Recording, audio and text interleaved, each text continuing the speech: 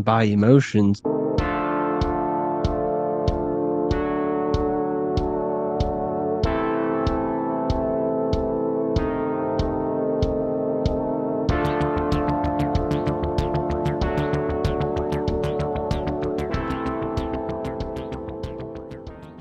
Welcome back everyone to another video.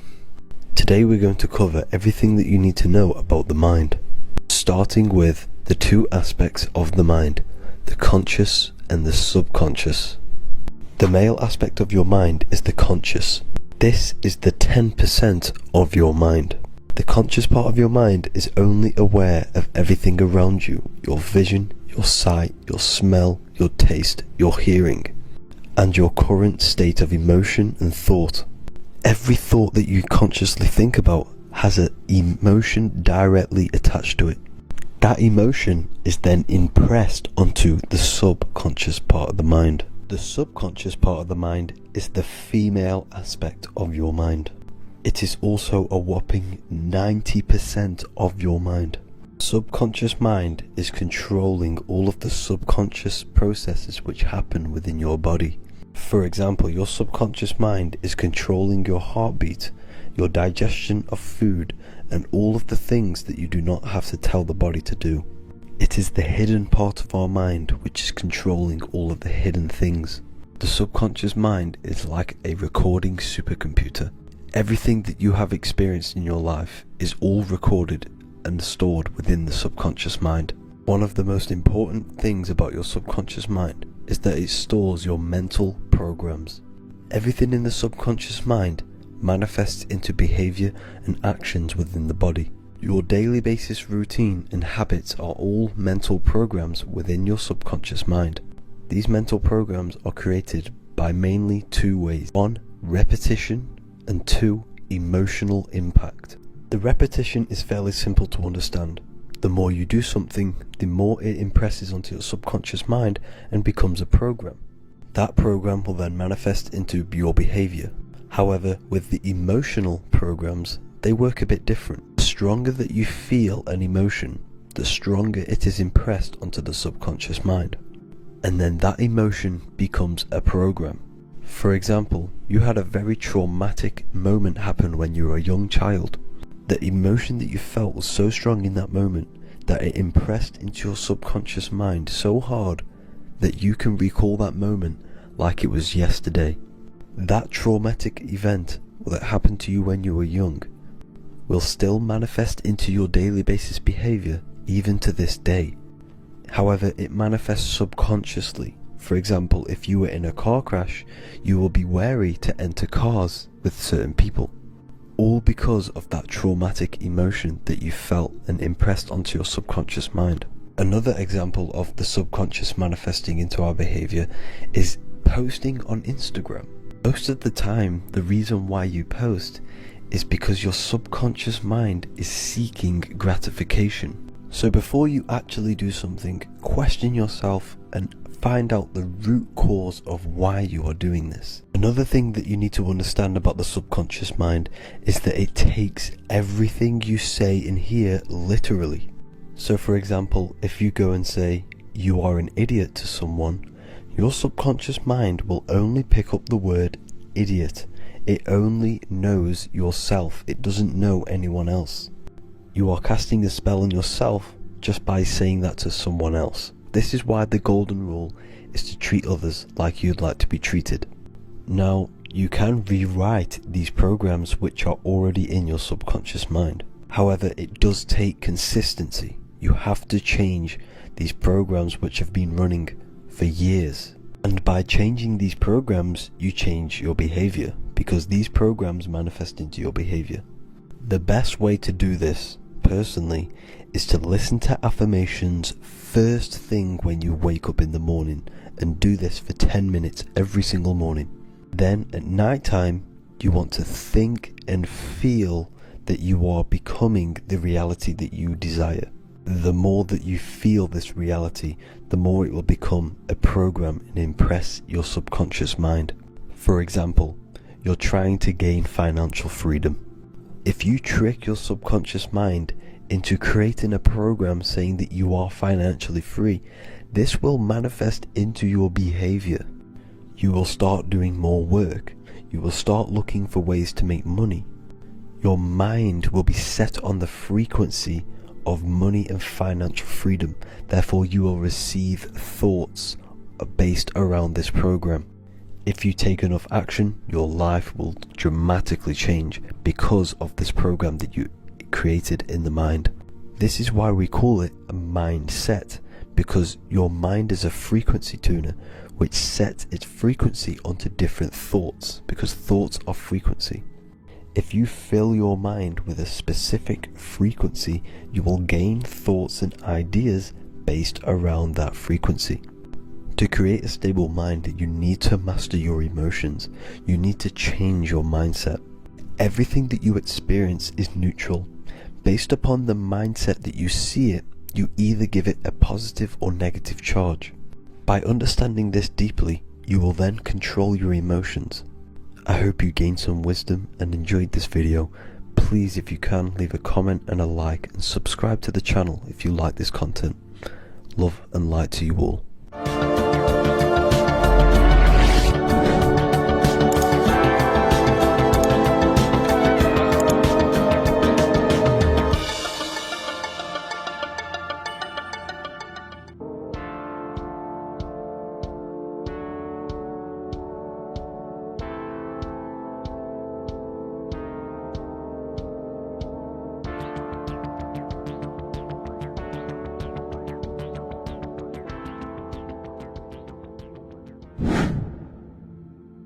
Earth has become a realm in order to trap souls within, so that they can harness our electricity, our energy.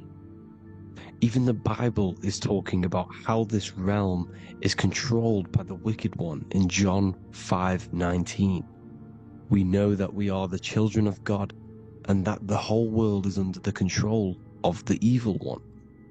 Ephesians 6:12, for our struggle is not against flesh and blood, but against the rulers, against the authorities, against the powers of this dark world, and against the spiritual forces of evil in the heavenly realms.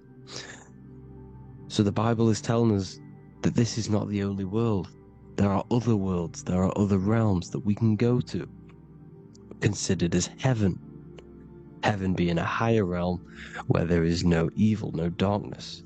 This is a midpoint realm where there is good and evil. Now, we're going to explain how the soul trap is how it's working, and how your soul is being harnessed for its energy, and how you are tricked to come back to this realm after death. What you need to understand is first is that you are the invisible intelligence behind the physical body. You are the mind and soul. The soul is the true you, the good you. It is pure love, pure bliss, eternal, never dies. The mind can be corrupted though. The mind is the intelligence of the soul. It is invisible. It has no true form. The intelligence inhabits the brain. The brain is the computer to control the electrical machine called the nervous system, which is choice, program, and action. You are the invisible intelligence behind the body, and this will prove it even more. You do not even see into the external world. You are seeing an image produced by the brain, because the light is being sucked through the retinas of the eyes. The image is produced in the visual cortex at the back of the brain. What does this mean? This means that we are the consciousness in the center of the brain, in the pineal gland, that is experiencing the program being ran by the central nervous system in the brain.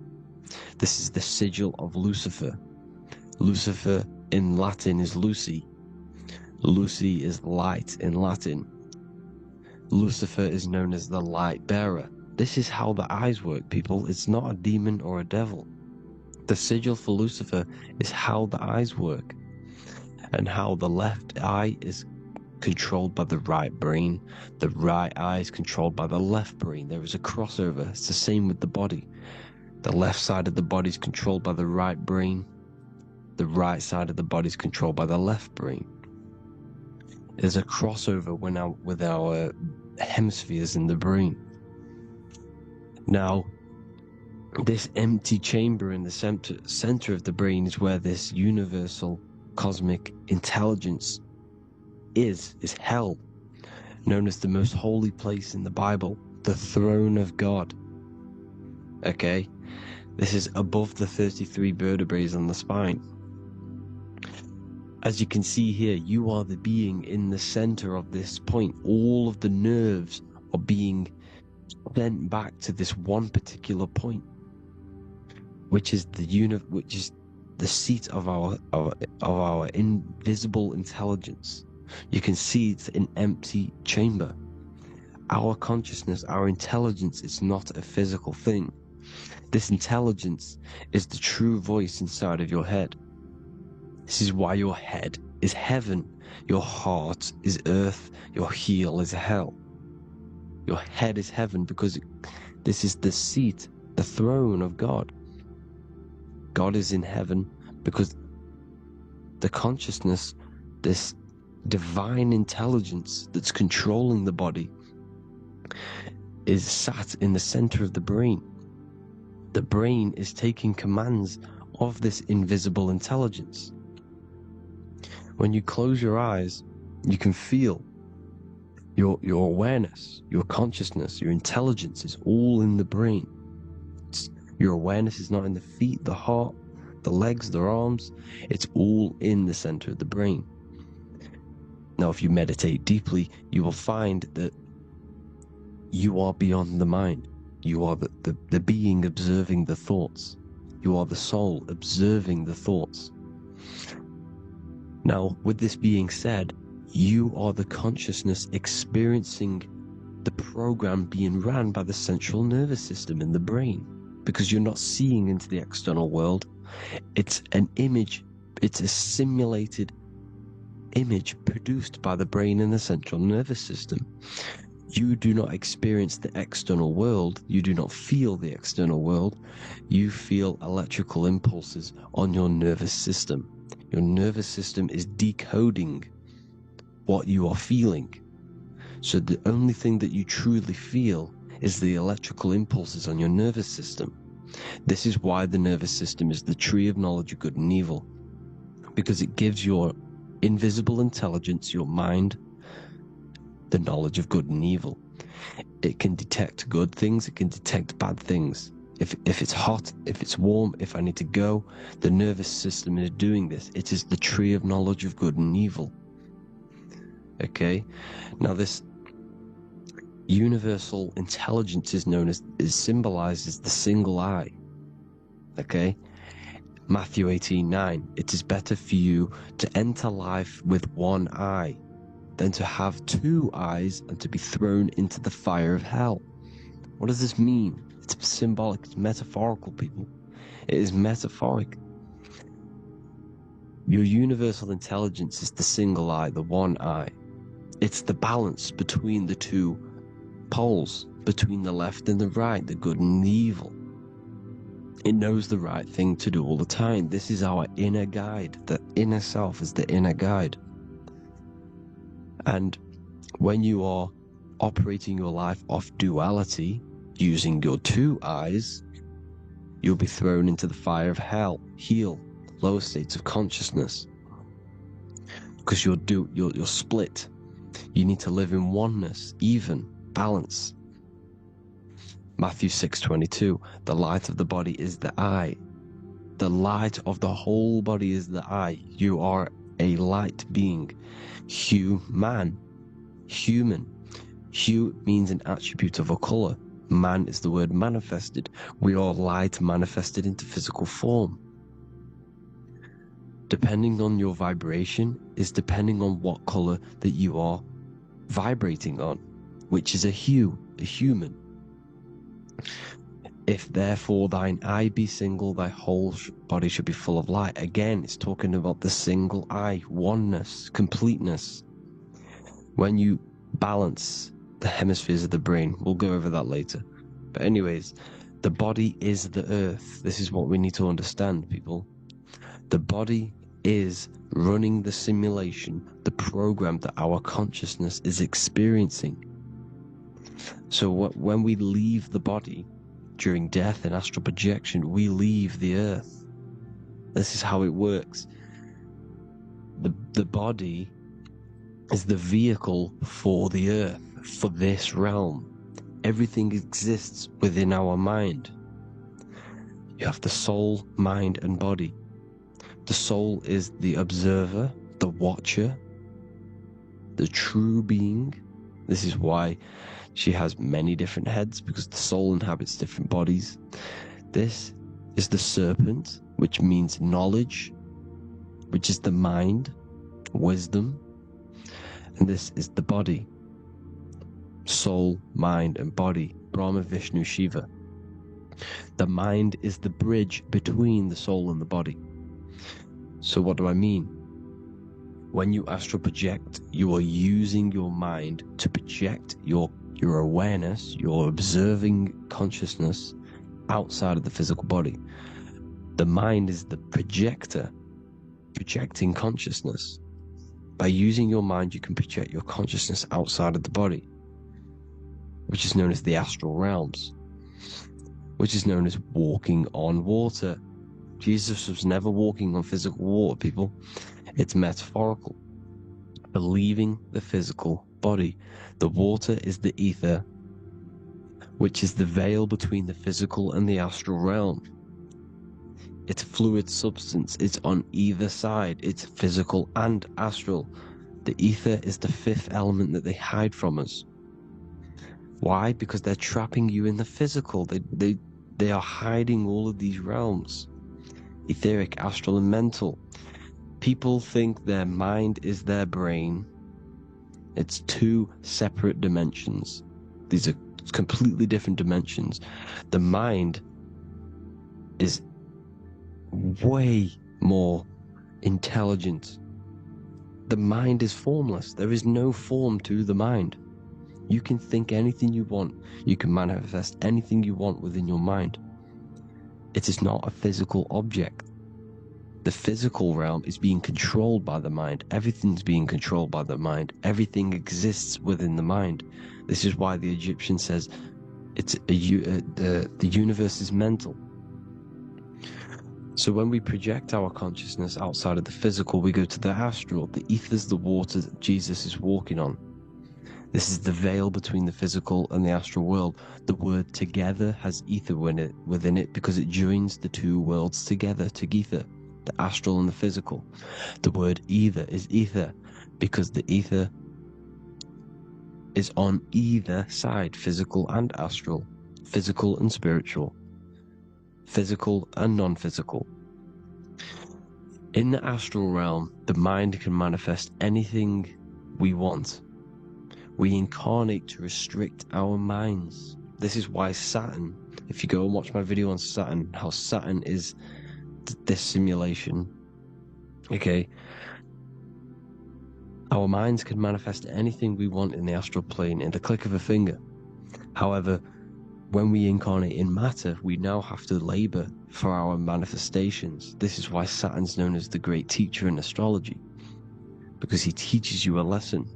When your mind incarnates into matter, it's teaching your mind a lesson, the knowledge of good and evil. This is why the Bible says, you shall be gods and know the knowledge of good and evil. When you incarnate here, you have to know the knowledge, you need to know the knowledge of good and evil to become a god. Okay? Now, the square is the physical plane. The triangle's the ethereal plane. The circle's the eternal plane. The circle has no beginning, no end. It's eternal. The physical plane is the square. It's limited. The square is limited. The cube is the geometric shape which gives rise to matter. Now, the term think outside the box has truth in plain sight.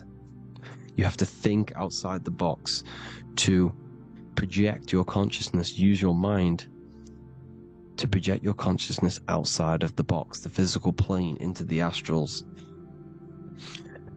The astral realm is the realm of the stars. Above us is the stars. Through the stars is the astral plane. This is why astral has the word star within it. The devil is the de-veil. When you sell your soul to the devil, quote unquote, it's metaphorical. The devil exists in the physical plane. It's the lowest state of consciousness. The de-veil, you de-veil yourself into the physical when you are the devil. The de-veil. The ethereal plane. Now, we all know what the famous symbol of the all-seeing eye, right? The all-seeing eye with the eye in the triangle. Look at the Masonic artwork showing you the triangle above in the sky. This is symbolizing the ethereal planes. The eye in the triangle symbolizes your invisible intelligence, your mind, which has the ability to see on either side. Because the triangle's the ethereal plane, the eye is your consciousness, your intelligence, and this intelligence has the ability to see in the physical plane and to see in the ethereal planes, in the astral planes. This is why it's above the earth, it's above the ground, because it can see here, it can see in the heavenly realms. Now, the stars are, well, this is known as heaven, the realms of the astral planes. This is some quotes from the Emerald Tablets of Thoth. Out of the darkness ye must rise upwards, one with the light and one with the stars. Man is in process of changing to forms that are not of this world. Grows he in time to the formless, a plane on the cycle above. So there's other worlds. The Bible's telling you there's other worlds, there's other realms. Know ye must become formless before ye are one with the light, the astral light above, which shining through the stars. Not of the earth are ye, earthy, but a child of the infinite cosmic light. You are the invisible intelligence controlling the physical body. The body's not you. It's the vehicle that your soul lands in when your mind projects your consciousness into that realm. Free from the body, I flashed through the night. Unlocked at last for me was the star space.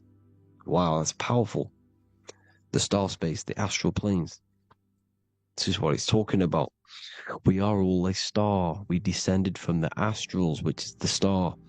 We are all a star. Look at the ancient paintings of Jesus' birth. It's the star beaming his consciousness down into the physical plane. Here's another one. Here's some Freemasonic artwork showing you, again, the ether, that invisible intelligence, the eye, manifesting itself inside of here, in the physical realm, where the people are. You see? It's the same here. This is Jesus. Here's the bird symbolizes the Holy Spirit, your invisible intelligence, descending into the waters, the ether, the ethereal, everything. The ether's the base of all physical matter. Here's Truth in Plain Sight. Mr. Bean, the famous TV program in England, in the UK. He begins the program like we all begin the program, from falling from the stars. He falls down with a beam of light. And this is Truth in Plain Sight. This is false. The aliens don't exist. They're a lie, alien. But this symbolizes the star beaming our consciousness. And when we die, this star will suck us back up. Just like this UFO is doing. It's Truth in Plain Sight. So, this is some more Freemasonic artwork, going from duality to singularity. Sun, moon, masculine, feminine. Right hemisphere, feminine, left hemisphere, masculine. The consciousness in the center, the balance point. Here's another more Freemasonic artwork. The two pillars, left and right hemispheres, and the invisible intelligence between the left and right hemispheres, the light of the body. This is why light's coming off it. Because it's light, it's pure light. The blazing star. The stairs go from the checkered board, the duality, up to oneness, in between the sun and the moon, the masculine and the feminine. This is symbolizing going into oneness. What did the Emerald Tablet say? You've got to become one with the stars, one with the one with the self. Balancing the two hemispheres so that you can gain, because when the two hemispheres are balanced, you can gain a more deeper connection with your invisible intelligence. Same with the chakras. When the chakras, the 7 seals in the Bible, these are 7 seals because when you conquer the 7 chakras, when you balance the 7 chakras, you then gain a more deeper connection with your internal self. Because your mind is not filled, it's not being ran, it's not being dominated by these 7 deadly sins, the 7 seals, the 7 chakras.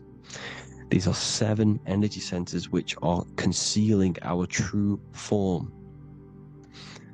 Balance makes us have a stronger connection with our true cosmic intelligence. Heaven is even. This is why Jesus is pointing at the heart. The even point is the heart. You got to balance the chakras and live from the heart, because the heart is the earth. You're in good and evil. The body manifests the lower and the higher self. The higher self is in the higher parts of the body. Wisdom, intuition, expression. The lower self is in the lower parts of the body. Sex, food, and power. This is how they are trapping your soul, people. Like I said, the mind is the bridge between the soul and the body. So by tricking the mind, not giving it the right knowledge, and keeping the mind stuck in the lower 3 centers, thinking about power, food, and sex, this is low vibrating energy. It's going to keep your mind addicted to the physical realms. Okay? This is why you need to go even, balance, heaven. Okay? I will explain the soul trap in a second, how it fully works. But I'm telling you all the science behind it so you can understand. When you are doomed, you are domed. This is the dome, the firmament, the firmament, the mind. Ment is mind, firm is firm. A firmament is doomed under the firmament. You must have a loose mind, an open mind to expand your consciousness beyond the stars, beyond the ethereal barrier. You have to vibrate higher than this world. Your consciousness must be expanded more than the physical plane. You need to learn how to astral project. You need to learn how to leave the body, how to operate outside of the body, so that you, when you do leave the body, you will have recognition. You'll have knowledge. You'll have practice. But this is as above, so below. The woman's belly is the earth. It's as above, so below. It's a microcosm of the macrocosm. We are the children in the womb. We are the people in the earth being ready to be born into the heavenly realms. As above, so below. It's a microcosm, macrocosm. Everything is in everything on a bigger and a smaller and a larger scale. Now, when the baby figures out that there is a world beyond its mother, what happens? The baby starts to move around and tries to get out of the mother. Because once it starts to hear the external world, starts to hear people, it's going to wonder, what's outside of why am I in here? What's outside? So the baby will force its way out of the mother. It's the same with our minds, as above, so below. When our minds figure out that there are other realms beyond this world, we will seek a way out. This is the womb, the Mother Earth, Mother Nature. It's the mother. We're in the womb. We can be born out of this world, which is being born again in the Bible. When you are doomed, you are domed under the dome, under the firmament, the firm mind. The firm mind will keep you under the firmament. Due to the law of polarity, there has to be other realms. There has to be. Because the law of polarity works in this world, and it will work on every scale possible. It's universal laws. These are universal laws.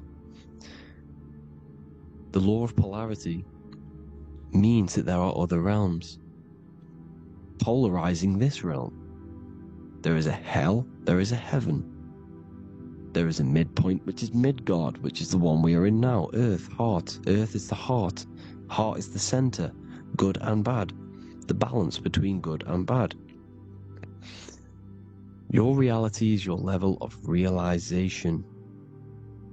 Your mind realizes other worlds, you will seek a way to them worlds. It's that simple.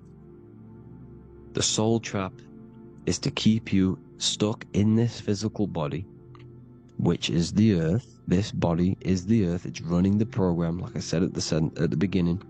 It's running the simulation that your consciousness is experiencing. You are an electromagnetic being, and you're hidden in a cage, your rib cage, and you're stuck in cells, a prison cells. You're in cells. We produce electromagnetic energy. Your soul produces this energy. And by trapping your consciousness inside of this physical realm, they harness this energy within the astral realms. They're using you to manifest demons, because your mind creates demons through emotions and mental thought energy, which is a whole nother video. I can make a video on that. You're manifesting everything for them because they're trying to create a hive mind. This is why they want everyone to believe in one belief system, one government, one belief system, one religion, because they're creating a hive mind. This hive mind will manifest and be summoned within the astral planes, because the mind manifests the astral plane. The astral plane is the realm of imagination. The mental plane is the realm of just thought alone. The etheric plane is the energy. The physical plane is the matter. So all of our minds together are manifesting these demons within these subconscious realms, the astral. Now, how are they keeping you stuck to this realm? Well, when you die and you're stuck in your lower three chakras, okay, when your mind and soul detaches from the body, which is the earth, when you leave the earth, you're still going to have these mental addictions to the food, the sex, the materialism, the phone, the cigarettes, everything. This is why they get you addicted to everything possible. The TikTok, the YouTube, they get you addicted to as many things possible. Because when your mind is addicted to these things, and when this mind leaves the physical body, you're still gonna have these addictions. Okay? You're still gonna have these thoughts. And you will be manifested into the lower astral realms because you're thinking materialistic, you're thinking negative, because your level of realization was your reality. You were manifesting hell on the earth. When you leave the body, you're going to manifest hell in the astral planes, which means you'll be vibrating on the very low, which will put you in the lower astral realms. So guess what? You're going to come back.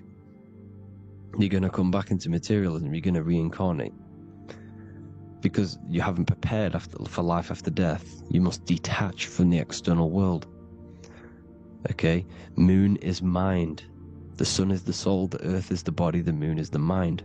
This is why we say lunatic. In your mind, you have a specific mood. Moon. Money, M-O-N, is the moon. Money exists in the mind. They get you addicted to the money. The Bible's telling you this. Do not conform to the pattern of this world. but be transformed by the renewing of your mind. It's telling you, of this world, but be transformed by the renewing of your mind. Who knew that the Bible was this deep? Matthew 16:26, what good will it be for someone to gain the whole world yet forfeit their soul?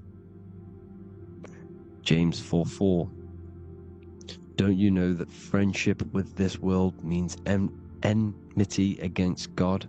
Therefore, anyone who chooses to be a friend of this world, of the world, becomes an enemy of God.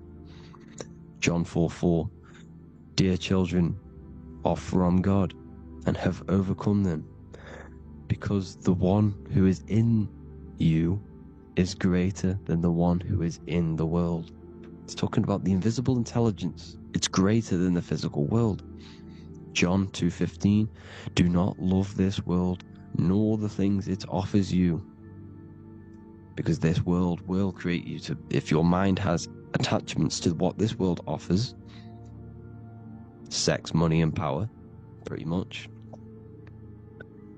you will reincarnate here. You will come back here, because when you leave the body, your mind will still have these addictions. Do not love the world, nor the things it has to offer you. All of this is in my newly published book. The paperback versions are now available. Finally, for all the people who have been waiting, the Book of Wisdom. All of this knowledge is inside of the Book of Wisdom. The paperbacks are available. There's worldwide shipping. You can get it anywhere, pretty much, any country. My new website, it's amazing. There's going to be some amazing products coming on the new website. But I thank you all for the support. Before I leave, I need to explain what is going on with the soul trap. Like I said at the beginning, the mind's the bridge between the soul and the body. The body's the realm. By tricking your mind with false knowledge, they are keeping your soul stuck to this realm. They get you addicted to all the physical things, and that is it. As soon as you're addicted and you die, you're going to come back. So by tricking your mind, which is the bridge between the realms, they keep your mind stuck within this body. They keep you in physicality. They deveil you, the devil, the deveil. Thank you all for the support, people. If you do want to join the Academy, all the links will be posted below this video for the book, The Academy. Thank you all for the support, and have an amazing day.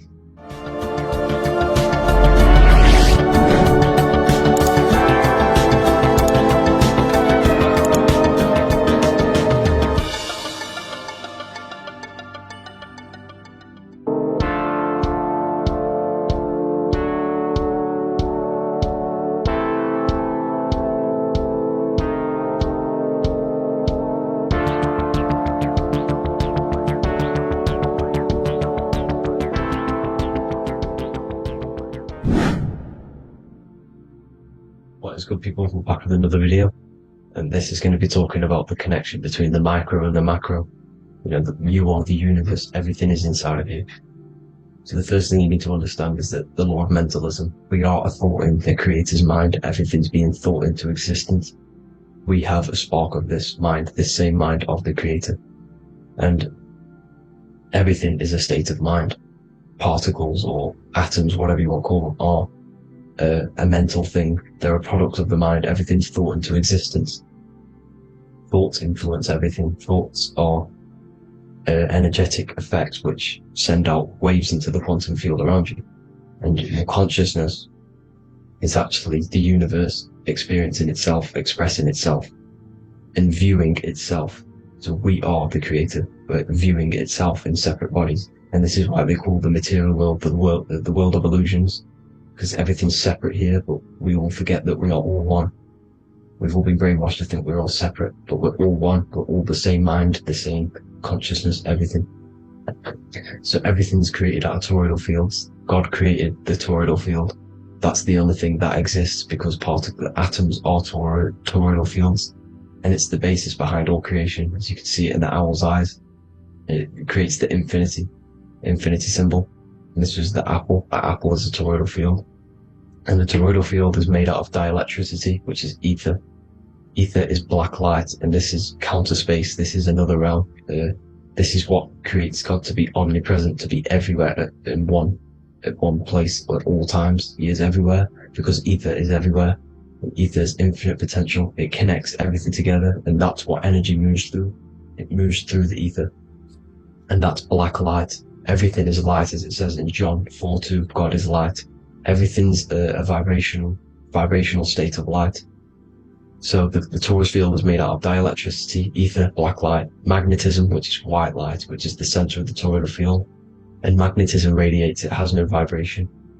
And then when white light splits, it turns into electricity, which is physical material, and that has a vibration. This is the Holy Trinity: the sun, the moon, and Saturn. Saturn, the god of materialism. If you've watched my videos on Saturn, you know that Saturn is crystallizing everything into physical matter. And that's why his old name was El. The ancients called him El. And this is why we get El electricity. This is where El electricity comes from. Because El electricity is only a product of the physical world, which is redshift, blueshift, Adam and Eve.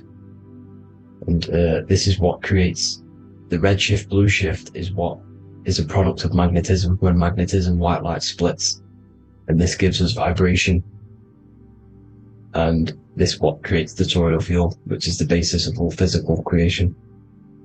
The sine wave is created out of the magnetic wave and the electric wave. The electric wave is the blue wave, and the magnetic wave is the straight wave, which is radiation. This is vibration frequency. So the magnetic wave is straight, and then you have longitude and amplitude, which is depth, which is dimension. You see how the electric wave has depth and a dimension. This is why you get the cross. This is the cross of Earth. This is the symbol of Earth, of bondage, of physical matter, because it consists of magnetic wave and depth, which is electric wave. And this is where you get the sun cross or the earth cross, whatever you want to call it. It's the cross of physical matter, and the ancients knew this. This is why they used that symbol. Redshift, blueshift, which is the toroidal field, is the basis of all creation, physical creation. And this is why you have the police siren is red and blue. The Matrix movie, red pill, blue pill. You have red blood and blue blood in your body. The Democrat and Republic, the two parties, red and blue. Like your taps on your taps, you have a red and blue tap. One's generative, one's destruction. Fire, destruction, water, generative. So this is the basis of all things. And electric wave has dimension, like I've already said, depth, material, and it's measured in hertz. It's measured in hertz because it hurts you, it decays, because the electric wave has a vibration, and vibration always has to go back to a standstill point. This wave cannot go forever, but the magnetic wave will go forever. It's radiation. Magnetic is radiation. It radiates forever, it pulses, but the electric wave will at some point come back to a standstill point, and that's why it hurts, it decays. That's why our physical body decays, because we contain of electricity. This body is an electric body, and it will return back to stillness like a guitar string. If you vibrate a guitar string, you pull it, it will vibrate, make a sound, and then go back to a standstill point. It's the exact same with every single toroidal field within the body. It will decay, and this is why our bodies decay, and everything in creation decays. So we're born into sin. The sin of Eve. The sin of Eve is us biting into the tree of knowledge of good and evil, which is the systems in the body. And the sin of Eve is biting into the sine wave. We bit into the sine wave. The sun moves in a sine wave. Our DNA is a sine wave. Time is a sine wave. Everything in this creation is a sine wave. This is why the dollar bill is a sine wave. Magnetism and electric waves in one. And this is the sun doing its sine wave, which creates, when you go bowling, it kind of creates that pin that you hit over. That's the pin of the sun. The zodiac sign is a sine wave, because the zodiac sign is an expression of the toroidal field, because magnetism unfolds into 12ness. And that's why you have 12 zodiac signs, 12 systems in your body, 12 cranial nerves in your head, in your brain. So if you can imagine this, see where my pointer is. always starts with Aries. Aries is the head. It's the first thing that's created in the womb. And this is Aries, the ram. And this is why it's called a cerebrum in your brain, which is the first thing that creates when you're in the womb. And what's the element of Aries is fire. Fire is the first element. F-I-R, first, because it's the first thing on the wheel, the first expression of energy.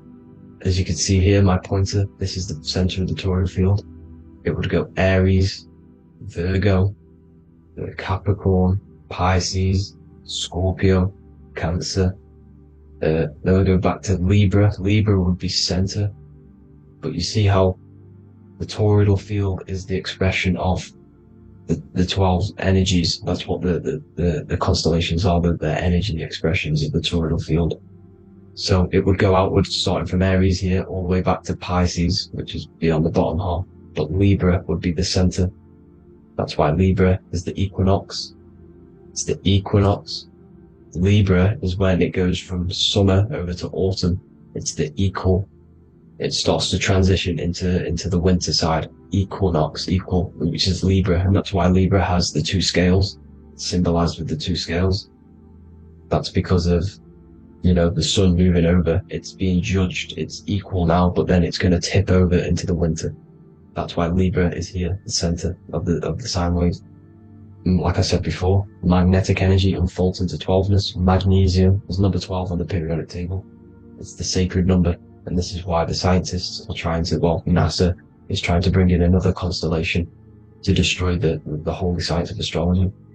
So Aries rules the head, which is Mars. Taurus rules the neck, the lower head. Gemini, the two twins, which is your lungs, your two twins, your arms, two twins. Cancer, the breasts, or the chest area. Leo, the heart, which is the sun, which is fire, the center of the toroidal field. Virgo, the belly, which is the intestines. Libra, the kidneys, the two scales, the kidneys, balancing out everything. Scorpio, the sex organs. Sagittarius, hips and thighs. Capricorn, I've missed that out, which is the kneecaps. Capricorn, kneecap. Aries, which is the ram, which is the cerebrum in your brain. And then Aquarius, the calves and the ankles. And the Pisces, the two fish, the 2 feet. So everything corresponds, as you can see here. This is an ancient way of depicting it, of the folded human. And this is everything. Each constellation rules that part of the body, gives energy to that part of the body, makes you do certain things. So magnetic energy unfolds into 12ness, electricity unfolds into 7s. That's why when you get electric, the light spectrum that we see, it consists of 7 colors. Why we have 7 planets. The 7 planets give us our 7 metals and the 7 solfeggio scale frequencies. So the rota, this is the rota. And rota is an anagram for Torah. The Torah, which is I think it's the Hebrew Bible. Don't quote me on that, but it's one of the holy books, which is the Torah, the Taurus. Everything goes back to the Taurus field because it's the basis of all creation.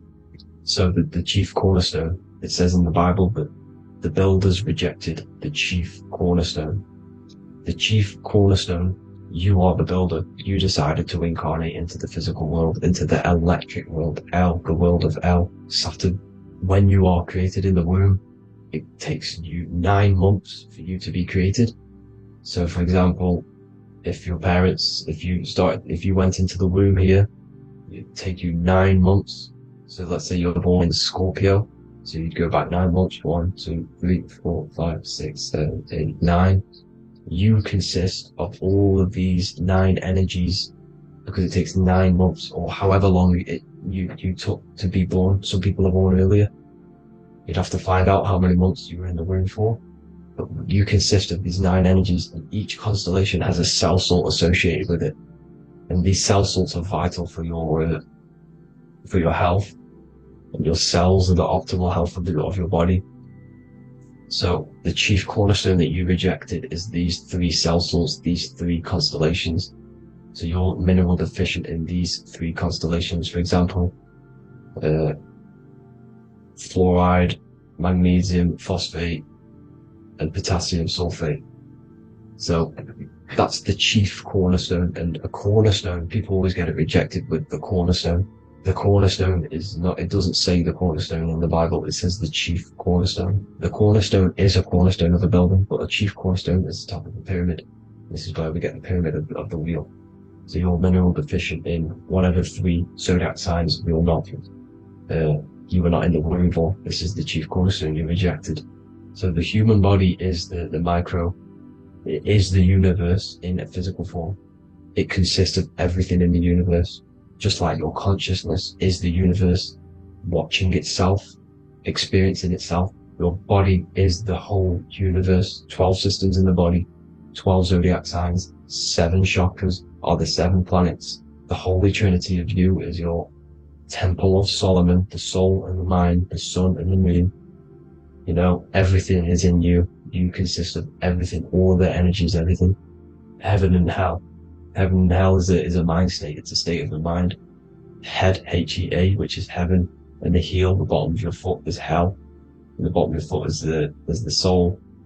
So they're basically saying, large wordplay, they're saying that your soul is in hell because, you know, with the elites being in control. So they call the bottom of your foot the soul, trying to say that you're in hell. The Christ is in you. And this Christ is Greek for Christos. And Christos is Greek for the oil. And this oil is produced in the cerebrum, the Aries, the ram, the cerebrum, it goes down the pineal, the pineal and the pituitary are underneath the cerebrum, goes down the pingala and the ida, the pingala being the positive charge connected to the pineal gland, pin, and the ida connected to the pituitary. And this is the 2 serpents going down the spinal column. And this is why Jesus goes from Nazareth to Bethlehem, and then Joseph and Mary are waiting for Jesus in Nazareth. Joseph and Mary are the pineal and the pituitary gland waiting for Jesus to come back up the River Jordan, or spinal column. So this is the oil. This is the story of Santa as well. Santa comes from the North Pole. Why? Because the North Pole of the Earth is the center of the toroidal field, and the North Pole of you is your spinal column, which is the North Pole of the toroidal field. The North Pole, he comes from the North Pole. This is the North Pole. This is the South Pole of the toroidal field. It comes from the North Pole, which is your mind. And he goes down the chimney and then back up the chimney. This is the chimney. And he drops off the present, which is the Christos, the oil. And this is why Jesus is crucified at 33, because he crosses over the vagus nerve at the top of your spine. When this oil comes back up the 33 vertebrae, these are your vertebrae here. When it goes up the 33 vertebrae, it gets crucified at 33 because it crosses the vagus nerve, and he's crucified on a cross at 33.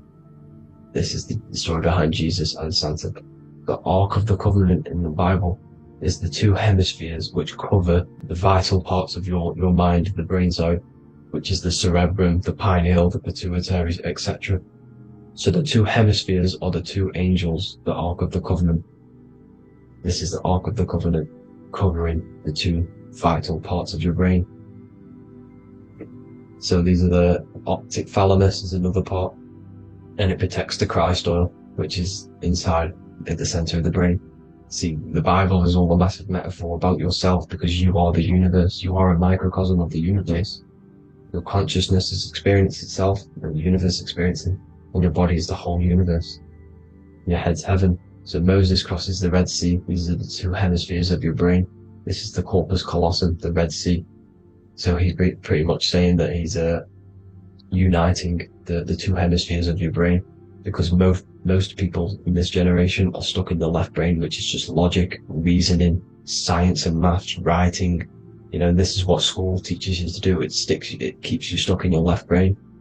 And you want to cross over to you want to cross the Red Sea, which is the corpus callosum, to the right brain, which is awareness, art awareness, creativity, imagination, intuition, insight.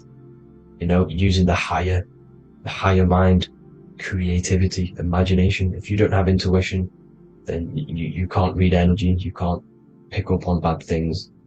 This is what Moses is symbolizing by crossing the Red Sea.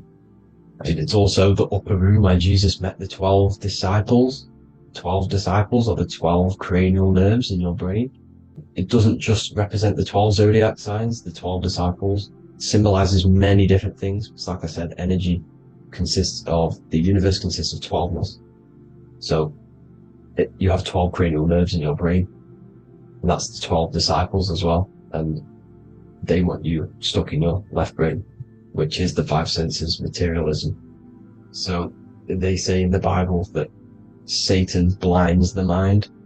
Satan is Saturn. If you've watched my videos, Satan is Saturn, and you consist of the whole Trinity, which is the sun, moon, and earth. The soul, moon, the soul being your sun, the solar, the moon being your mind, the earth, the physical body. And Satan blinds the mind. Why? Because we enter a soul system. This is a soul system, not a solar system. And Saturn is the Lord of the Rings, which is the outer ring. When your soul enters the soul system, your soul starts to materialize, it hits Saturn. Why? Because Saturn starts to materialize you. You take on the 7 virtues, which are the 7 planets, which are your 7 chakras. And to get out of this soul system, you must get out of your lower nature, your animal nature, which is lust, desire, greed. You know, the number of the beast, 666, which is Saturn, Satan. So you enter the soul system, you take on the 7 energies, which you turn into physical matter. And this is your descension from heaven to say hell. And then you must raise back up from matter to spirit.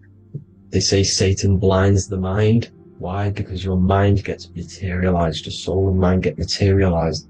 And when you get materialized, it's an intense experience. You lose the divinity within you. You forget the divinity. So Satan, which is the first planet, the first energy you take on, the material body, he blinds the mind. He makes you forget everything, your divinity. Then you must remember, ascend up Jacob's ladder, the 33 vertebrae, to heaven.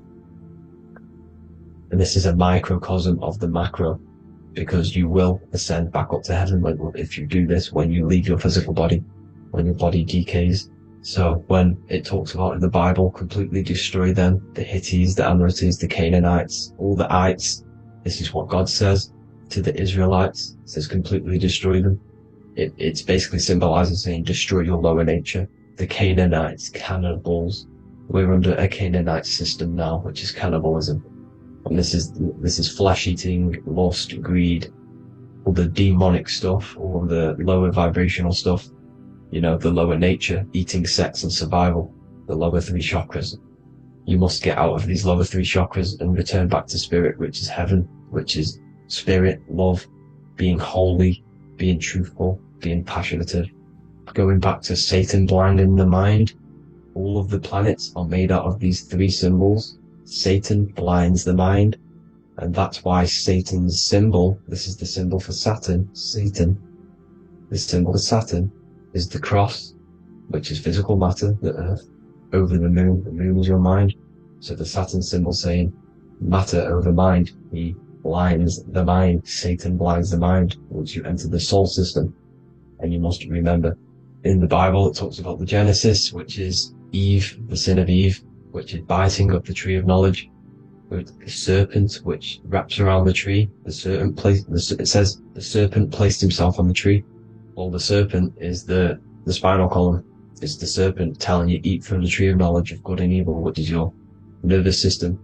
And eating from the tree of knowledge of good and evil is doing bad things. For example, over-sexualized, overeating, eating the wrong food. That's eating from your nerve, and it's preventing you from achieving the God self, the God consciousness. This is the symbolism of, you know, the tree on the serpent, telling you to eat from the left brain, with the left brain being the sinister. Sinister is Latin for left.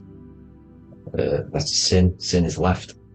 And left is lefty Lucy, Lucifer, right, righteousness, right, God, godly. The tree of knowledge of good and evil, which is your nervous system, because it determines good or bad. You know, that's the only thing you experience in this world is your nervous system. And then the tree of life is the cardiovascular system, and the Garden of Eden is your body. So that's it for this video, people. I hope you've got a greater understanding of how you are the universe and everything is inside of you. Just keep in mind you are the universe experience in itself, and your body is a reflection of everything. The 12 constellations, the 7 planets, everything's inside of you. this world is an expression from the inside outwards. You can't affect the outside world to manipulate reality. Everything's inside of you. I hope you got a greater understanding of this. God bless.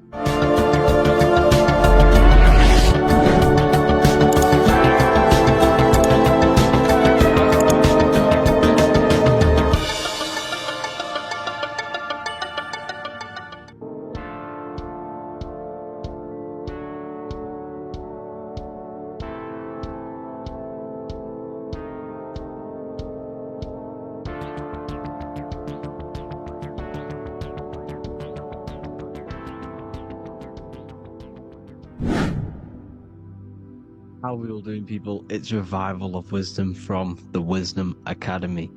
Today we're going to be breaking down God, consciousness, and the higher and the lower self, and how to overcome the lower self. Now, the first thing you need to understand is that you are the invisible intelligence within the brain, within the body. This invisible intelligence is known as the mind. But you are not the mind, you are the observer of the mind, which is the soul, the invisible entity. The mind is your intellect, your intelligence.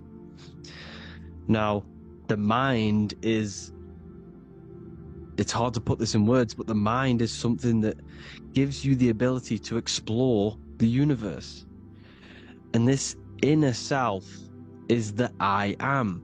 It's the quiet, the inner self, the voice you see in you hear in your head.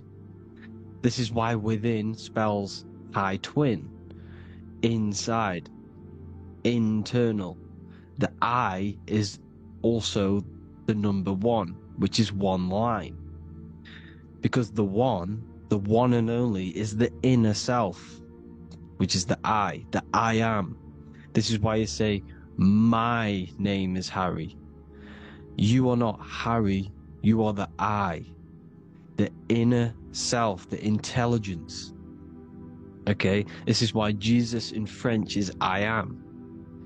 You look with the two eyes and you see with the inner eye. I and I, the same thing. Okay, because the I inside is what gives you the perception of what you're looking at. So when someone's trying to explain something and then you catch on saying, I see now, it's because you're seeing with your inner eye, the one that gives you perception, gives you intelligence, gives you the ability to understand things. This is the internal I, the invisible self, which the physical body is nowhere near as complicated as this inner self. It's in infinite potential. God, G-O-D, generator, operator, destroyer, soul, mind, and body. Brahma, Vishnu, Shiva, the Father, the Holy Spirit, and the Son. They're all... the reason why you see God is always a triad is because it represents yourself. Your invisible intelligence is God. Me and you are the same invisible intelligence. We are the invisible intelligence experiencing the program being ran by the central nervous system and the brain. I always say this in my videos, but I have to, in order for you to understand the things that I'm going to say later on in the video, you need to understand this concept, is that you are the consciousness experiencing the nervous system, the tree of knowledge of good and evil, which is you here. You would be in this invisible intelligence right here in the center of the brain. Now, this is why the ancient Christians show God is in the brain. This is the brain stem. This is the brain. This is also the brain stem and the brain. The brain stem and the brain. It's all depictions of the brain, because the brain's the computer, the electromagnetic computer, which decodes the demands created by the invisible intelligence, the I, the inner self, you, your true self. The person moving, if you observe what someone moving, this is going to sound, but if you observe someone walking, it's not the body. The body is moving, but the thing telling it to move is the invisible intelligence. Before you kick a football, a decision is made within your invisible intelligence, your mind. And this consciousness, this invisible intelligence, is either stuck between the lower self and the higher self. Okay? When the invisible intelligence, meaning the true self, identifies itself with the physical body, it will trap its mind within physicality. This consciousness that we have is either operating in the lower self or the higher self. It's either feeding the material body or it's feeding the spirit. Okay? But because we are physical and spiritual, we need to be even. We don't want to be meditating all day long, because we do have a physical body as well whilst we are here. We are playing a game in physical matter. Okay? Now, the reason that you incarnated here is to learn a lesson, because the mind can manifest anything it wants within the astral planes, within the world of imagination. It can manifest anything it likes, but it incarnates into matter, into this game, so we can understand labor, because anything in matter you have to labor to manifest. But in the astral, you can manifest at the click of a finger. You come here to learn the knowledge of good and evil. And your consciousness, I came out a bit off topic there, but your consciousness is experiencing the lower or higher self. The lower self is manifested in the lower parts of the body. Sex, food, and power, the lower three energy centers. These centers are like mini brains. You are literally thinking with these centers. And when your mind is stuck within these lower centers, you'll think, have you ever heard the term of thinking with your penis, or thinking with your, you know what, as a man? Even females maybe, but mainly this is a boy saying, you're thinking with your penis. This is a truth, it's truth in plain sight. You think with these energy centers. When you're living off the lower three centers, all you care about is sex, food, and power. Eating, sleeping, and greed. Power's kind of like greed. Now, when we move up to the higher parts of the body, when we live our life within the higher parts of the body, this is considered heaven. Love, expression, intuition, and wisdom. This is what we need to be aiming to do, moving out of the lower half of the body and living our life within the higher self, the higher parts of the body, thinking with the higher energy centers, thinking with love, expression, intuition, and wisdom, spreading love, expression, intuition, and wisdom to others. Heaven is even. This is why Jesus is pointing at the heart chakra, always pointing at the heart. Earth rearranged his heart, because in earth you're manifested as a physical being. You're in the heart, good and bad. You need to be balanced between the good and bad. Because love can be a demon too. That's a whole nother video, but love can be a demon. Now, the seven chakras are known as the seven seals in the Bible. When the Lamb opened the seventh seal, there was silence in the heaven for about half an hour. This is a verse from the Bible. The Lamb is Aries, which is the higher brain, the cerebrum, Ram, Aries. Because when the Ram opens the seven seals, you enter the kingdom of heaven. Because these chakras seal your invisible intelligence. They seal your true self. You are behind these seven seals, your true invisible self, your true consciousness. Because behind these seven seals, you do not think about anything materialistic. Your intelligence is not material. It's not physical. It's not from the physical world. It does not desire the physical world. The body is the beast. The body's the animal, the lower self, which can corrupt our intelligence. It can corrupt the intelligence. Okay?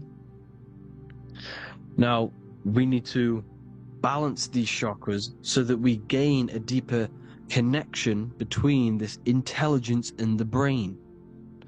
Because when there's a strong connection between the brain and the intelligence, your body and the intelligence, you have a strong connection. Therefore, you can manifest what the intelligence is saying at all times.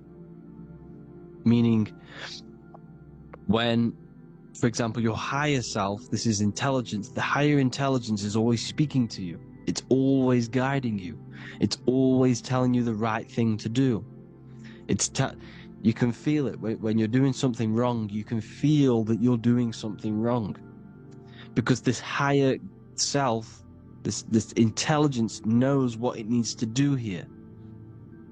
And when there's no connection between the body and this our intelligence, our true self, when we strip away, when you close your eyes for long periods of time, you will figure out you are this invisible, infinite, creative being.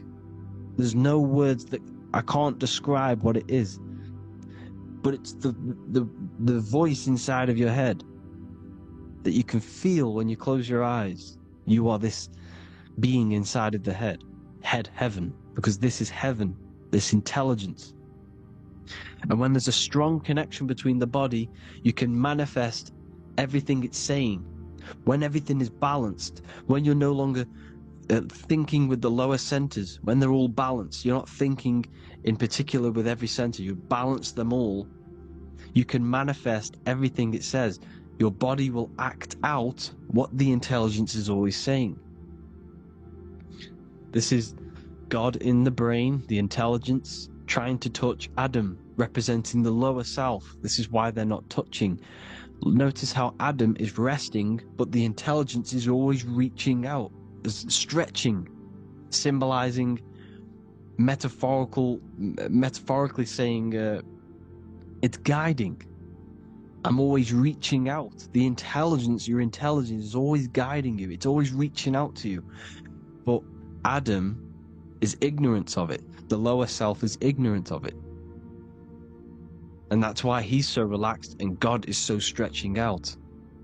Because at our highest self, that when you think of when you want to better your life, that highest true version of yourself is God.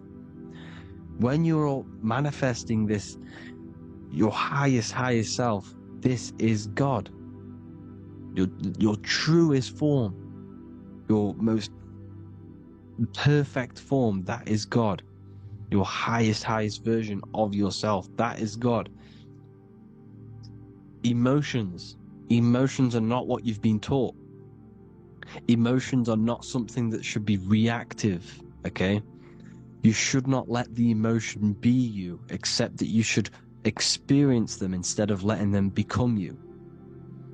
You need to understand there's a separation in our consciousness.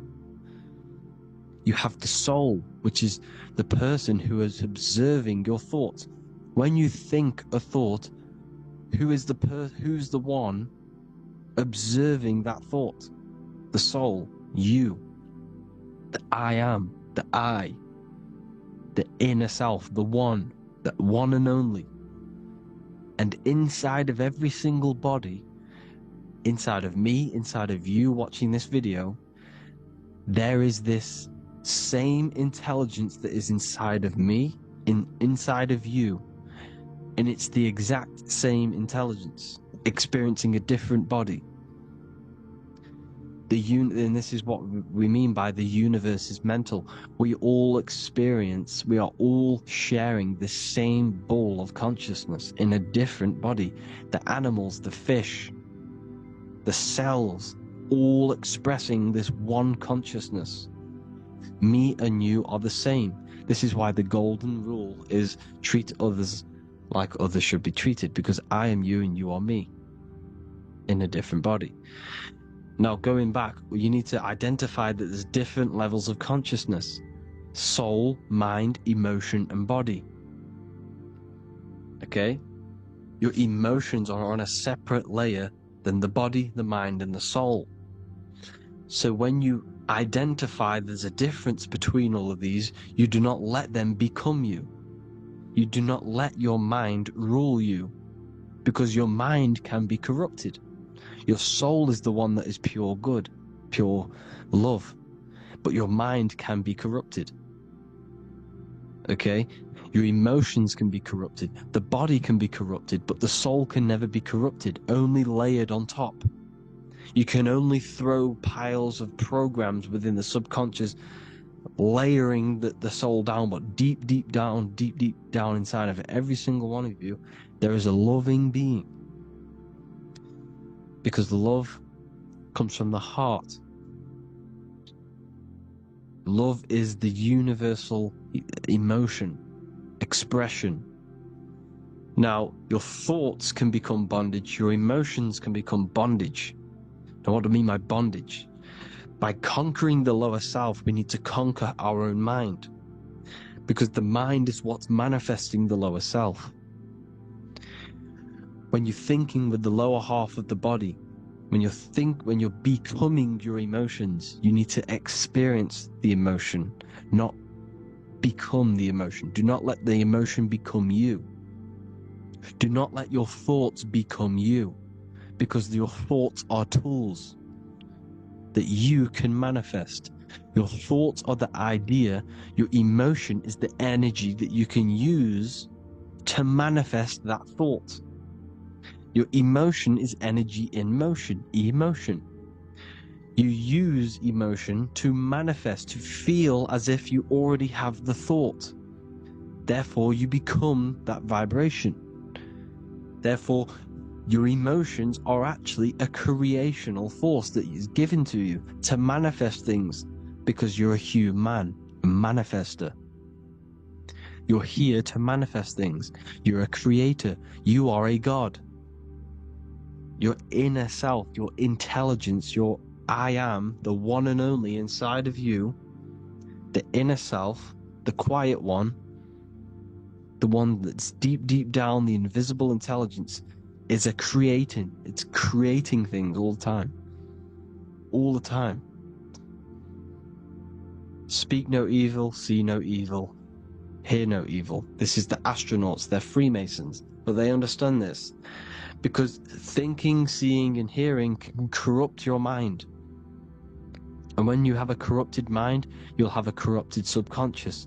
The subconscious will manifest into the body, because 90% of your behavior comes from the subconscious mind. So you gotta speak, see, and hear no evil. A sin, what is a sin? To overcome our lower self, to overcome our lower self, the 7 deadly sins are not something that goes against an external God. A sin is something that goes against your inner guide, your inner conscience, the inner self that is always speaking to you. It's always telling you the right thing to do.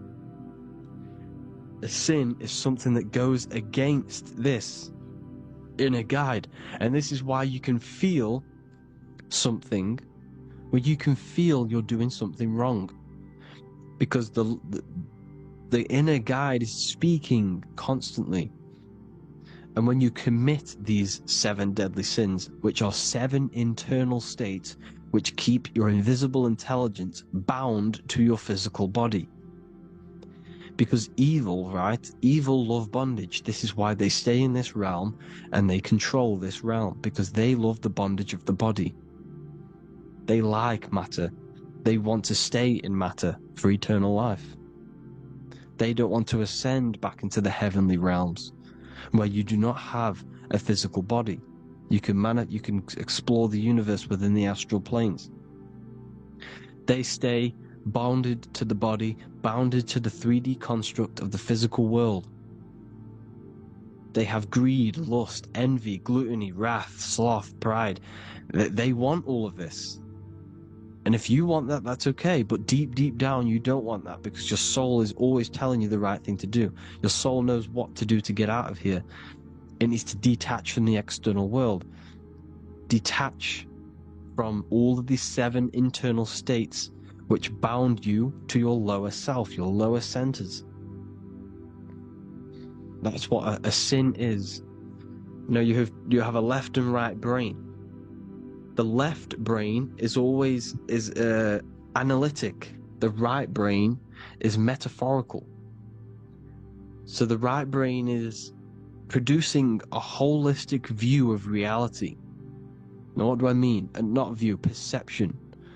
When you see, because your eyes are parts of the brain, when you look at something and you look, that image is produced in the back of the brain in the visual cortex. And then the right brain produces a perception, a holistic, it breaks down what you're seeing into a holistic image, a holistic perception. So for example, if you're in a woods, the right brain sees the whole woods as one big woods. The left brain is breaking that perception down into individual trees, branches, and leaves. So the left brain's to do with duality, the right brain's to do with wholeness, unified.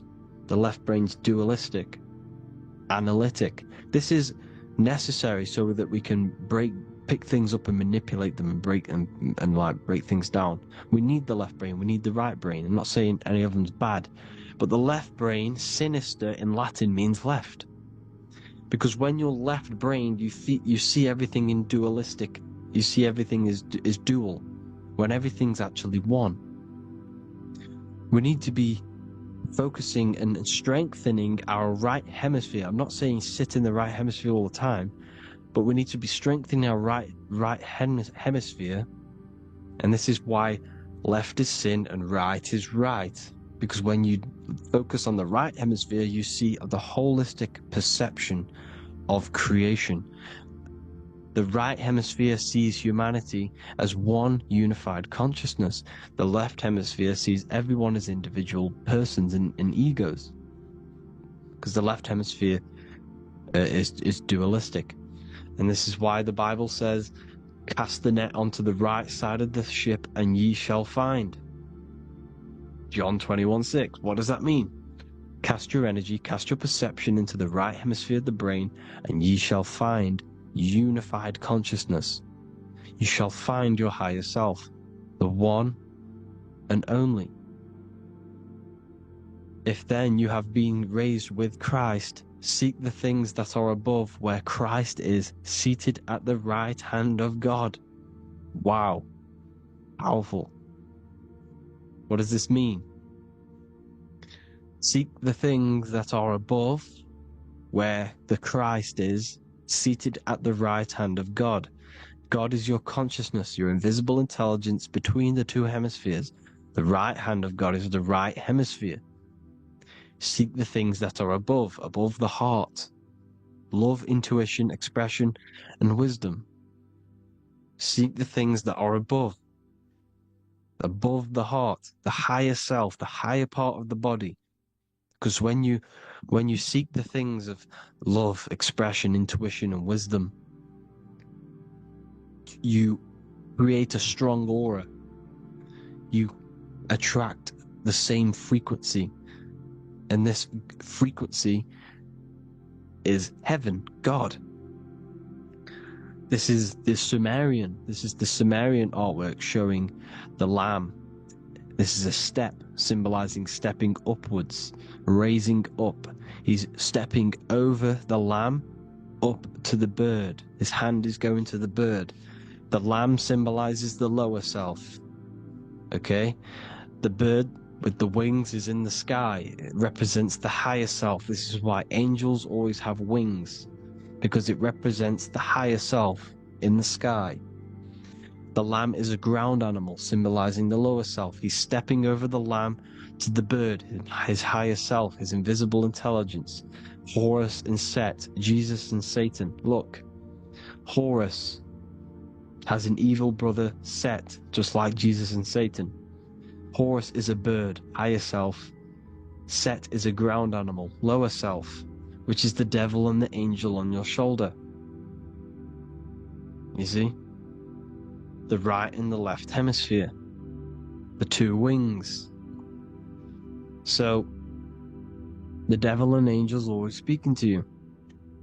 The higher and the lower self. It's the battle between the higher and the lower self, between the invisible intelligence and the physical body, because the body's the one that wants the sugar, it wants the pleasure, it wants the sex, it wants the porn, it wants all of the materialistic things, it wants the 7 deadly things. Okay, it wants this. There's a battle between the higher and the lower self, your intelligence and the body. This is why you need to become balanced, so that there's a deep connection between the body and the invisible intelligence, the I am. You need to master your mind with discipline, and you gain a connection between the brain, the body and the intelligence. Resurrection, transmuting sexual energy. Okay, this is important. Res is Resh, which is Hebrew. The early Hebrew Resh symbol is the head. This is the head. Resh, erection. Erection is a sexual stimulation.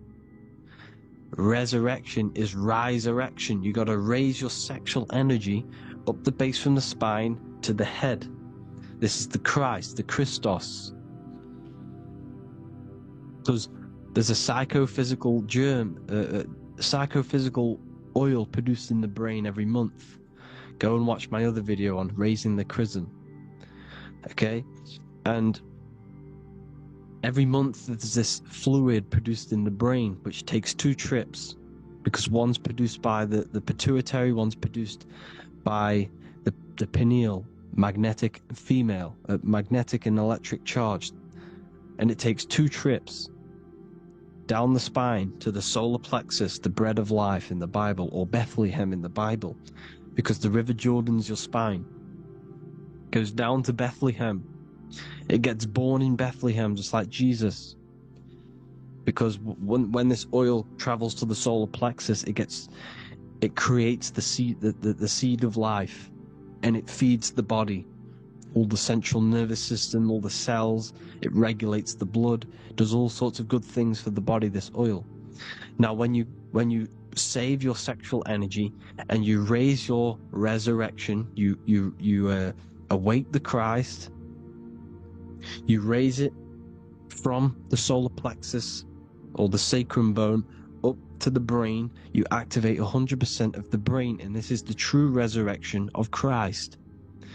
Instead of wasting the energy and giving away your sexual fluids, because behind the fluids is the energy. So when you release that fluid, the energy is out there. You've released the energy. Your sexual energy is the most potent emotional force a human could possibly feel. Same with any animal or anything. The sexual urge, the sexual emotion is the most powerful, potent emotion that you can feel. It takes over the whole body. When you feel sexually aroused, it takes over everything because it's so potent. And when you fight the serpent, when you fight the sexual energy, which is shown here in the Egyptians, the cat cutting off the head of the serpent, or Hercules fighting the serpent, or in the Greek mythology fighting the 7-headed dragon, the 7 chakras. The serpent is your sexual energy because it symbolizes your kundalini. When you fight it and you transmute this energy, instead of releasing it, instead of acting sexually on it, you can transmute the energy, transfer it from the solar plexus up to the brain. You can also do this with other tasks. Instead of releasing it, instead of raising it from the solar plexus to the brain, you can use it for other things. So for example, you want to think critically.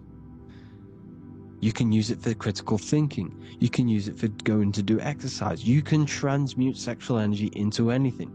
But you can do this, you can raise the sexual energy, and you can use this energy to push the cerebrospinal fluid from the solar plexus up through the spine, up the 33 vertebrae to the brain, and it'll activate 100% of the brain. And this is the resurrection of Christ. Jesus was never dead. Jesus was never rose from the dead. It symbolizes the Christ, Jesus Christ. Christ is Christos, which means oil in Greek. The resurrection of the Christ, the Christos, the oil. When it activates 100% of the brain when it's raised, and it can regulate all the systems, it can regulate all the blood, it can regenerate the body. And this is the true Antichrist. They don't want us doing this process. The Antichrist is not against Jesus, it's against the fluid in our body that makes us live hundreds and hundreds of years and makes us live as gods. This is the true resurrection. And when you fight the serpent, you fight your sexual urges, your sexual emotion, the most strong emotion that you could ever feel. You can do this process. And this is the true secret of transmuting sexual energy. Because when you transmute the sexual energy, you can become a god. And this is why Hercules is fighting the serpent. Notice how the serpent is low. He's reaching down to it. It represents the lower self. Because the lower self wants the lust. It desires sex. The body desires sex. There's a fight between the higher and the lower self. But when there's balance, there's even. Heaven is even. When there's evenness between these, this is the kingdom of heaven. This is when heaven is on earth. So at our highest levels of ourselves, the highest level of our intelligence, this is God. God is something that we manifest. We need to achieve Christ consciousness by battling the body. There is no battle outside of the physical body. It's an internal battle. Jesus and Satan have been externalized. Nothing exists outside of you, because I explained in the beginning how you are the consciousness experiencing the central nervous system. Therefore, there is nothing outside of you. It's all internal. Jesus and Satan have been externalized. Why? Because it's business. The church is a business. It's all a business. They've created these figures to be historical when they're not historical. The Bible's not historical. It's all externalized. It's called exoteric, when the truth is esoteric, internal teachings. So anyways, people, balance the chakras, balance the two hemispheres of the brain, balance the conscious and the subconscious. Balance is perfect, the yin and yang. You are spiritual and physical. You live in day and night. You need to be balanced. Oneness. Seek oneness. And this is the true kingdom of heaven. And when we all realize that we are all the same intelligence, the same consciousness expressed in different bodies, when we all realize this, we all realize we're all one. Doesn't matter what race you are. It doesn't matter what race you are, where you're from, your nationality, because none of you are actually from here. None of you are from the physical world. You're manipulating the physical world through the physical body. You are the I am. We all have a soul. Every single one of you has a soul. We all have souls. The reason why they say some people don't have souls is because they're trying to suppress your mind. They don't want you to know that you have a mind. That sounds crazy, I know. But a lot of people haven't realized that they have an infinite intelligence called a mind. And behind that mind, if you can observe your thoughts, the person who is observing the thoughts, you have a soul. Everyone has a soul. Don't listen to all these people saying some people don't have a soul, some people do. We all have a soul. Every single one of us. So anyway, you need to break the lower nature of yourself. At our highest levels, we are gods. Our intelligence, our universal intelligence, the I am, the intelligence that's inside of the brain, is God. Our minds are being corrupted within believing that that you are the body. And by the result of this is a society like today. Because everyone thinks they're the body. And everyone's living in the lower nature of self, where everyone only cares about themselves. But when we realize we're all one big consciousness ball, we're all the same consciousness expressed in different bodies, there will be peace. So thank you all, people. If you do want to learn more, if you do want to read my book, it's called The Book of Wisdom. I'll put it in the description. It's an amazing book, people. It's going to give you the best understanding possible about creation, yourself, and the world. It's amazing. The Bible, everything. I have just launched a new cymatic library. A friend of mine has just added this to the website. He creates beats, and he creates the purest beats, so they are actually the frequency that it tells you. Most of the stuff on YouTube and Spotify and Apple Music is all, it says it's a certain frequency, but we know these major platforms are all playing with the frequencies of the apps. So if you want a real binaural beats, solfeggio scale frequencies to meditate on or listen to throughout the day, join the Occult Library. You can get a 2-day free trial. I'll put the link in the description. Thank you all, people. Hope you all enjoyed this video. God bless you all.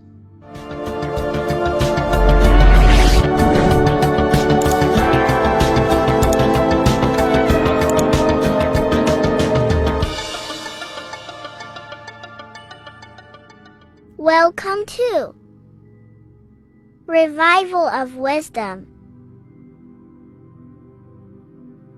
Welcome people, we're back with another video, and this video is about Freemasonry and their connection to the Illuminati.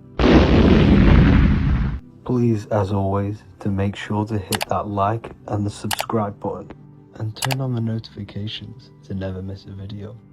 On May the 1st, 1776, the founder of the Illuminati, Adam Weishaupt, founded this secret organization, and this date can be found in Roman numerals underneath the all-seeing eye pyramid on the $1 bill.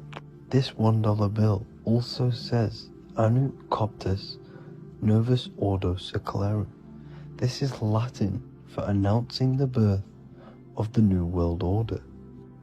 This New World Order will be headed by Lucifer, the all-seeing eye, and followed by the 13 layers of bricks for the 13 elite bloodlines. So your Orsini's, Rockefellers, Rothschilds, Soroses, and the other 9 elite families. So when Adam Weishaupt created the Illuminati, he made it consisting of high-level degree Masons, French and Latin philosophers, and many more powerful people to all become one society. So this is why you see Masons using this same symbol of the all-seeing eye inside the pyramid. But not all Freemasons are part of this Illuminati secret society. As the 33rd degree Freemason Manly P. Hall said in his book The Secret Teachings of All Ages, Freemasonry is a fraternity within a fraternity, an outer organization concealing an inner brotherhood of the elect. So what he's saying here is that Freemasons have to go up the degrees of Freemasonry, and once they hit the top, they either get elected or not into these secret societies like the Illuminati, Skull and Bones, and Knights Templar. So when you see celebrities doing this one-eye symbolism, either covering one eye, doing the triangle, or doing 666 over one eye, this is showing and reflecting the symbolism of Freemasonry. They have taken the oath to never speak on anything they learn about Freemasonry. Duncan's Ritual of Freemasonry book states the oath they have to take. Quote, I ... of my own free will and accord, that I will ever conceal or never reveal any of the secrets, arts, points of Master Mason's degree to any person whomsoever. All this most solemnly, sincerely promise and swear. Now, this is what happens when they break the oath, stated in this book, quote, myself severed in two, my bowels taken from thence, and burnt to ashes. So this states that Freemasonry comes first, before any law of the land. It has the right to kill you if you break your oath. This is the hand gesture they have to do every time they enter the ritual room inside the Masonic lodge. This is the cutthroat symbol, showing you and reminding you of the oath and what will happen if you break it. Now in this book, Richardson's Monitor of Freemasonry, it states, if you break your oath, binding myself under no less penalty than to have my throat cut across, my tongue torn out by the roots, and my body buried in the rough sands of the sea.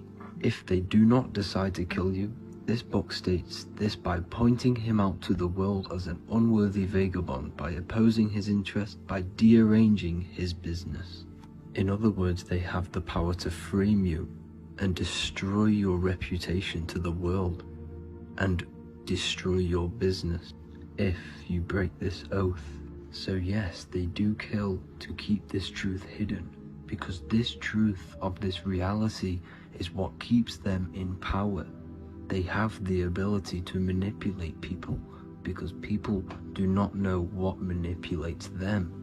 This is why they call themselves the government. They govern the ment, which is the mentality, because the mind is the root cause of reality. They control what you perceive to control what you manifest. By knowing the truth, you are set free, and you no longer need no controller above you.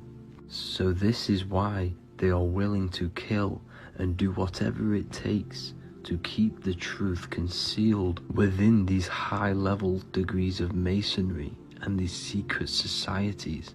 However, going back to Manly P. Hall's book, it states, part of the symbols are displayed here to the initiate, but he is intentionally misled by false interpretations. So this is saying even Freemasons are intentionally misled and told lies to conceal the truth, to make sure the truth is hidden in the high degrees of Masonry. So that's it for this video, guys. Thank you all for tapping in. Please leave a like and a subscribe. God bless.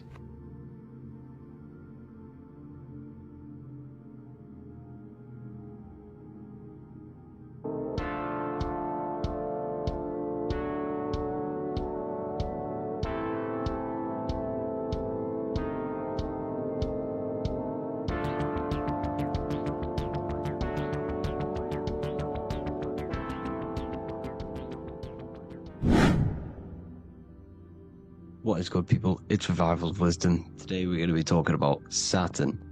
I've done this video in the past, however, this video is going to contain a lot more in-depth explanation of Saturn. So the 33rd degree Mason, Manly P. Hall, said, Saturn is the key to crystallization, physical matter. Light is matter, matter is light. They are interchangeable. Low vibrating light turns into matter, high vibrating matter turns into light. And Saturn is the god of this world, this physical world. He crystallizes light into matter. This is symbolized as the Masonic checkered board, matter and spirit, matter and light, light and matter. He's also the god of time, destruction, justice. He creates and destroys, because all things in time die. He creates and destroys you. So, because we live in this physical world, which is the electric world, this is why we say electricity, because it comes from the root word of El, Saturn. They used to call Saturn El, E-L. This is why we used to say Elohim is God. The real God of this world is Saturn, but it's being hid. This is being hid. Jesus is Saturn. All of this is Saturn. It's all Saturn worship. It's the real God of this world, So, physical matter is a result of two opposing forces equalized on the plane of inertia, because everything is created out of electromagnetic toroidal fields. And these two poles equalize on the plane of inertia, which gives you planet Earth, plane of inertia. The plane of inertia is what Saturn is. It's the ring around the center of the plane of inertia. Thank you to Walter Russell saying, physical matter is a result of two opposing forces on the plane of inertia. This is what Walter Russell says, so please check out his work. He's got many books, many books on light and electromagnetism and stuff like that, so I advise you to check him out. So the torus field gives you the binary code 0 and 1, the female vagina and the male phallus. This is the code for this world. Saturn crystallizes physical matter. Now Saturn is the most outermost layer of the 7 layers of heaven, where it says in the Quran, it says, Allah, it is He who created the 7 layers of heaven. Saturn is the outermost layer. He's the top. He's the most high. So when we say the most high, we're referring to Saturn. He's the most high before the firmament, before the stars. So Saturn is the god of this world. He's the Lord of the Rings. He wears the crown. The crown is the rings. Crown, Kronos. So the planets are luminaries, they are lights, they are beings, they are energy, conscious energy. And we're in the heart of the solar system. Saturn is the outermost layer. He is the one of this world. He's the god of this world. Now, on the north pole of Saturn, you have the hexagon. Add up all the sides, it creates the 6-pointed star. Or it can be created as a cube. The cube is very important. The 6-pointed star is very important. 6 points, 6 triangles, 6 side, 6, 6, 6. Black cube adds up to 6 in gematria. Now, what did I say in the beginning? Saturn crystallizes the physical world. He creates physical things out of light. You are a light being. This is why we say human. Hue means the light spectrum. Hue, man, we are light manifested into physical forms. Human. And we are incarnated through Saturn. Satan, same thing. The number of the beast is 666, and the 666 comes from the 6.6 triangles, 6 sides of Saturn, 666. We are all known as carbon-based life forms. Carbon, the atomic structure of carbon, is 666, 6 protons, 6 electrons, 6 neutrons.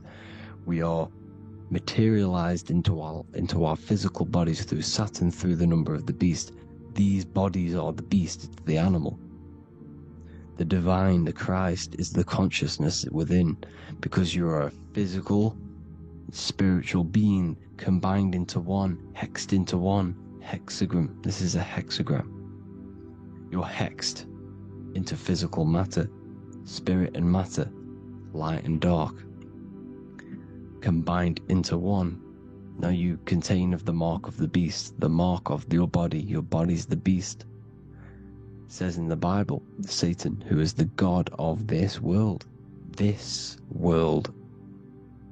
There are many different worlds, but this world is run by Saturn, and it says that in the Bible. Saturn is Satan. It's the same thing.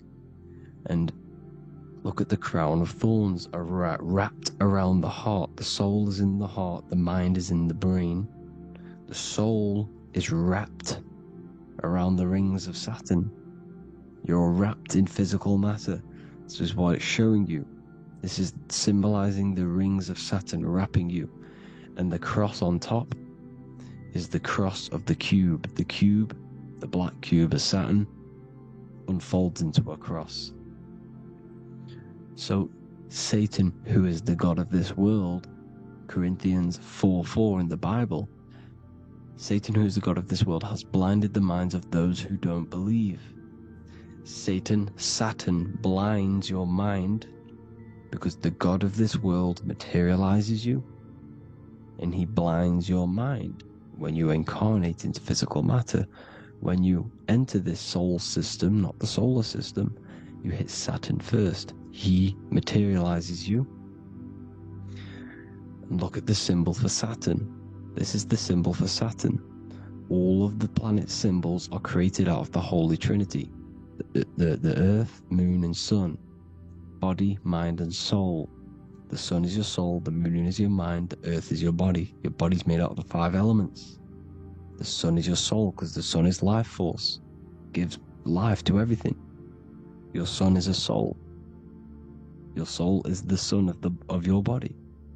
The Moon is the mind. The Moon is the moon of your body, the mind of your body. Intelligence. So all of the symbol of the planets are created out of these. The Saturn symbol is created out of the Earth cross, matter, and the Moon crescent, moon, mind. Matter over mind. This is why Satan, who is the god of this world, has blinded the minds of those who don't believe. He blinds your mind. Look at the symbol, it's showing you. The Saturn symbol is matter over mind when it should be mind over matter. So we descend into a soul system, into our 666 Saturn carbon suit bodies, and we are matter over mind. Then we have to move up the spine to go back up to spirit, to mind over matter, where you manipulate your own reality. Now look at this, it creates the number 5. 5 is the number of change. You're moving from this side of the number sequence over to the right side.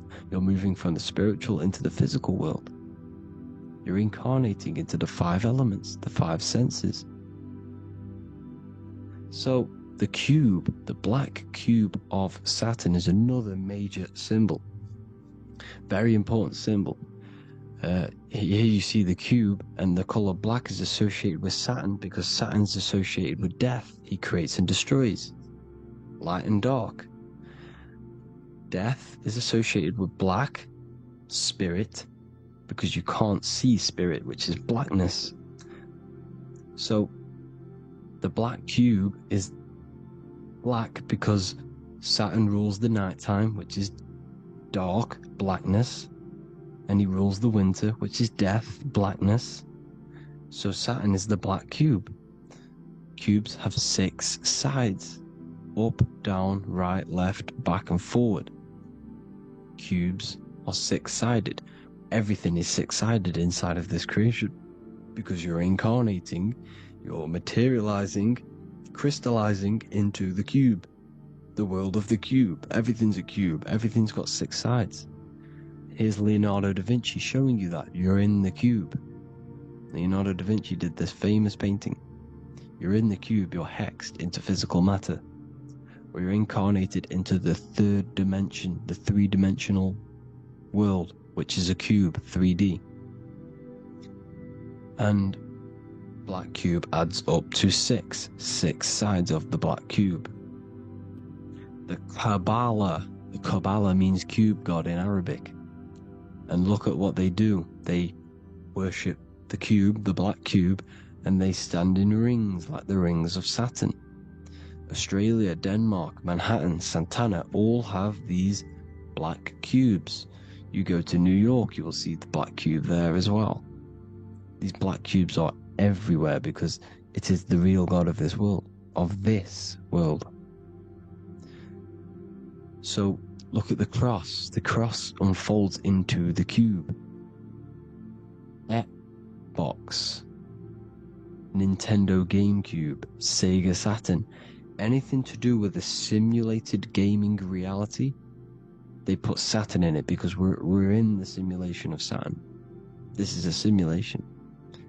And this is why they reflect this through the Xbox, GameCube, Sega Saturn. Anything to do with gaming, simulations, is all Saturn.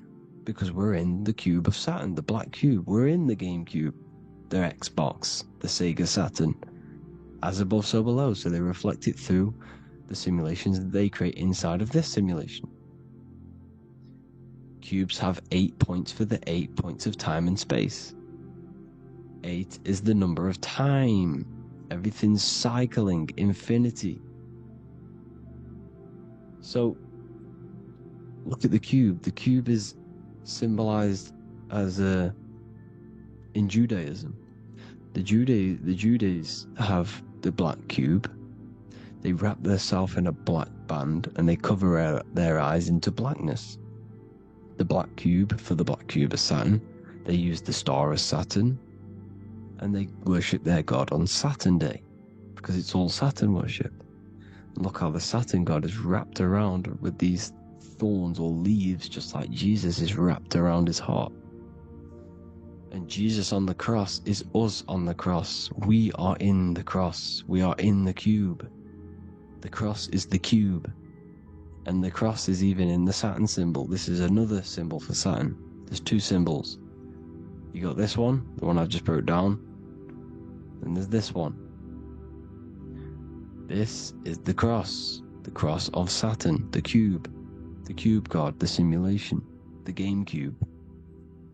Now, Chronos is another word for Saturn. Chronos means time. When you clock into work, you go to the Chronos machine. Well, I did anyway. And I tap my card on the Chronos, because Chronos is time. Anything to do with time is Saturn. He creates and destroys. Look at the artwork of Saturn with the sand, the time. Look at this, how he's cutting off the baby's wings. He's crystallizing the spirit into matter. He's cutting off your wings. Satan, in the Bible, he falls from heaven into earth, and he loses his wings. He becomes a serpent. See that's it's all symbolic for us. We are the fallen angels, fallen angles of light. We're fallen angles of light. We are light beings. Now we're fallen into physical matter. Saturn's chopped off our wings. He's chopped off our spirit wings, because when you astral project, you can fly.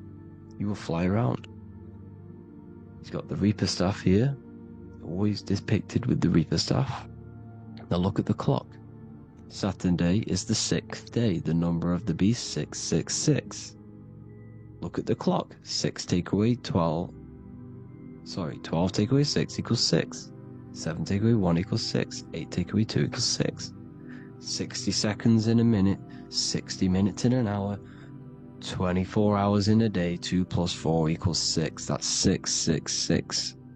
Everything's 666 because it's time. Saturn. All goes to Saturn. He's the god of time. We're in time now. We're in time. We're in the time, which is God. The god of this world. The god of time. Now look at this. The Reaper is also depicted as the Reaper. With the staff. The black cloak. Black symbolizing death. Spirit. Judges wear black because Saturn is the law. He's the god of this world. He's the law. This is why they wear black cloaks. When you graduate from university, you wear a black cloak and a black cube on your head. You've been hexed. Funerals, you wear black because it's all to do with Saturn, Father Time, Father Crystallization. Now Saturn, here's another one of him cutting off the wings of a child. Because he cuts off the wings. He creates and destroys your body. We're in the electrical world. Everything that is electrical vibrates. All vibrations have to come back to a standstill point, which is death. This is why your body dies. Your atoms stop vibrating. Herona. Look at the crown. The crown is the corona. Corona means crown. And look at this is an alcohol brand for beer. You can see the staff of Saturn in the symbol with the moon crescent. corona, which is the crown, Saturn, the crown on Saturn, the rings, and then you've got the staff. It's all Saturn worship.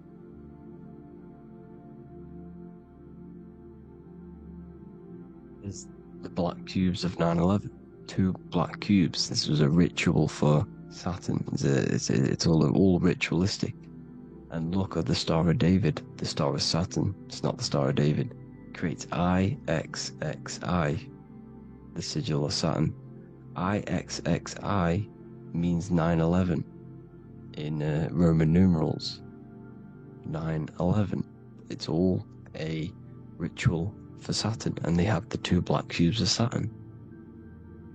Now look, XX, there's more symbolism of Saturn now. We're going deeper. XX is more symbolism for Saturn. The sigil of Saturn is XX, as above, so below. Same with the Star of David. You split it in the middle, as above, so below, as above, so below. XX, this is a Knights Templar Cross of Lorraine. XX, Knights Templar, High Order of Masonry. They all worship Saturn. Well, Saturn's the real god of this world. X Eon with the XX, XXL magazines, which is all to do with famous rappers and stuff like that. When you die, you put XX on the eyes because it's Saturn. He's the Reaper. Is Jesus with the XX crown with the thorns around his heart, around his soul, with the cube on the top, the cross cube. Lil Uzi Vert with the XX Cross of Lorraine. Jay-Z with his alcohol brand, XX Cross of Lorraine. The X Factor with the rings of Saturn. All Saturn worship. The seal of Melchizedek is also Saturn. This is the cube. This symbolizes the cube with the 8 points for the 8 points of space and time. And this is the cube. It's another ancient symbol for Saturn. Here you see the Star of Saturn with the Melchizedek symbol around it, which is all to do with Saturn. Here you see an altar, the Holy Grail, the Melchizedek symbol on it, and they're worshipping it. This is why we wear rings, wedding rings for the rings of Saturn. It all goes back to Saturn. Earrings. The 8-pointed star of the ancient Sumerians is all Saturn. It's all Saturn. So, the ancients, the symbols of Saturn goes on forever. It's in all of the major corporations. You can see it everywhere, the rings of Saturn. Toyota is an obvious one. Internet, Nike, Target, Sega, Saturn. It's all Saturn worship. All Saturn worship. Because he is the real god of this world. Here's Kanye West's album with a Saturn here. Here's Michael Jackson's album saying X, escape. There's the X again. The X, escape. You have to escape this reality. Maybe that's what he's pointing at. Here you see it on the dollar bill. The Star of Saturn.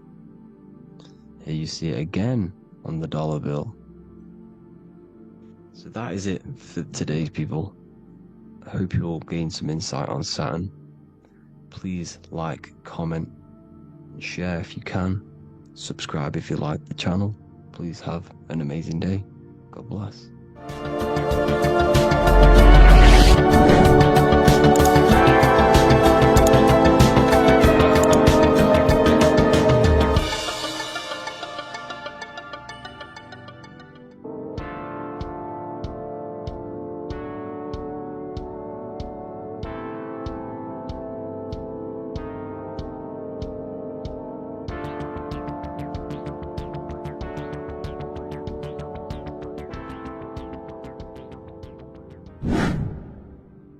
Welcome back, people, to another occult lecture by Revival of Wisdom.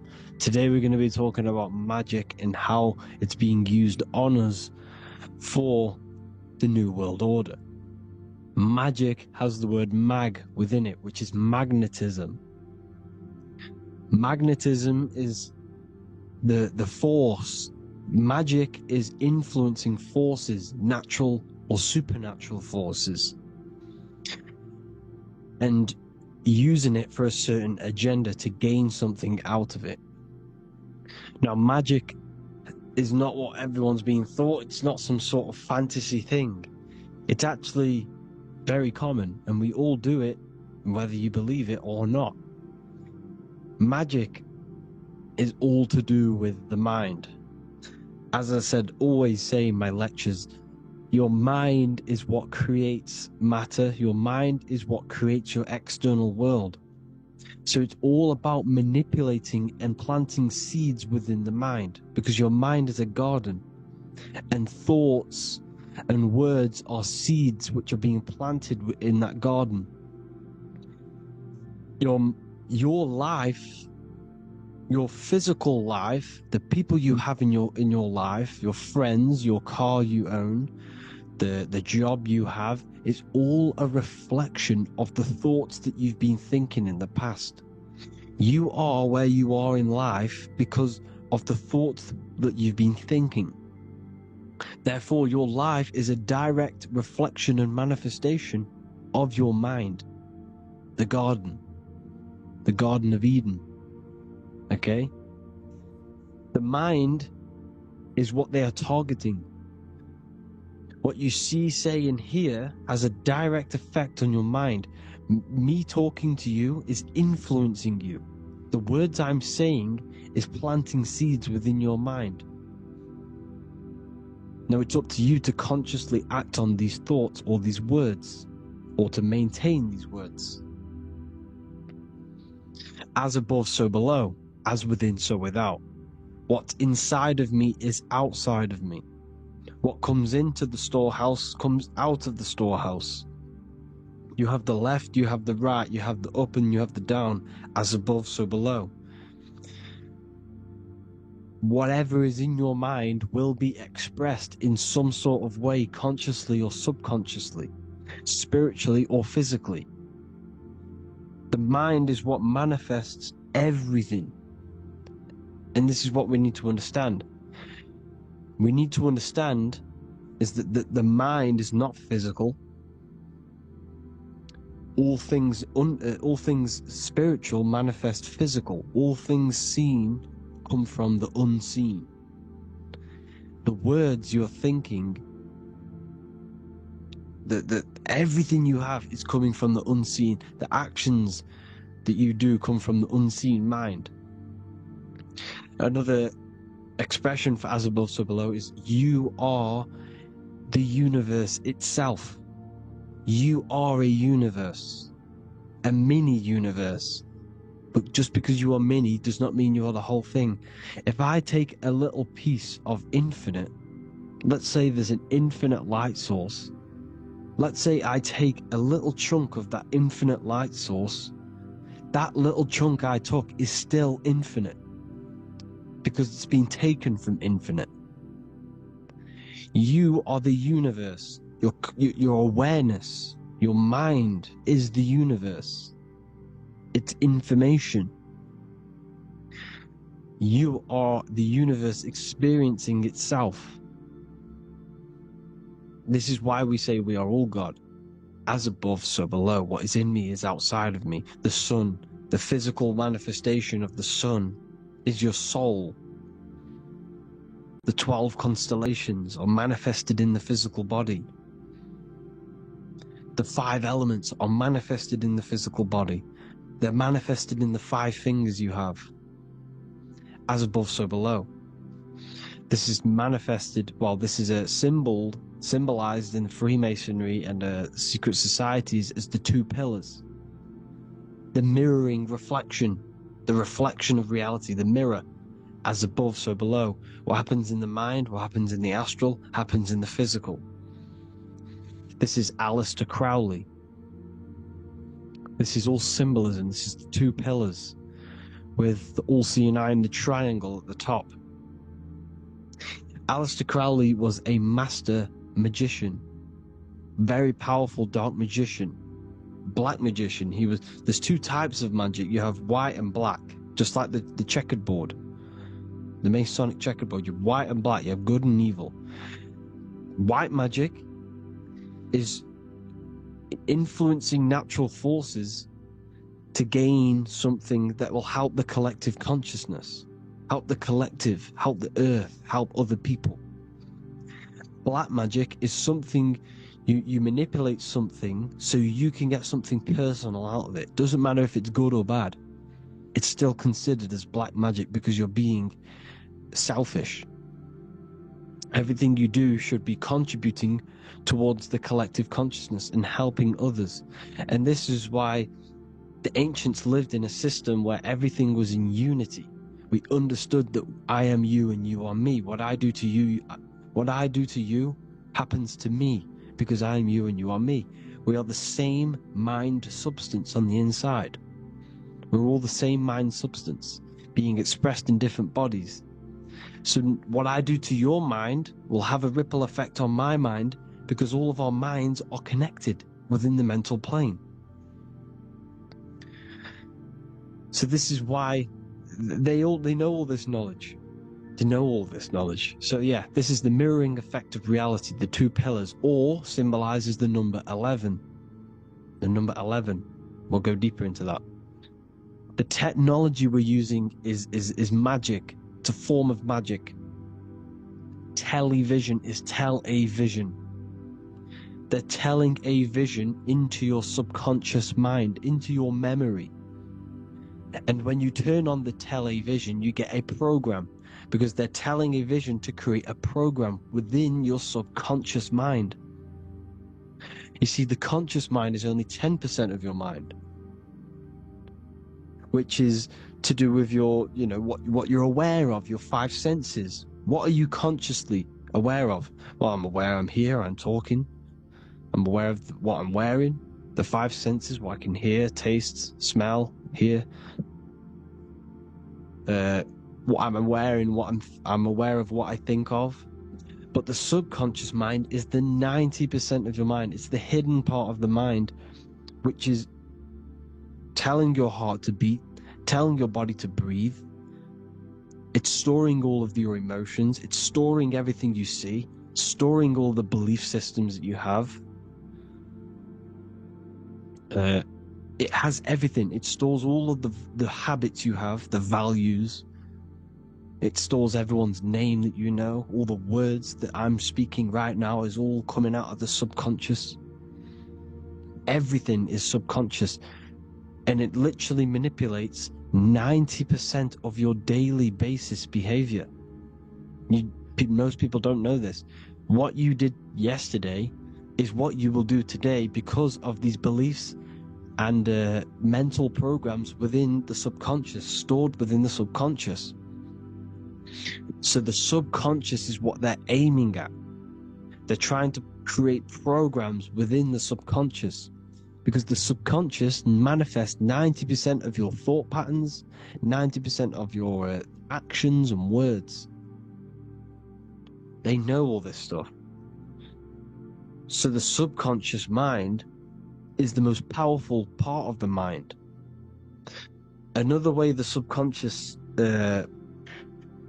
manifests and influences your life is, let's say you were in a car crash years and years ago, 10 years ago. Let's say you're in this car crash, right?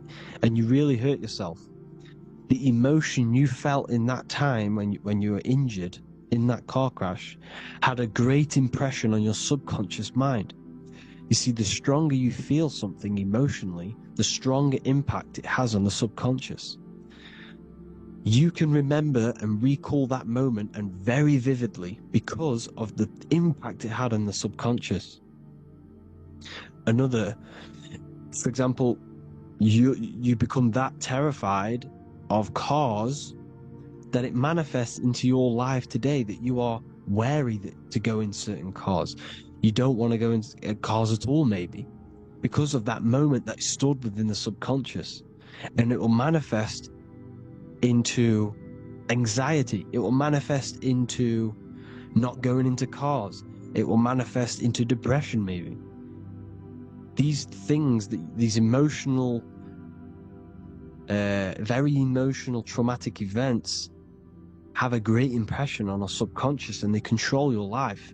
This is why you need to meditate and go deep within yourself and let go of these internal deep emotions that you may have repressed and keep pressing down and ignoring. But you need to address it and let go of these subconscious impressions you have, which are controlling your life, like anxiety, depression. All of these things are stemming from things that are stored within your subconscious years and years ago, more than likely. Broadcasting. They're casting spells to a broad audience. To news, north, east, west, and south. They're casting spells. No, if you watch the news, everything's red. Breaking news in red writing or the red background. Everything's red. Why? Because red's the root chakra, which is all to do with survival. They want to stimulate this root chakra because they want you down there in survival mode. They want you in survival mode because you're easier to control. They control out of fear. And not only, they're casting these spells as if, because most of the things they cast in the news hasn't already happened. They're constantly bombarding you with, there might be a war breaking out, war this, war that, kill here, kill there, murders. It's impressing, it's casting spells on your subconscious mind.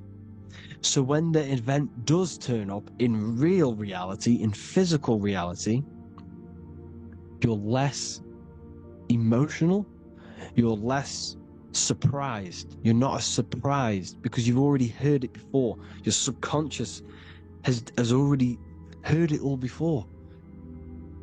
If you never heard of a war and then a war broke out, you'd be going crazy.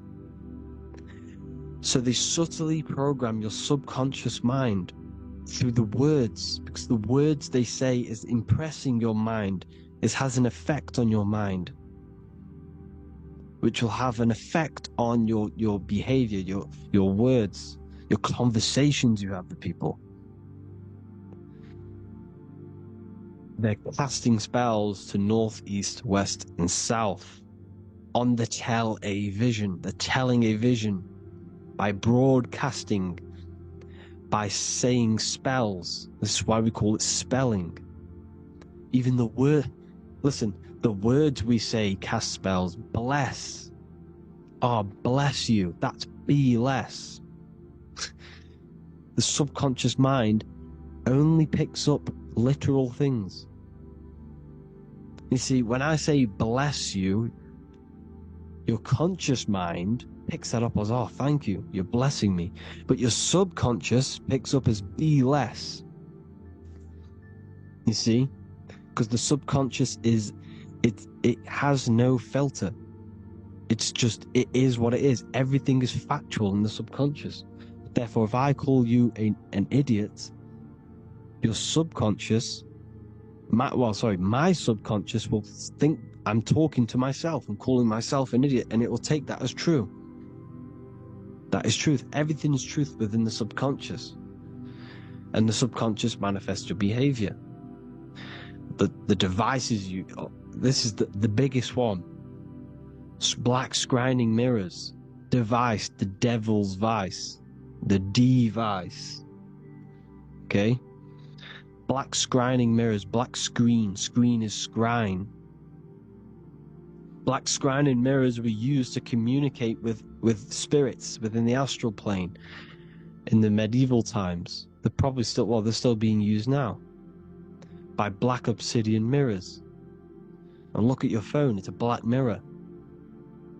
And there's some sort of, I'm not saying this is facts, but personally I believe these are portals for spirits and ethereal entities to come into your life, to come into your surroundings. So this is the next big thing. The TVs, your iPhone, your iPod, all black mirrors. And mirrors are very, very powerful. Even just a normal mirror. Mirrors have an effect. Whatever you say into a mirror, what you say is energy. And when you say something into a mirror, you're saying it into yourself. It's an infinite cycle of words of energy, because it's being reflected infinite times. When you say something into a mirror, it has a massive effect. You're saying it directly into your eyes, into your mind. So what you say in a mirror should be said with precaution. Never say anything negative into a mirror, because mirrors are very, very powerful ways for you to reprogram your subconscious mind for the good. You can say very positive things into mirrors and it will reprogram your subconscious mind. Okay? Manifesting is all magic. It's all magic. Everything is magic. But consciously doing it is what they're doing. They hid this knowledge. Your phone is magic. It manipulates your mind. The iPhone. Okay? See, magic isn't all of this with wands.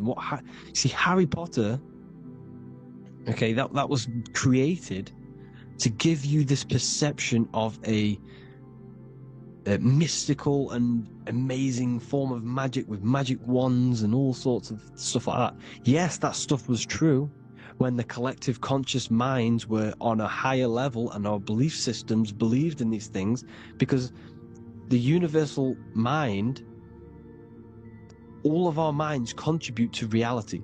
If the masses don't believe in magic, if the masses don't believe in a certain thing, it's going to have an effect on physical reality.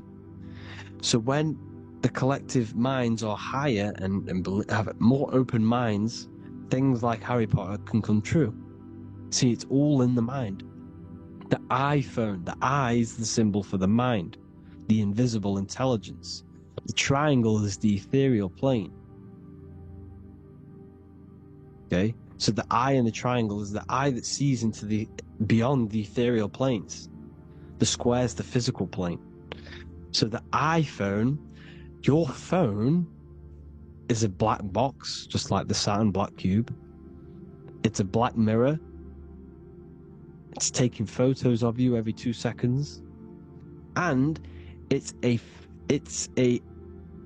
your mind. Your mind is in that phone. Everything you like, everything you text, everything you type in Google, everything you say to someone, every conversation is all recorded on the phone. Therefore, it is a direct reflection of your mind. Your mind is imprinted into your phone, because your mind, everything you think in your mind, you're manifesting into typing, saying, taking pictures into the phone, and it's collecting it and storing it. And what they're doing, and this is for all forms of magic, it's manipulating the mind. It's all manipulating the mind.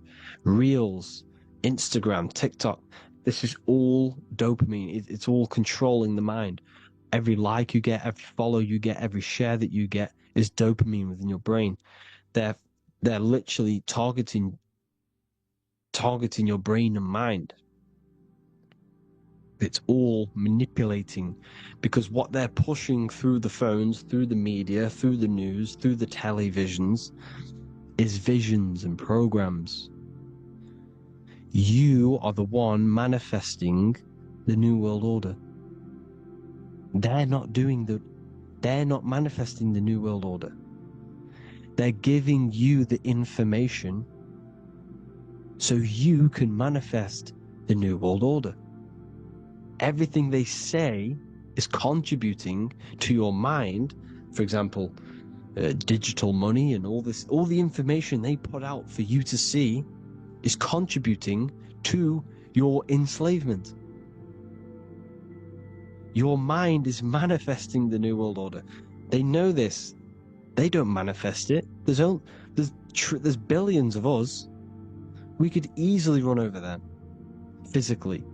But on a mental level, these people have the knowledge and they hide it from us, and they let us manifest reality because we are the collective. They give us the information which manifests their agenda. It's all magic through the phones, the media, the television. So your phone is a manifestation of your mind. It's a record of your mind. Hollywood, holly tree, holy tree.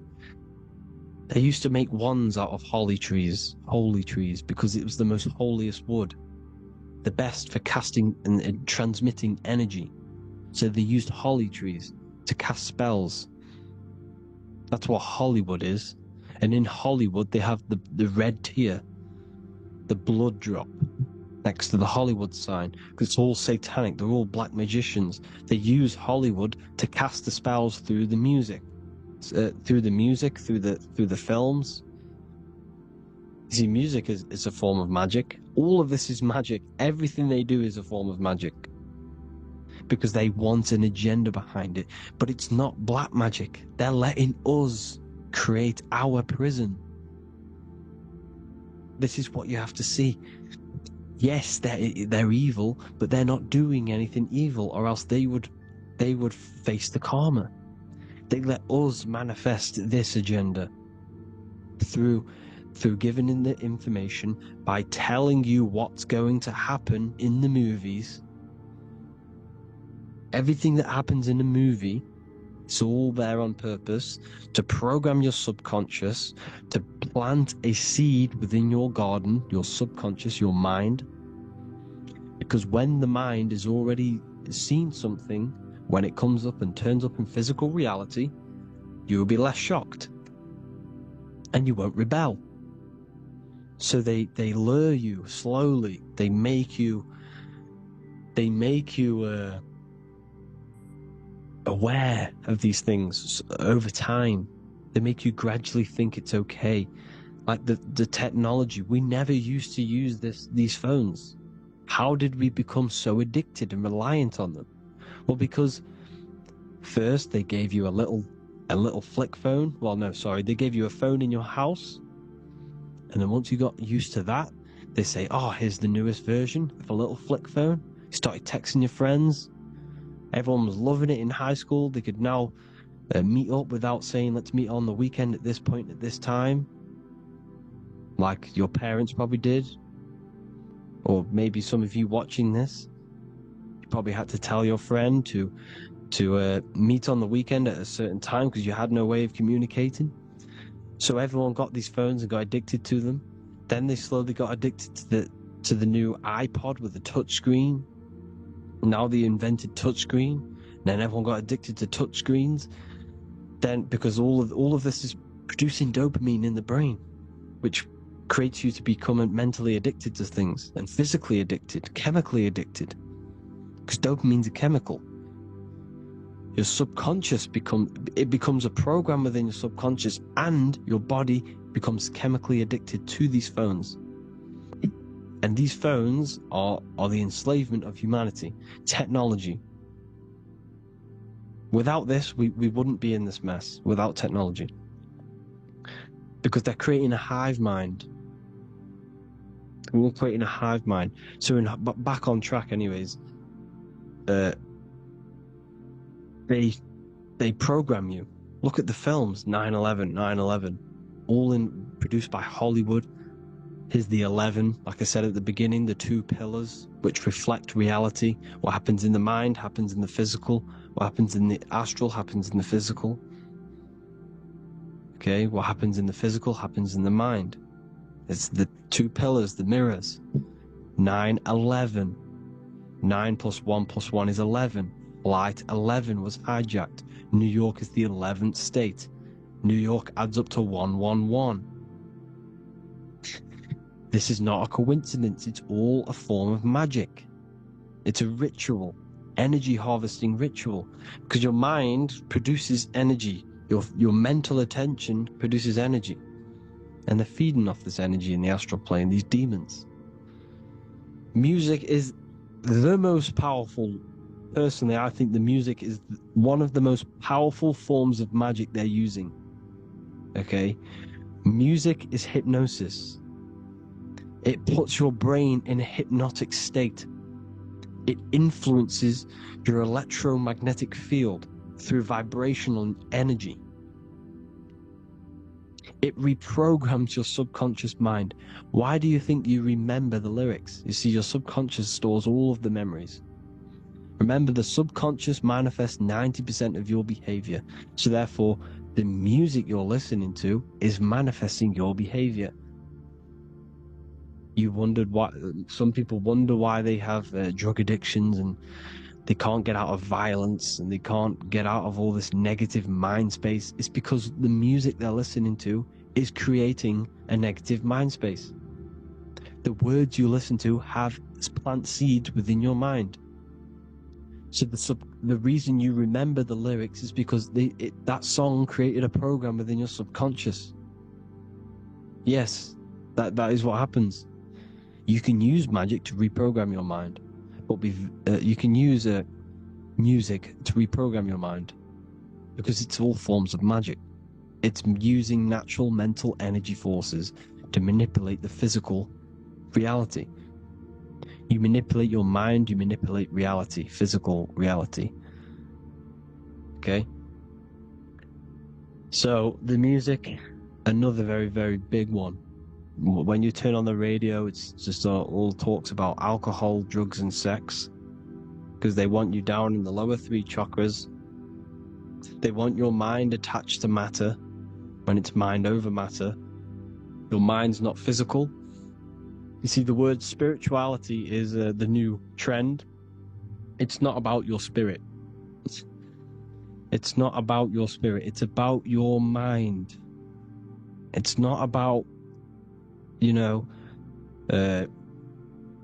spirituality and looking after your spirit, and they've got you focused on your spirit.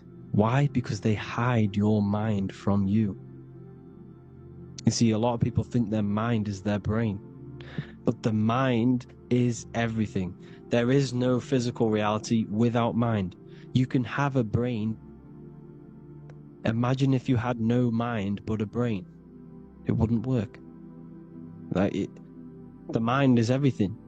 The mind controls your avatar. It begins in the mind before it happens in the brain. Then the brain manifests through the body. The brain's just an electrical computer. So that they've got people scared. Oh, do I have a soul or not? And all this stuff. Listen, if you have a mind, you have a soul, because you are not the mind. This is why everything is sort of an illusion, because beyond the mind is your soul. But what is the soul without a mind? You can't have a soul without the mind. But if the mind didn't exist, the soul doesn't exist. You are the person listening to your mind. I shouldn't say person, because you're not the body. You're the entity behind the mind. But if you didn't have that mind, you couldn't understand what you even were. You would just be an observer who couldn't think. So yes, we all have a soul. If you have a mind, you have a soul. Everything is mind. Everything has mind. Mind creates everything. God is mind.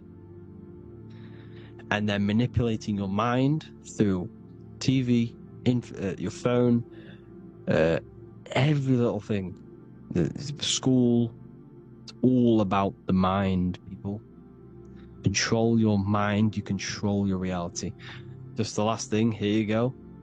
Aleister Crowley, the Dark Magician, Kanye West doing the exact same thing because they're implementing magic in the music. Here's the Beatles with Aleister Crowley in the background. Bet you never noticed that. Aleister Crowley was influencing music and placing magic within the music to influence the subconscious. This is what Baal worship was. This is why they killed children. They sacrificed these children. Why? Well, because in order to ascend, in order to raise your consciousness internally, godly, by being good, God, or being in order to be good and raise your consciousness and to get something in the physical world, you have to sacrifice yourself. And what do I mean by that? In order to raise your consciousness and ascend, you have to sacrifice the lower nature of yourself. You know, you got to abstain from having sex to retain your sexual energy, to transmute it, or staying away from negative, poisonous foods like meat. So, staying away from blood. We shouldn't be consuming other animals' blood. We should be keeping our blood pure. We are humans. We shouldn't consume chicken blood, chicken germs. We are the most divine creatures on this creation. We are the most intellectual creatures in this creation. Therefore, we should keep our temples pure. We are not animals. If you want to associate yourself with an animal, go out in the wild, go and find a wild boar, and go and try rip its guts out with your bare teeth, because you can't do it. You're not a carnivore. Okay? So in order to ascend, you have to kill and sacrifice your lower part of yourself to ascend up to your spirit self, your mind self, the highest version. And the elites don't want to do this. So they sacrifice other things like babies to kill them, to exchange their life over to the astral plane, so these demigods in the astral plane can give them something in return in physical. They don't want to sacrifice their lower self, so they sacrifice other things for exchange, for physical pleasure. But the godly person sacrifices their lower self for their higher self to do good and ascend. So this is what all the Baal worship is, people, and this is why they're doing it. Hope you all had an amazing lecture. If you haven't already, go and get the Book of Wisdom for more information. You know, I don't go into dark stuff in this book, because all I do is enlighten people in this book. You can get it in Spanish, English, German, Italian, and French. Worldwide shipping. You can get the PDF or paperback. Or there is also a new one called the Human Health Guide 2.0. It gives you a list of all the foods, grains, oils, and nuts, you know, everything that's alkaline and positive for the body and not man-made and hybrid. It tells you all the products to stay away from, how to fast, how to improve vision, how to improve everything, literally. So the Human Health Guide has been released. If you want that, I'll pull all the links in the bottom of the description. Hope you all enjoyed the lecture, people. God bless you all.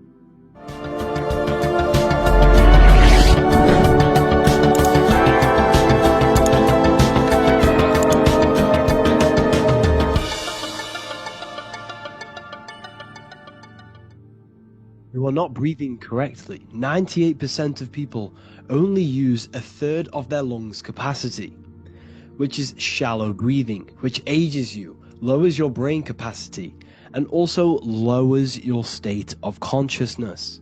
So it's essential that you breathe consciously on a day-to-day basis, because this is what truly elevates your consciousness. I am going to give you the key for you to raise your consciousness just through breathing alone. It's such a simple thing, but yet the most effective way for raising your state of consciousness and becoming more spiritually and mentally advanced.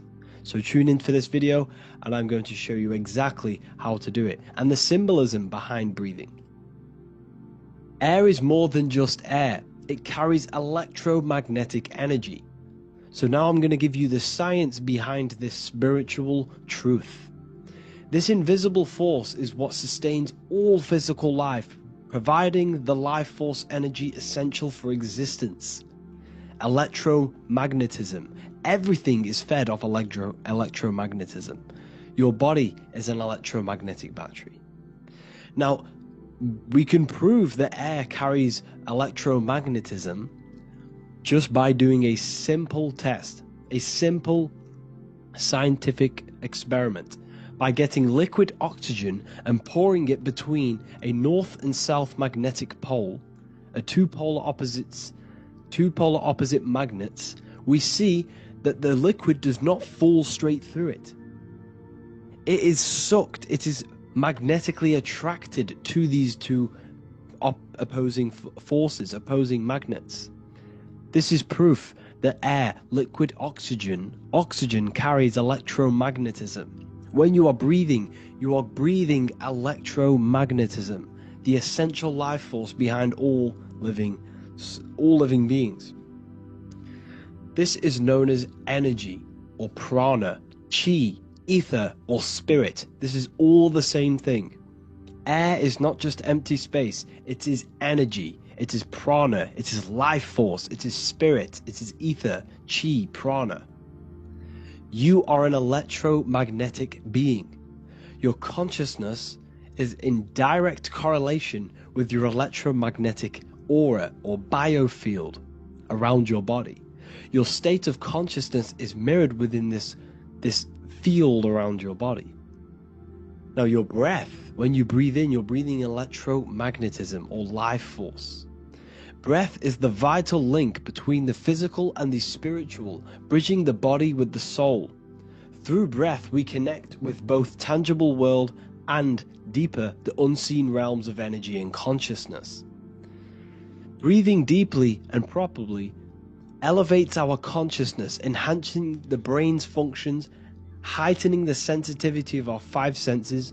It also brings a profound calmness to the mind, creating a state of clarity and inner peace. Like I said earlier, breathing properly is the fastest way to elevate your consciousness.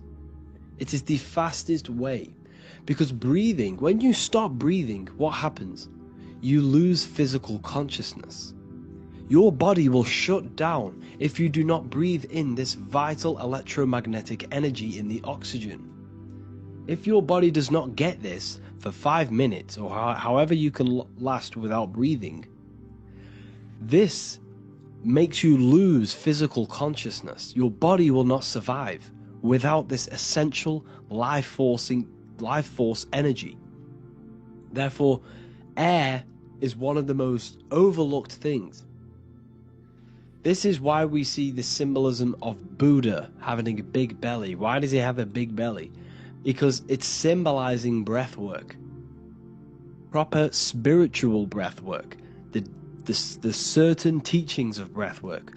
Of when you breathe in through the nose, you have to breathe in through the nose. You don't want to breathe in through the mouth, because the nose acts as a filter which catches dust particles and filters out the air before it enters the lungs.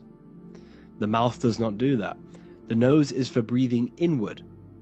We breathe in through the nose, and when we breathe in, we breathe into our belly, not our lungs. When we breathe into our belly and our belly expands outwards, we are then moving this energy down from the nose down the spinal column. And when we breathe back out, the belly goes in, which is raising the energy up the spinal column, back out through the mouth. This is the true way of breathing, because when we breathe, we are moving energy. We are moving electromagnetic energy. When we breathe in through the nose, the energy travels down the spinal column, and when we breathe out, we are raising this energy back up the spine, some of it going out the mouth, and some of it reaching the brain, activating dormant brain cells in the brain. But when we breathe, we need to make sure we are using 100% of our lungs' capacity, because the lungs is what transforms this special energy into consciousness, physical consciousness. So this is why Buddha has a big belly. It's not because he was fat. It's not because he was overweight. It's symbolism. It's symbolism of breath work. So try this. Do this for 2 minutes while you watch this video. Breathe in through the mouth as hard as you can until you no longer can fill any more air into your lungs and belly. Breathe it into your belly, not your lungs. And breathe out through the mouth. Do this for 5 minutes or 2 minutes, however long. I promise you, breath affects your consciousness. you will notice the difference. If you do it quicker, the quicker it'll affect your consciousness, and you might go lightheaded. But that lightheaded is you activating your spirit, your energy body. So try this just by watching this video. When you breathe consciously, you are renewing both your energy body and astral body, aligning your consciousness with a higher state. This practice feeds new life force energy into the body, revitalizing and enhancing your overall well-being. Like I said, your brain requires the most amount of oxygen.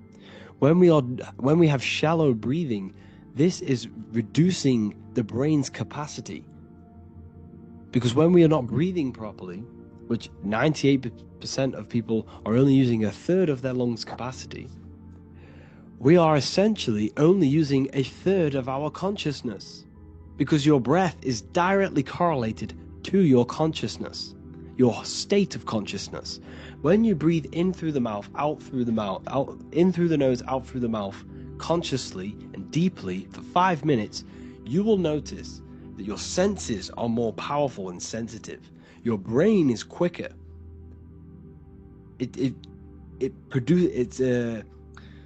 What's the word? It processes information quicker. You become quicker. You become a superhuman, and you feel more spiritual because it activates your spirit, your astral and energy body. So when we meditate, it's definitely important to breathe in through the nose and out through the mouth as deeply as possible to align with a higher state of consciousness. And this is the easiest way to separate your consciousness from the body. When you breathe in deeply for long periods of time, while meditating, while taking no thought, when no thought is present and you gain a rhythm of deep breathing, this is the gateway to opening your consciousness. Because when you stop thinking, other aspects of your consciousness can open up. All of our lives we've been thinking, which has blocked off the higher states of consciousness. So breathing is very, very important. It affects our overall well-being. And this is Yahweh, the in and the out of breathing. When we breathe in, this is Yah. You can hear it. It sounds like Yah. And when we breathe out, that is Way. This is the name of God, apparently. But God is within you. You can connect with God. You can connect with source consciousness within you by breathing, by raising your state of consciousness through breathing and meditation. This is why the Bible tells you the Spirit of God has made me, and the breath of the Almighty gives me life. You are consciousness. You are God. You are an extension of God's consciousness. Job 27:3. As long as my breath is in me, and the Spirit of God is in my nostrils. The Spirit of God is through breath. John 20:22. And when he said this, he breathed on them and said to them, receive the Holy Spirit. The word spirit means breath. In Greek, Hebrew, Latin, it all means breath or wind or air. The Holy Spirit is a certain way of breathing, a breathing technique that elevates your consciousness, that syncs you up to a holy consciousness, an elevated state. That is the Holy Spirit. That's why it tells you in the Bible, when he said this, he breathed onto them. He breathed onto them and said, receive the Holy Spirit. You must breathe to receive the Holy Spirit. When you breathe, you are renewing the body's energy. You're taking in new life force, which is regenerating your cells, regenerating your brain, nervous system, and also connecting with consciousness, pure consciousness. This is not something that we should be doing during meditation. Yes, it is. We should be doing it during meditation, but this is something that we need to apply all of the time. This is the fastest way you can raise your consciousness. I just want to say, all of this knowledge is inside of the Book of Wisdom, Volume 2. Make sure to give a like and a comment on this video to help the algorithm. And let me know what you think about the last book or this book if you have read them, to let the new people know what they're looking at with this book. This is truly life changing. The volume 2 and volume 1 is truly life changing. You can get them in a bundle also. Learn hidden knowledge inside of the Ethereal University. This is where truth seekers belong. I'm not here to try sell you this, but this is the place for truth seekers. And if you are serious about your spiritual journey and serious about gaining knowledge, which gives you the advantage over life, join Ethereal University. This will definitely help you. Thank you for watching this video. Please leave a like and comment. Make sure to give me any suggestions on videos you want me to make in the future. Thank you all. You don't just have a physical body. You have a physical, mental, spiritual, and emotional body. Each one of these aspects are a body of its own. Body does not just refer to a physical substance. You have a mental body for thinking, an emotional body for your emotions, a spiritual body for your energy in your astral form, and a physical body to encapsulate all of these. Each 4 of these aspects are essential for the human experience and essential to balance. Now, today we're going to be syncing the 4 aspects of your consciousness with the 4 seasons and the 4 elements, and how this ties into the Bible. So we have 4 physical elements. We have 5 elements in total, spirit being the most important, but spirit is pure invisible. We have 4 physical elements. We have air, fire, earth, water. Earth and water are feminine. Air and fire are masculine. Air and fire are active. Water and earth are passive. The air corresponds with the mental body of consciousness. This is where your intellect, this is where your communication, this is where your thoughts, intuition all comes from. This is the mental body of consciousness that allows you to think, allows you to process, figure things out, and have intellect and gain knowledge. This is your intellectual aspect of your consciousness, located in the head region. We have a fire nature, a spiritual nature. This is our astral body. Our astral body is all to do with the subconscious realms, the higher realms of consciousness. This is the body that allows us to be free from the physical body. Our spirit is more of our energy. Water is our emotional body. This is what allows us to feel things, that allows us to gain intuitive feelings of conscience. So emotion allows us to understand what is right and what is wrong. When we feel something bad, we know that this is wrong. When we feel something good, we know that we are doing good. Emotions are a creational force that allows us to feel certain things to bring them into existence. Our emotional body is a creational force and should not be reactive, and they should be controlled. Most actions are stemmed from emotions. Actions bring thought into physical existence. Emotions are the driving power. They are what drives your actions. The thought, then the emotion, then the action. Earth is your physical body. This is your physical state that allows you to take mind and emotion into action, into fruition, into physical matter.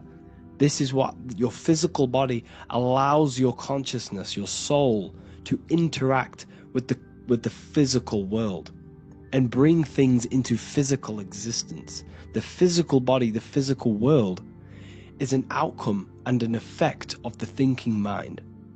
All physical substance comes from the thinking mind. The pen, the phone you're holding, the microphone I'm speaking into, all began as a thought in the thinking mind, then it was brought into physical reality. Earth is the most dense. So it goes in this order: body, emotions, spirit, mind. The higher you go up, the more lucid and fluidic it becomes. The lower you go down, the more dense and dull it becomes. Air is the mind, fire is the spirit, water is the emotion, earth is the physical body. So this is why you are a microcosm. You have these four things within you. You contain of these four elements, which correspond to the four bodies of your consciousness, the four bodies of the soul. You are the soul. You are the spirit.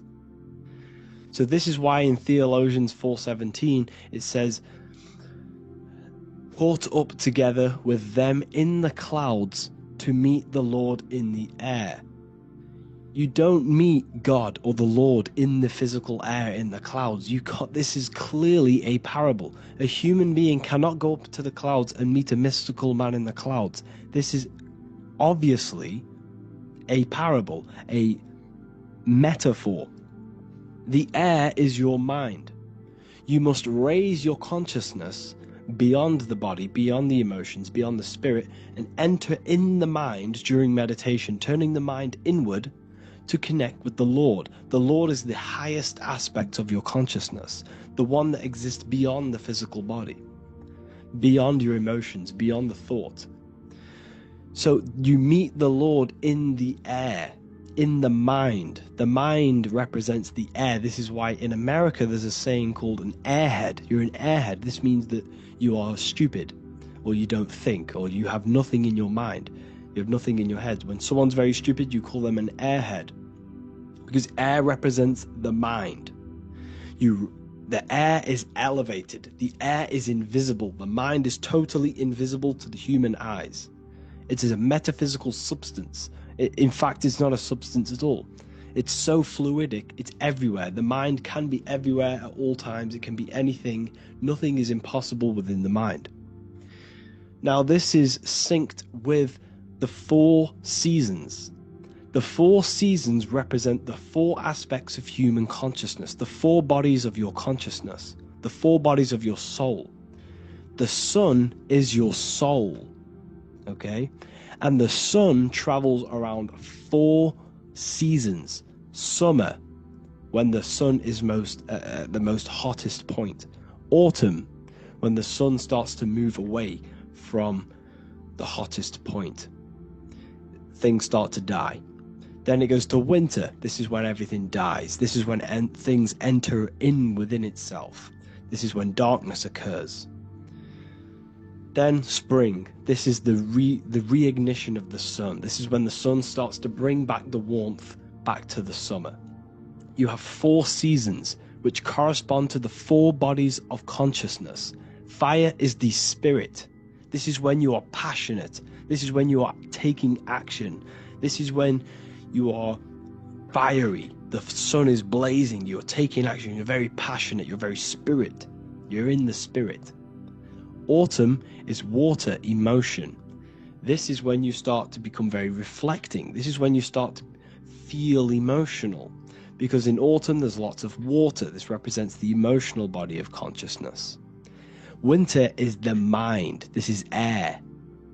Winter, what happens in winter? Everything enters within itself. The leaves die.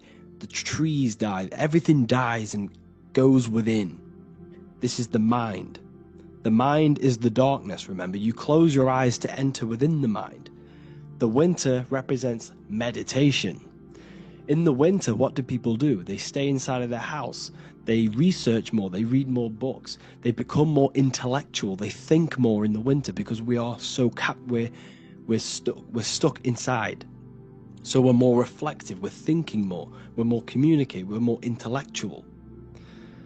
In the spring, this represents the earth, the body. This is when we start to come out of the mind and we awaken to the body, and things start to grow again. The plants start to grow. The earth is growing again and reborn again. This is the body. This is when you become more active in the spring.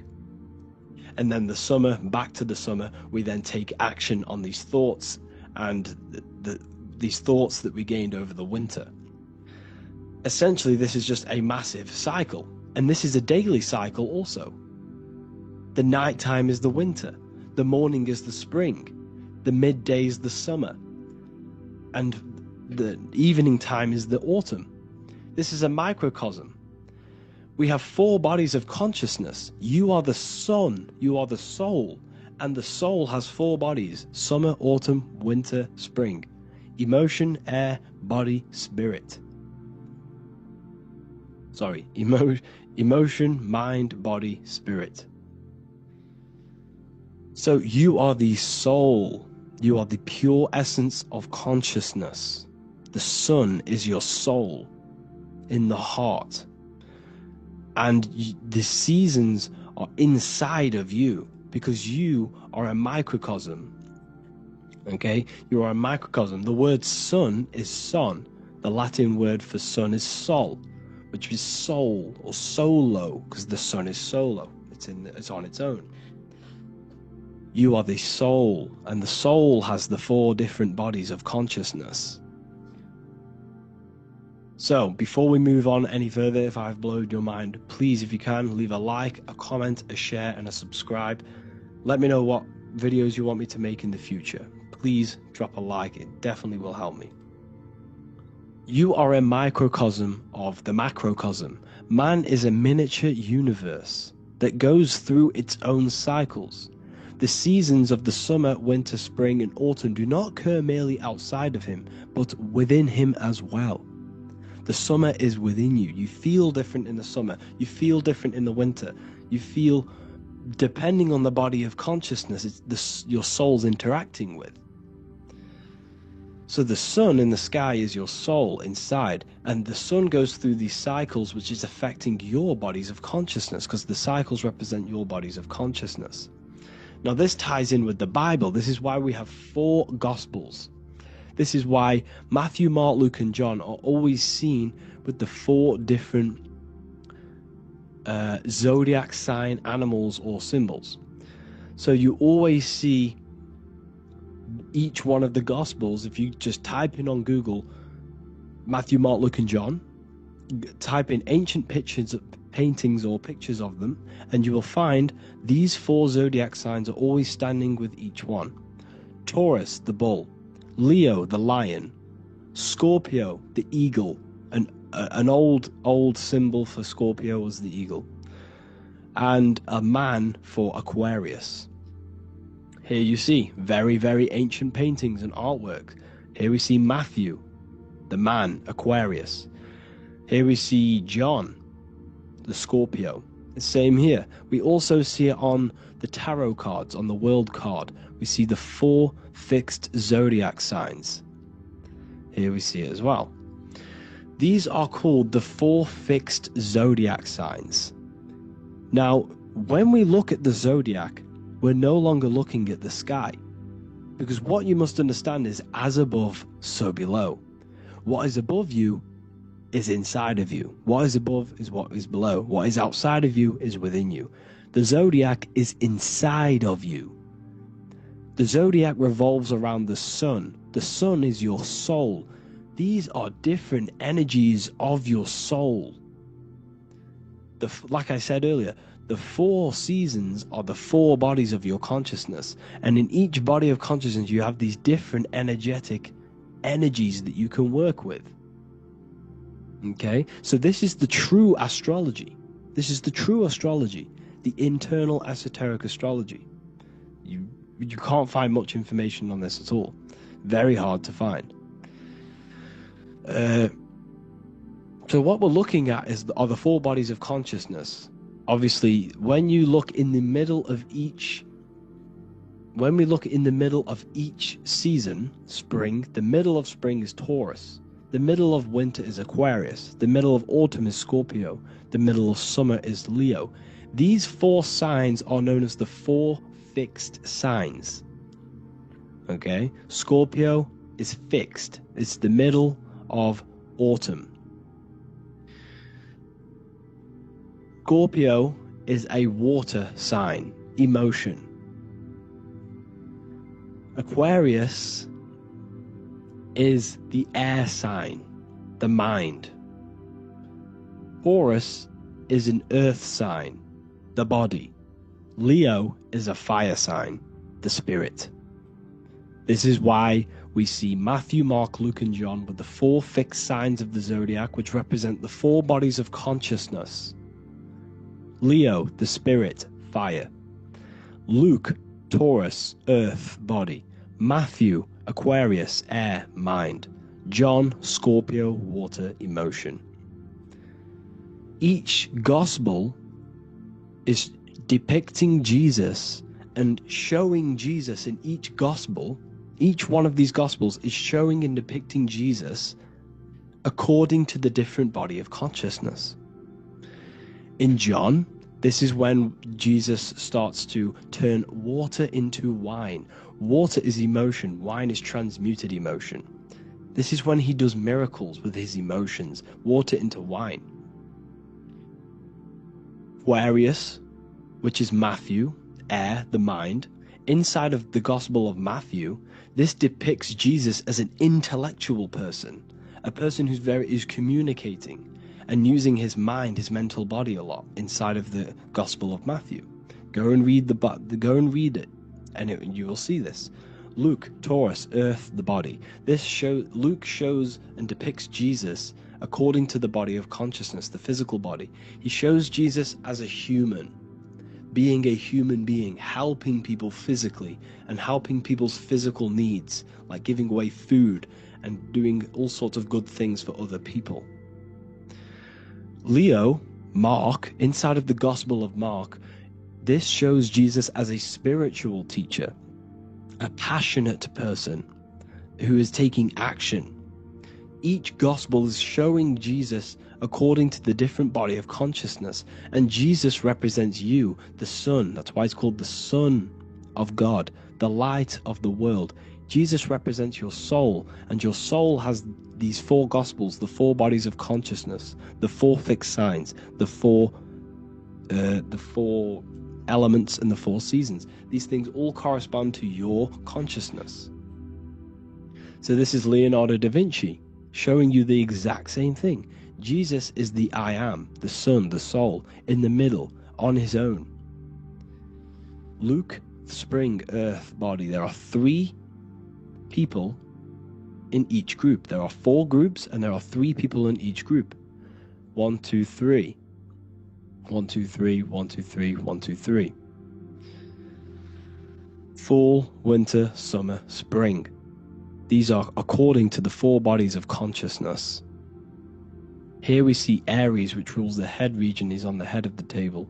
Gemini, he's holding up the 2 hands because Gemini rules the 2 hands, the 2 arms. Gemini is the 2 twins, which is the 2 arms and 2 hands, and the 2 lungs. Here we see the beginning of summer, which is Cancer. You see the big knife here. Cancer, him here, this grey-haired guy, holding a knife for the crab. Cancer, they pinch. You have a knife, symbolizing the crab. Leo, the middle of summer, showing dominance. The sun is very dominant. He's got his elbow on the table, showing dominance. Virgo has no Adam's apple. Cancer here is pointing at this woman's neck, saying there's no Adam's apple. This is Virgo, the virgin, the only woman. Jesus, the sun. This is Libra, the balancing. He's holding his arms out, balanced, showing the balancing of the sun, because when the sun enters Libra, the sun is balanced between winter and summer. So it's balanced. This is all astrology, but this is internal. Okay? This is Ezekiel's vision. Ezekiel had a vision in the Bible, and he saw the face of a man, the face of a lion, the face of an ox, and the face of an eagle. The eagle is Scorpio, the ox is Taurus, the lion is Leo, and the man is Aquarius. He saw the throne of God, and he saw the different bodies of consciousness. This is all symbolic for the different bodies of your soul. So when we look at the zodiac, we are actually looking at a map and the energies of our soul, and the energies of our bodies, and the energies of our consciousness. This is what we are looking at. Each zodiac is an aspect of our consciousness and an energy that we can work with and that we must purify. Balance and purification is essential. Imagine playing a brand new video game. Let's say a brand new video game came out, and you had to play it. What happens when you play that game? You don't know the controls. You cause chaos in that game. You can't really run properly. You can't do anything properly. You're getting destroyed by other people who are playing that game. It's the same with your physical body. When you are born, you must learn how to play the game. You must learn how to balance the mind, learn how to balance the spirit, the emotions, and the physical body. We must balance and purify each body of our consciousness. We must look after our physical body with our physical health by eating physical, electrical food like fruits and veg. We must look after our minds by being conscious of what enters our eyes, enters our ears, enters everything. Whatever enters our five senses is affecting our mind, our mental health, our environment, mental. We need to look after our thoughts. Control our thoughts by purifying our thoughts, only positive thoughts. Then we must purify our emotions, feeling only gratitude and love and not feeling these negative, dull emotions. Then we must look after our spiritual body through meditation and looking after our spirit. But remember, when we look after our mind, it all begins in the mind. Each body of consciousness is interlocked with the other. If you have an unhealthy body, you have an unhealthy mind, spirit, and emotions. If you have an unhealthy mind, you have an unhealthy body, spirit, and emotions. If you have an unhealthy emotions, you have an unhealthy spirit, mind, and physical body. They're all interlocked. You must balance each one of them.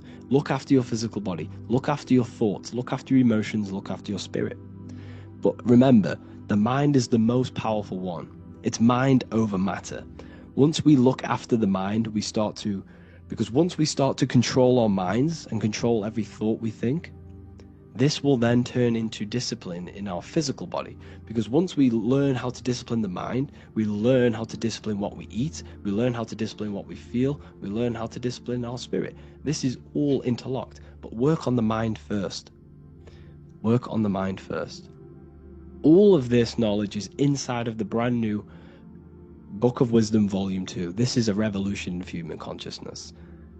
If you've read it, please leave a review down below. If you've read Volume 1, leave a review down below. This is the next revolution. I don't see this information anywhere. This is the next revolution of human consciousness. And of course, if you are serious about this and you truly want to gain enlightenment and join an amazing community where you can connect with me on live calls, lectures, the Manifestation Mastery course, you can gain access to my library of over 45 PDFs plus my books. And if you do join the university, you can order a Volume 2 free of charge. All you have to do is to pay for shipping. If you truly take your knowledge serious and you want to take advantage of life, join the university. This is where truth seekers belong. Just want to say thank you all. Please leave a comment. Please leave a like. It's going to help me a lot spread this knowledge to the world. And yeah, share this with a friend and subscribe. Thank you all.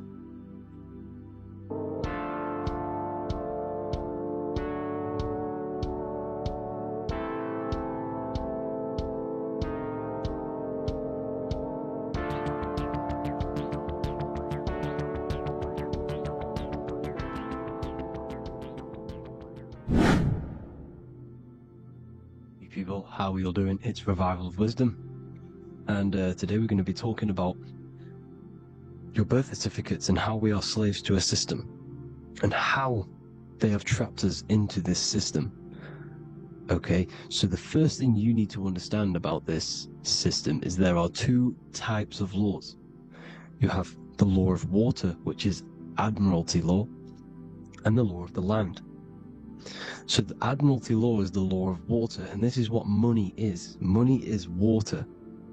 This is why we say liquidity, currency, the current. The current is water, something moving through something. Cash flow.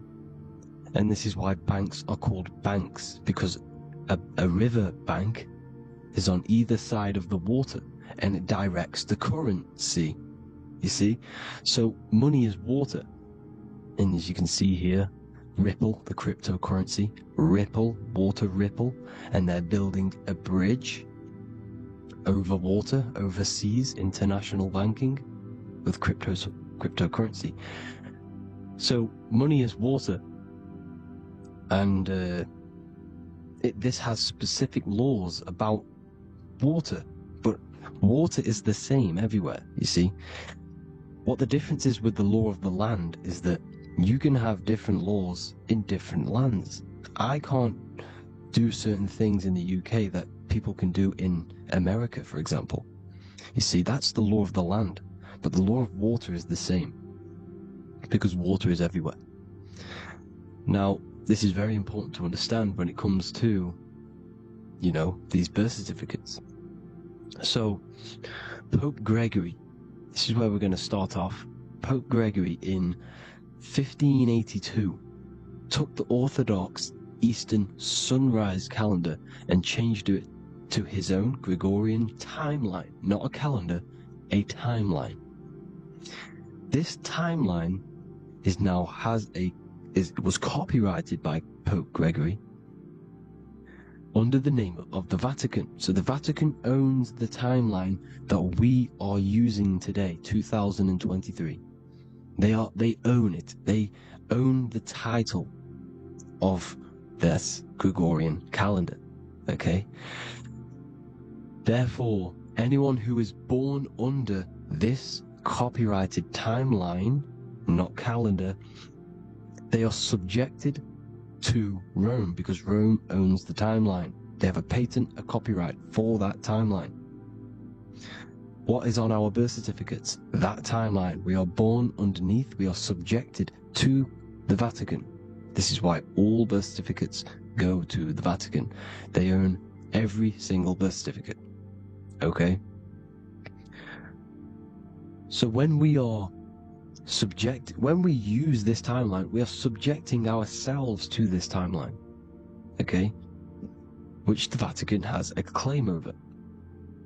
This calendar or timeline is set to sunset, not the sunrise, which is associated with death, darkness, and the moon, lunatics. You see, so this is a sunset calendar timeline. Okay, this is now, they've changed a couple things, right? They say that the new year is January the 1st. Okay, when we know this is in winter. January is winter, which is associated with darkness, death, the death of nature. So this is a death cult, people. These people are evil. They're so evil. The Vatican. And this is why we use April Fool's Day, because April is in Aries, and Aries is always the start of the zodiac. This is why Aries rules the head region. 12 zodiacs, 12 systems of the body. Each zodiac is associated with each part of the body, and this is why Aries is the head, cerebrum. But we're not going to talk about it in this video. But yes, that is what April Fool's Day is. They're putting it in your face. April Fool's Day is the real start of the year, when the sun starts to rise again, when the risen Savior is resurrected, when it's born again. This is when the Jews celebrate the Passover. This is when the Christians celebrate the resurrection of Jesus, and they eat lamb. The Jews eat lamb because we're in Aries, the new year. The sun is now born again, our risen Savior, the light of the world. So yes, this is what April Fool's Day is. It's the first day of the year, which they changed, Pope Gregory changed. So, you need to understand is that you are in the womb. You are inside of a ship, because every ship, literally a ship, every ship is female. This is why they say she delivers the product, because she does deliver the product, you, the baby. Same thing with a ship, they deliver products. They are a she. And when they pull up to the bay, like you can see on this picture, they're pulling up to the bay. This is now called the birth canal. The ship is now in birth. On paper. Okay, this is law. And when they pull up, you know, they tie up to the bay, and now they get a certificate of manifest certifying all of the products which are on the ship and what they are bringing into that nation. Okay, so you're bringing in this many of that, you know, everything's on the certificate of manifest. And this certificate as manifest is also your birth certificate, because you are traveling through water when you are in the birth canal of your mother, because you are in water when you are in the womb. And you travel through the birth canal, and when you arrive, you get a certificate of manifest with the name, how many, the quantity, you know what, that's your birth certificate. Okay? And this is what it is. We are a well, we're not a corporation, but we represent a corporation, which is your name in full capital letters. That is your corporation. You cannot physically tax a body, but you can tax a corporation. This is why we get charged. This is why we get taxed, because it all goes down to the corporation which our name represents, which we are subjecting ourselves to. We are subject, my name, I am subjecting myself to this name, and that name has a corporation which I represent, which I subject myself to. You see, this is how we are attached to this straw man, this character that they have built on paper. So it's a character which is on paper. This is what we represent. So when the woman gives birth, she delivers the baby, and then she has another substance. Now I'm going to break down how they attach this name to us, how they do it. Okay, our mother is carrying us the product in the womb, the water, and it goes, for example, it goes from the United Kingdom into a state-owned, corporate, federal-owned hospital, which is government-owned. She does not declare the package when she enters the building. Aha, so keep that in mind. When she delivers the package in the federal territory, she does not declare the package either when she leaves. Therefore, there is no evidence that we exist when we arrive. On paper. On paper, there is no evidence that we came into the building or left the building. We have not been declared. So we do not exist on paper at this point. When the woman gives birth, she delivers the baby, and then she has another substance, which is called the afterbirth material. Okay? This afterbirth material has the same DNA as our physical body, with the body, mind, and spirit. Okay? This is how they get this corporation. Hold on. The afterbirth material does not get claimed by the mother nor anyone. Therefore, they salvage that substance, because we are under the Vatican. Every state is all Catholic. Your birth certificate is Catholic. No matter what religion you think you are, every single birth certificate is Catholic, because we are subjected to Rome. All roads lead to Rome. Rome runs all of this. Okay? We're still under the Roman Empire. Okay, so Rome are Catholic, and they believe in salvation. This is how religion comes into this. This is how they use religion to get this. So they salvage the afterbirth material, and they claim it, and they salvage it and give it and charge it to Rome, and they give it a name. Here's the legal term: born alive. Here's what it says. Each product of such birth is considered live born and fully recognized as a human person. So each product of such birth, so that could be anything, the afterbirth, the person who actually comes out, the baby. So your afterbirth, which we do not take with us, we take the baby with us, they keep that in the hospital, they collect the afterbirth, and they salvage it, and they give it the name, which it is us. We are a representative to that afterbirth material, which they put the name on, they claimed, which is subject to Rome. So we are walking around our whole lives as a representative to that claimed salvaged afterbirth material, which the federal state have. Okay? We are under the Catholic Church, Vatican, therefore the afterbirth material is a child of God. See? On paper, therefore they believe in salvation and salvage the afterbirth material. This material has no mother or father. The state pick it up, it becomes a war to the courts and gets charged to the state. So we are a representative to that character they salvaged because it is the exact same DNA as you. Subject is the name or the title, and the matter is the physical aspect left behind in the hospital, which represents us. You see? So, now we're moving on to Unum Sanctum. Unum Sanctum was in 1302, a very, very important year. Very important year. Unum Sanctum says this is basically how they claim everyone in the world. So the Vatican had all this power, all this gold, all these people under them.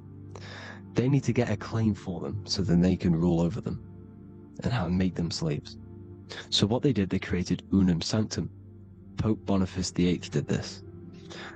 And it says, the spiritual man judges of all things and he himself is judged by no man. The spiritual man, keep that in mind, unless he invent like Manichaeus, two beginnings which is false and judged by heretical, since according to the testimony of Moses, it is not in the beginnings, but in the beginning that God created heaven and earth.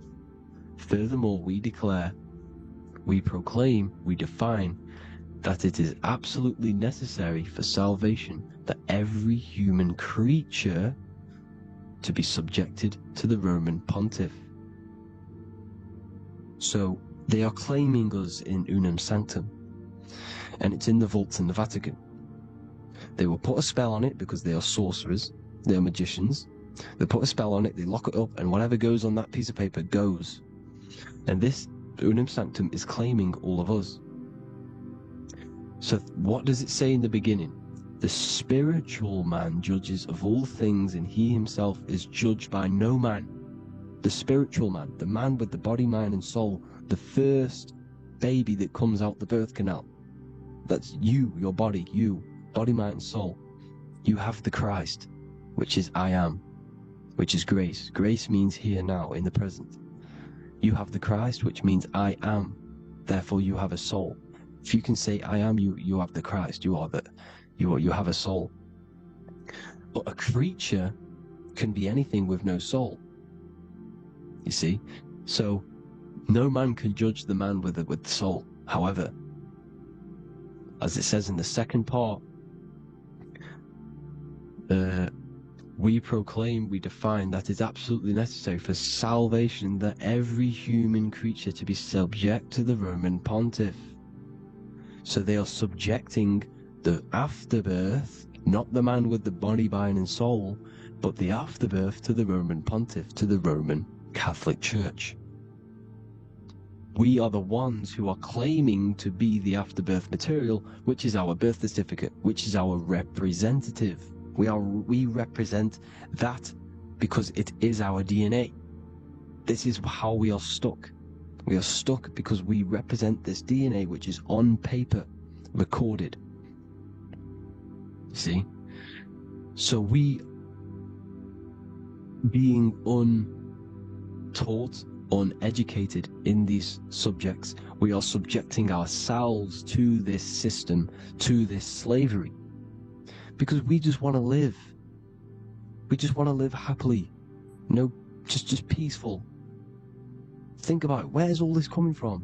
Where's all this war, all this killing, deaths coming from? We just want to live. It's coming from the Catholic Church, these evil death cult, which has subjected us, which has used us as slaves, and we are still slaves, and it's just going to get worse and worse and worse.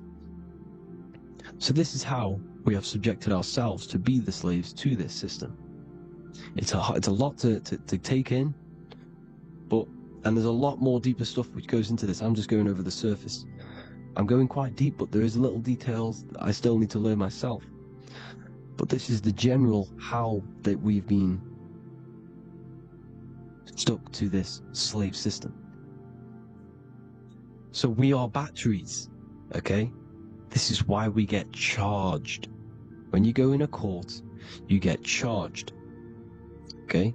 Because you're a biological battery. This is why cities look like motherboards, because we are feeding energy to this matrix. Okay? When we look outside of ourselves, when we give power to so-called Jesus Christ, worshipping idols outside of ourselves, where attention goes, energy flows. We are feeding the matrix with energy. By looking within, placing your attention within yourself, you are taking back your power. Because the I am is Christ. The you, the soul, is Christ. It's God. The awareness is God. Okay? However, we are subjecting ourselves to this system. We're subjecting ourselves to this system. And they're feeding off our energy. So what we need to look for the future is that, think about it, with the end goal is to change our DNA, is to literally make us robots, transhumanism, slaves. This is why we have smart cars, smartphones, smart watches, smart meters, smart cities, and all of this is going to be connected by the smart grid, which is 5G. This is why 5G is rolling out. 5G is going to connect all of these technologies to one. It's like a big net system. And you know why they're doing this? It's because all of this is going to be connected through AI, through this 5G, and that 5G is going to be controlled by the elites. So you say anything wrong, you do something wrong, you say the wrong thing online, they'll turn off your car, they'll turn off your phone, they'll turn off your smartwatch, they'll turn off your TV, because it's all going to be connected and controlled by the smart grid. And this is what the Great Reset is, people. But they're going to trap us inside of these 15-minute smart cities, so we can't leave the area, because they're going to use climate change as a tool to enslave us to not travel because of so-called climate change and the fumes that we are putting into the air, which is all BS. They're doing this to push these new cities, to push all of it. But listen, they're trying to get inside of your body. The only way they can do that is to get you addicted and using this technology. First, they got on the body with the smartphone. Well, first of all, we use the technology. We get used to it with it in our hand. The next step for them was to get on the body, which is the Apple Watch, as you see down here. They have now successfully got onto the body. The next thing is to get inside of the body. This is the brain chip.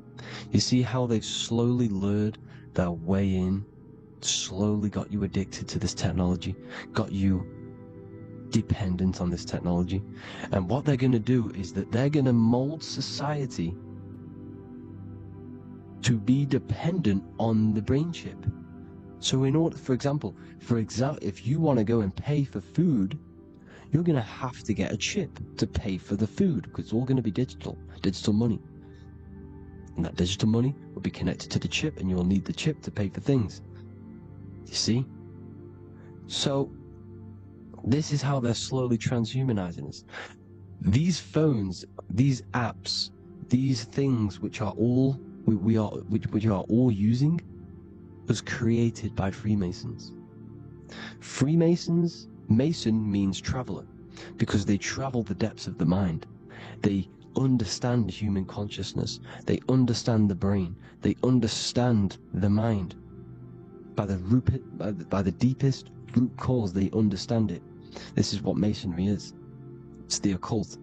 So these technologies is designed by these people. This is why they're so addictive, because they understand how it works. They understand how to get people addicted, because they understand human consciousness, the brain, the body, and the mind. So this is the advantage Freemasons have over us. And these secret societies, which have gone through the orders of Freemasonry and progressed onto these secret societies, which are the evil side, because I'm not saying Freemasonry is evil, okay? But the societies which they go beyond Freemasonry, because you can go beyond the 33rd degree into these secret societies, and they use this knowledge for the bad, to enslave people. And this is what's going to happen. Transhumanism. So I hope you all learned some insight for today. Please do a bit more research on, birth certificate and stuff like that, the straw man. And have an amazing day, people. Please like, comment, and subscribe. Peace.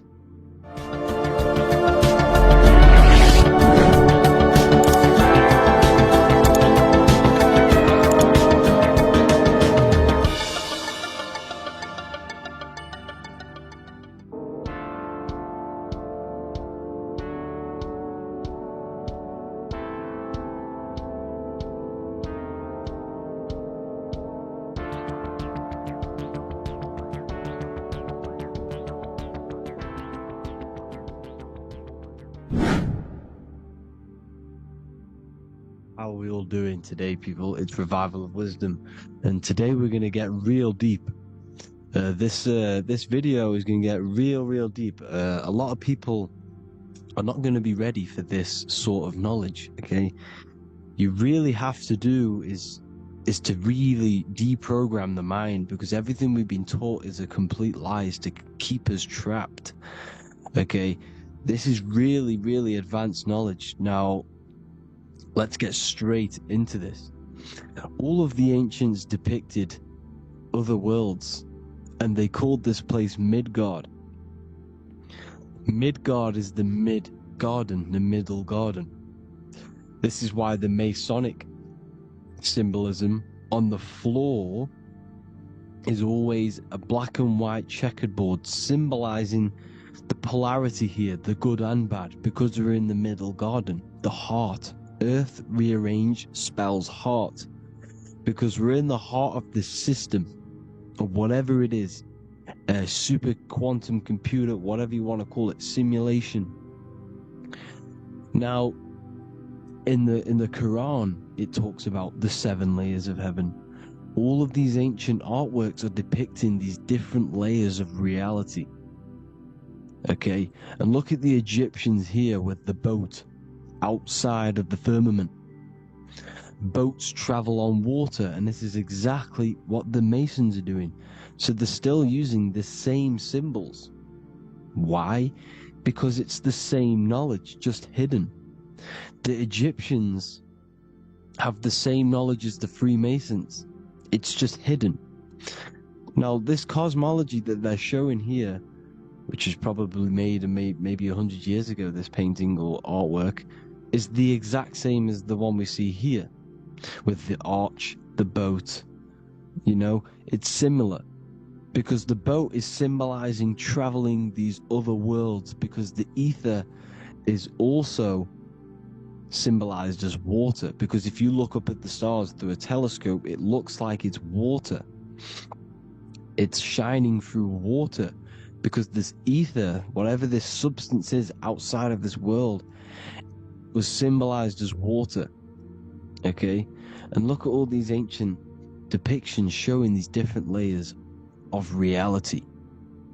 Now, we are being trapped within this 3D dimensional world, which is the cube, the Saturn cube, because there are 6 sides to everything in this world: front, back, left, right, up and down. 6, which is the cube, because we're in the Saturn's world.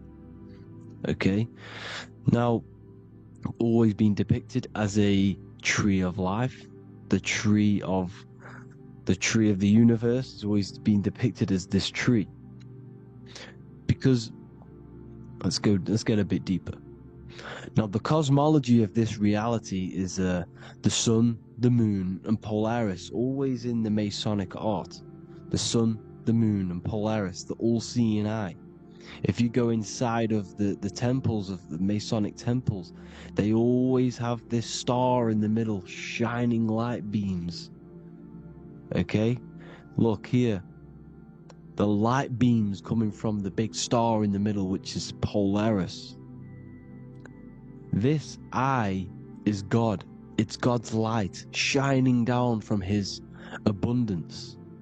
Now, when you astral travel, you will see this big ball of light above you, and this big ball of light is God.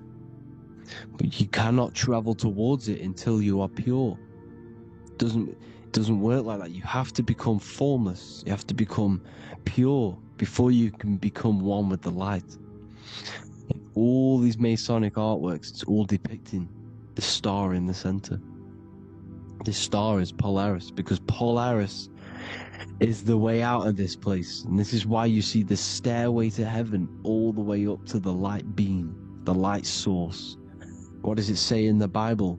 God is light, because everything is made out of one substance, and that substance is light.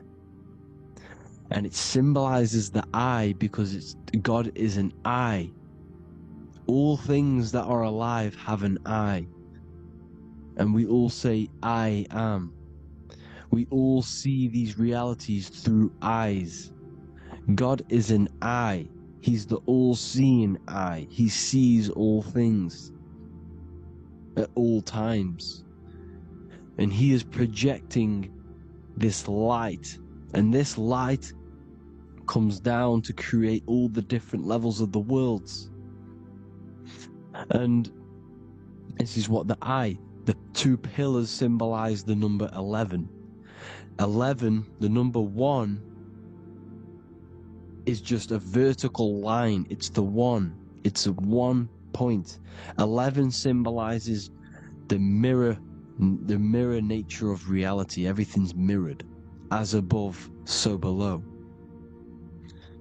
Now, the 11 also symbolizes openings, doorways. And as you can see here, an opening to the all-seeing eye. And you see here again, an opening to the stairway all the way up to the light. This light is the light of God in the astral worlds, beyond this world. Now, Polaris has also been symbolized as the UFO. They put the truth in plain sight. So you know in the films how the UFOs suck people up. That's what Polaris is doing. If you ascend beyond this world, if you do not ascend beyond this world, you will be reincarnated in this world. The whole thing is to outgrow this consciousness to the plane above. And I'm not just making this up, I'm going to be bringing in scriptures after this. But you can see with the Christmas tree, we always put a high, big star at the center, at the top, which is the star of Polaris, which is exactly what the Masons are doing here. The star at the top. And it's on top of our Christmas trees. And all of these symbolize the other stars, because Polaris is the most high star. And all the other stars are wrapped around the firmament lower than Polaris. And that's exactly what the Christmas tree is. And it's a triangle. It's a triangle, just like light beams travel from one point in the triangle, just like the all-seeing eye. It's a triangle. The light is coming from one point and sending its rays downward. You see, it's kind of like you see here with the water. And the lower you go, the darker it gets, the more evil it becomes. And this is what the ancients would call hell. Now, this all-seeing eye is Polaris. And below Polaris is Mount Meru, the North Pole, the magnetic North Pole. The Tower of Babel, which is in the Bible. The etymology of the word Babel, Ba meaning spirit, which gives the ability to move the soul through the worlds, which is that's the ancient Egyptian description of the word bar, meaning of the word bar. The ka, the bar, the ak. But the bar is the one that gives the ability for the soul to move through the worlds. Your soul can't speak into a world without incarnating into it. Now, the Tower of Babel symbolizes Mount Meru because it's the word Ba is the spirit which gives the ability for the soul to move through the worlds.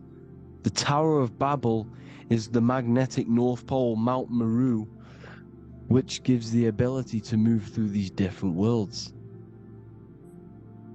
And you can see the ancient Tibetans always showing this depiction of these different worlds coming from the center. Because we have to ascend our consciousness. It's not about how good you are to reach heaven. It's about how you expand your consciousness, you expand your mind. So they teach now that you have to be good in order to reach to heaven. It's about expanding the mind, expanding your consciousness to these different planes, these different realms. So that's what it's about. And Jesus was known as the fisher of man. Now, Jesus is a massive part of this. He was known as the fisher of man because he was fishing. He could have been fishing.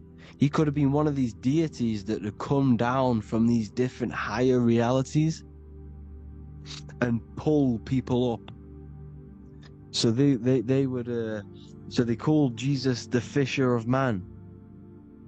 And he says unto them, "Follow me, and I will make you fishers of men."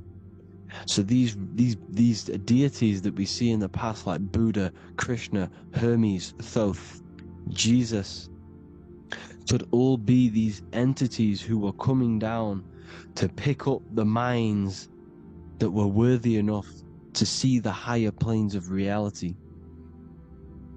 And this is why they called him the fisher of man. Now, when Jesus walks on water, there is a parable with Paul. And he says, "But Jesus immediately said unto them, Take courage, it is I, don't be afraid." He's talking about astral travel here. He's talking about leaving the body. Because when you leave the body in astral travel to see these alternative realities, you can't be afraid because fear is a bondage, which is what the Emerald Tablets talks about. "Lord, if it's you," Peter replied, "tell me to come to you on the water." The water. "Come," he said. And Peter got down from the boat, walked on the water, and came towards Jesus. But when he saw the wind, he was afraid and began to sink. When you become afraid in astral travel, you sink back into your body. "Lord, save me." So this is talking about Jesus pulling people up into different realities. And you can see the fish is the symbol of Jesus, is another symbol of Jesus, a fish. Because fish symbolize deep occult knowledge, because fish travel the depths of the ocean. And they symbolize us because we are fish underneath the ethers. And Jesus was pulling people up. You see, so the Bible is a people today believe the Bible is a book telling you how to reach to heaven, how to become godly and reach heaven. But you've got to become the Jesus Christ to see these alternative realities. Now look at the Emerald Tablets is a massive part, and it speaks so much about these different realities. Look what it says here.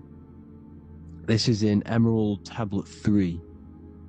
"Then in my heart grew a great longing to conquer the pathway that led to the stars," which is exactly what the Masons depict in all of their art. Look, the ladder to the stars. And then he goes on to say, Years after years, I sought after wisdom, seeking new knowledge, following the way, until at last my soul, in great travail, broke from its bondage and bounded away, broke from the bondage of the body. Free was I from the bondage of earth men. Free from the body, I flashed through the night. The stars. The stars are a massive part in the astral world. Each star is a different reality. And the true astrology is the star that you came from. You came through a star to reach this, to reach here. There is a reason why you are here. There's a reason why you have the personality traits, because your soul came from a specific star. This is why we call them stargates, because they are gates in and out of this reality. And Polaris is the way out to the higher worlds. Now look, far into space, my soul traveled freely into the infinite circles of light. Beyond knowledge were some planets and great gigantic beyond dreams of men. Then he goes to say, lift up your flame from out of the darkness, fly from the night and ye shall be free. Lift up your flame. Your flame is your soul, because it has to be lifted up out of the darkness. This is the darkness, this world, this body is the darkness. Because it's a bondage. You need to break free. You need to learn how to astral travel, people. You have to learn this. If you want to get out of this world, you have to learn how to astral travel and see the other realities.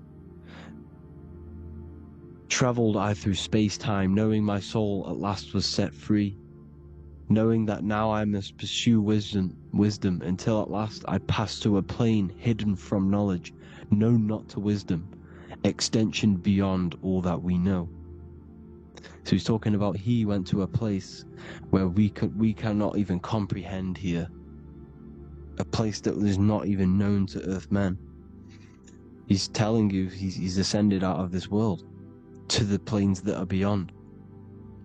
And it says here in the Emerald Tablets, man is in process of changing to forms that are not of this world. Grows he in time to the formless, a plane on the cycle above. Know ye must be one, ye must become formless before ye are one with the light. The light, the same light that I was talking about, the Masonic light, with the triangle, God, the one source. Ye must become formless before ye are with the light. Formless, you have to leave the body. You have to leave the body. You have to gain the ability to leave this body and travel to these other worlds. Now, it says here, not as man am I, for free have I become of dimensions and planes. In each I take on a new body.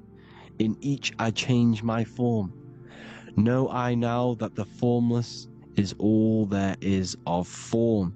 You see, all things created come from the things that, all things that you see come from the things that you cannot see. All of us have the same spark of consciousness, the same I am. Every dog, every animal, every human has this same I, this same thing which sees through the eye. It's formless. It takes, this formless entity is the same entity of us. We are all the same entity in different bodies. And this entity it was represented as the flame, the cosmic flame, which is inside of all of us. And this is why the Masons depicted your spine as a candle or the Holy Grail. You would either see this or a candle with a flame on the top, because the Holy Grail is your consciousness, which is on top of your spine, which is the candle. Now, Jesus, Thoth, Buddha were all these deities which were coming down to lift people up because they were fishermen of men. And he would lift you up to the higher worlds, out of this world, to the ones above. Now Thoth, you can see him here, he's leading the way. He's holding someone and he's leading the way with knowledge and power. He was leading the way to other worlds, out of this world. There's no point trying to change this world. This world will stay the same. It will stay the same. You have to get out of this world, and that's what they're telling you. That's what they're keeping you from. They're keeping you stuck within this thin layer of reality. So, what the Masons are doing, they have the ability to astral travel. They're living not stuck and bound to one reality, but living within the different layers of reality. And this is what Morpheus was doing in the Matrix. Morpheus was going into the Matrix to go and get Neo, which is exactly what Jesus was doing, pulling up people out of this world to the ones higher. And that's exactly what Morpheus is doing in the Matrix. If you haven't watched the Matrix, go and watch it. It will blow your mind. Everything I'm saying in this video, you will see it. Except that you don't need to use a machine to enter the Matrix. You just use your body. Well, you use your consciousness to leave this body. You see, Neo was also uploading himself into the simulation to pull people out of the simulation. And this is exactly what all of these gods were doing. The Fisher of Man, look, he was pulling people up out of this reality with the knowledge. Now Jesus was always depicted with the mushrooms. Look at all this mushroom art. Mushrooms were literally the origin of Christianity. You can see it everywhere. There's mushrooms in all of the ancient art. Every single one of these paintings you see here, there's mushrooms on them. Mushrooms have the ability to see alternative states of consciousness. Now, if you go and do them, and you go to sleep, if you pop mushrooms, you go to sleep, and you will wake up in another reality. You will wake up in another reality. Don't try it if you don't want to do it. But if you've got the heart to do it, do it. Eat them, and go to sleep. You'll wake up in another reality. And Jesus was handing out mushrooms to the bright minds, to the minds that he wanted to fish out and pull up to the higher realities. He was giving them mushrooms to see themselves in an alternative state, in an alternative reality. This is why there was so much mushroom art, and it's not just ancient Christians. It's Sumerians, it's the Mayans, the Celtics, the Egyptians. All used mushrooms. All of them. Look at all this art. It's on stones. It's everywhere, because mushrooms. See, everything in nature is a macro. Look at the form of a mushroom. It's literally your spine and brain, because they alter your consciousness. Your body is just a radio receiver. Everything that you're experiencing is a program being ran by the central nervous system, and your consciousness is experiencing this program, these electrical impulses of the nervous system, because it's all feeding back to one point, which is the pineal gland. And this is the candle with the light on it. Type in Masonic candle and you'll see it. It's your spine with your spark of consciousness on top of the spine. And it's a mushroom, because this sends you to alternative states of consciousness, alternative realities. Now, they were all doing this, the Egyptians, the Mayans. Now, there's more symbolism which goes into this. Look at the Christmas trees we use. The Christmas tree with the presents underneath them. Magic mushrooms grow under trees. And these are the presents under the trees that we symbolize today with Christmas. Santa's red and yellow for the red and yellow mushrooms. The same mushrooms Mario has to collect. And when he gets enough mushrooms, he levels up. And then what does he do when he go past the world? When you win that world in Mario, you go to another reality. You go inside of another world.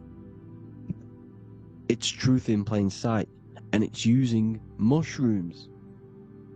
It's using mushrooms. Everything, all of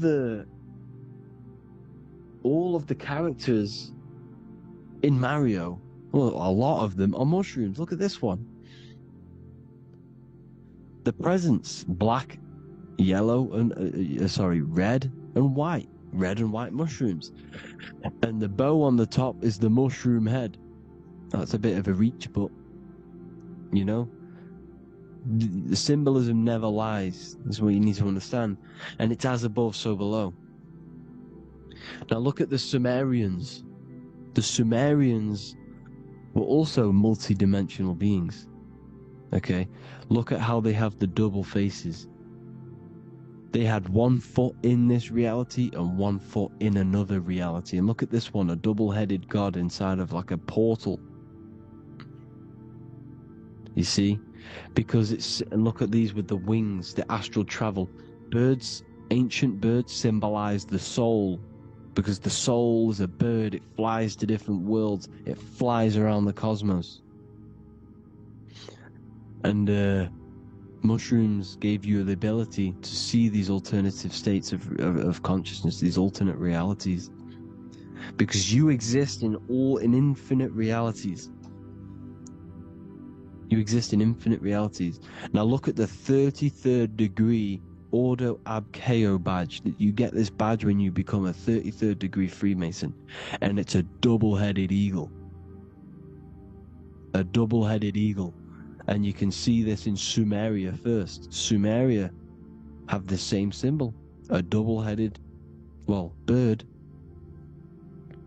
You can see it here. Here as well. And the Masons are still using this symbol today.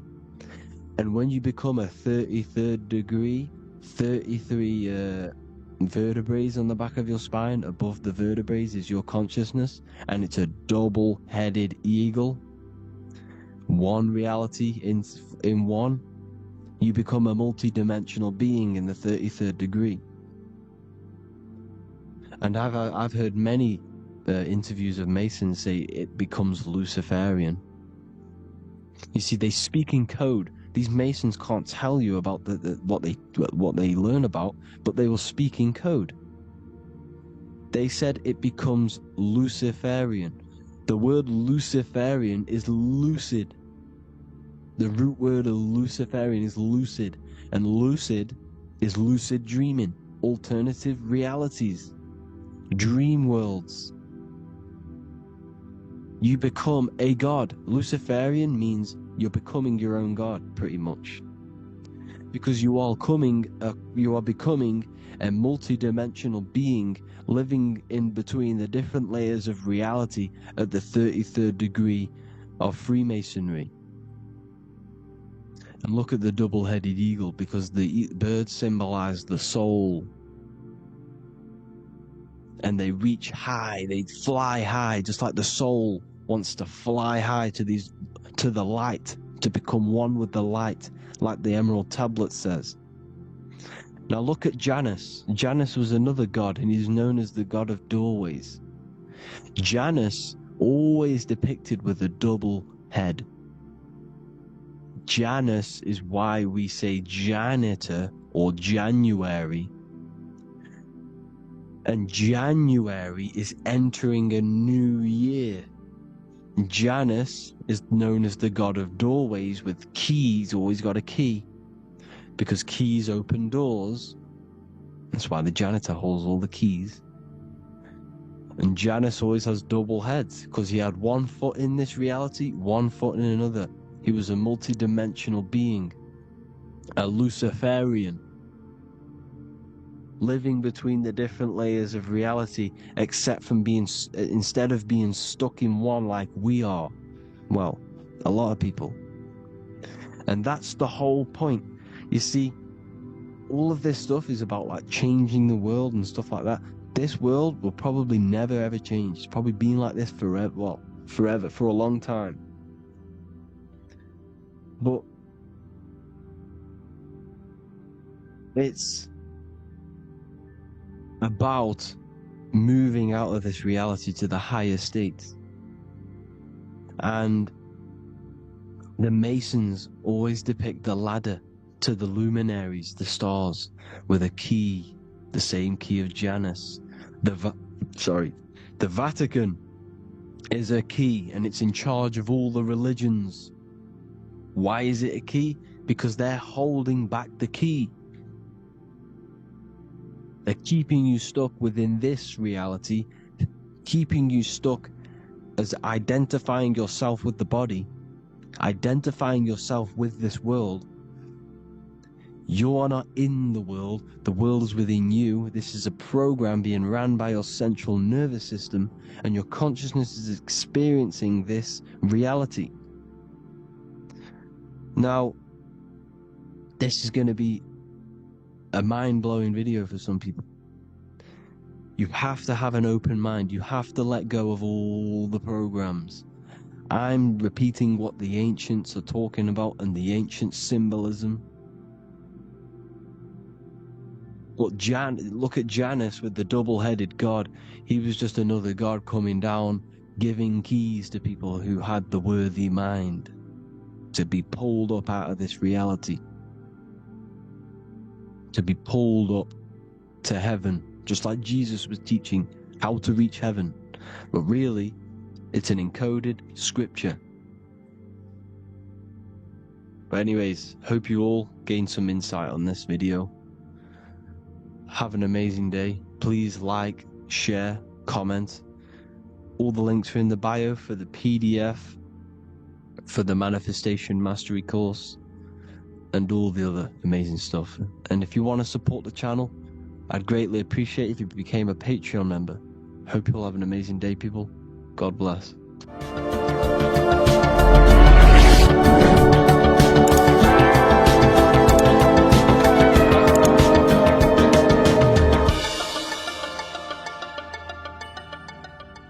Welcome to Revival of Wisdom. Welcome people, we're back with another video. In this video we're talking about how Jesus Christ and Christianity is all sun worship. The Holy Bible of Christianity is not meant to be taken literal for history. It is a story and has lots of metaphors.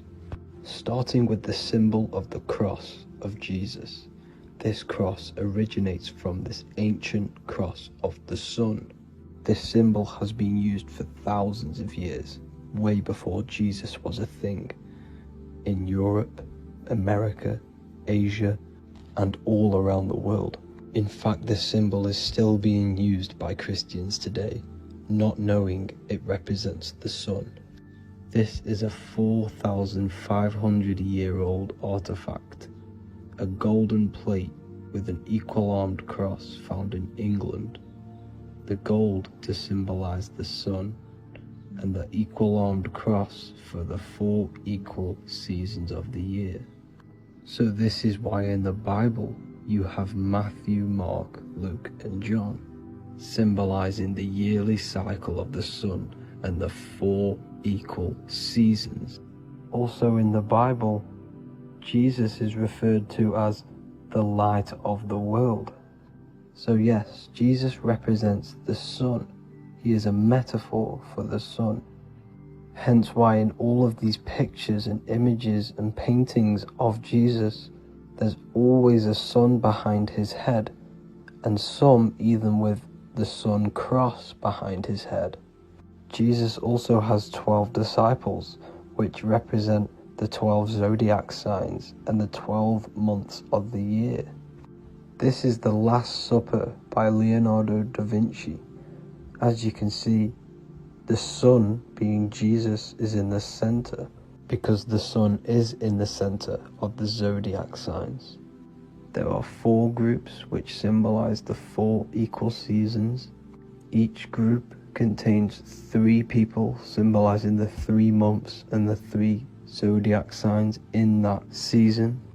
There is only 1 female in the painting, which is Virgin Mary, who symbolizes Virgo, the astrological sign.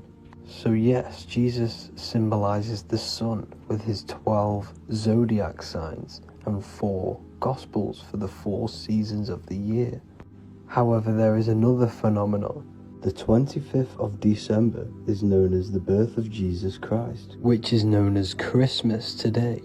Jesus symbolizing the sun and is born on December 25th.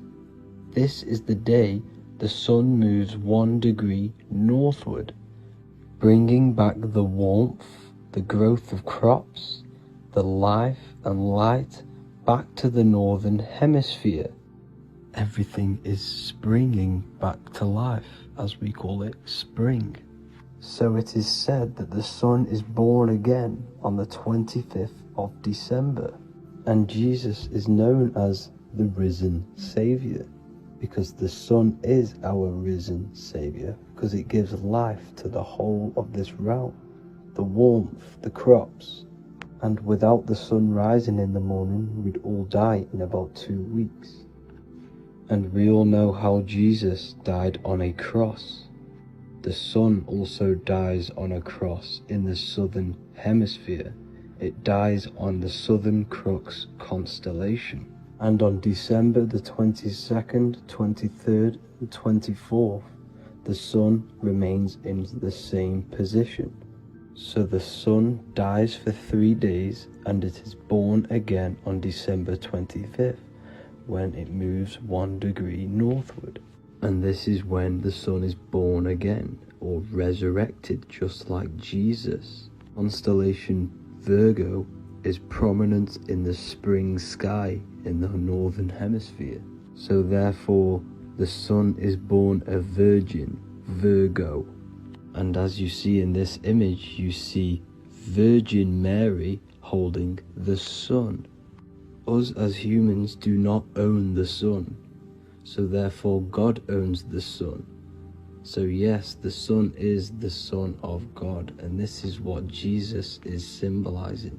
And just how Jesus sacrifices himself for humanity, that's what the sun does. The sun gives out all of its energy so we can live. There are many other Bible verses which represent Jesus as the sun. Now in Matthew 8:23-27, his disciples are in a boat and there is a massive storm. Jesus is asleep, meaning the sun has not arose. And the disciples say, "Save us, Lord, we are perishing." Quote, "Then he rose and rebuked the winds and the sea, and there was a great calm." End quote. Now this is a metaphor for the sun rising and calming the storm, because in the ocean, when the sun is down, that's when there are great storms. The worship of celestial bodies go back thousands of years, and it's called astrotheology, and it can pretty much be traced back to all ancient civilizations. Now going back to the ancient Egyptians, the god Horus, the god of war, and he symbolized the sun in the morning. Ancients used to say that he walked over the sky in 12 steps. Yes, this could symbolize the 12 zodiac signs. It also symbolizes the 12 hours of daylight. So we have 12 hours of Horus, but now they've rearranged the word to hours. Horus and hours. And when the sun rises, Horus rises, we say horizon, which is Horus is rising. That's the etymology of horizon. Another Egyptian god called Amun-Ra was known as the god of all creation. He was the first god of them all. Amun was also a sun god. Therefore, after every Christian's prayer, they say Amen, sending their prayer through the sun to God. So this all goes back to the worshipping of the sun. Sun worship was around way before the Romans. However, in the Roman times, their sun god was called Mithra. Mithraism was the main religion before Christianity came into play. Mithra was the son of God. He died on a cross, and he was dead for 3 days and resurrected, just like Jesus. So the Catholic Church was not made in heaven, it was made by the Roman Empire.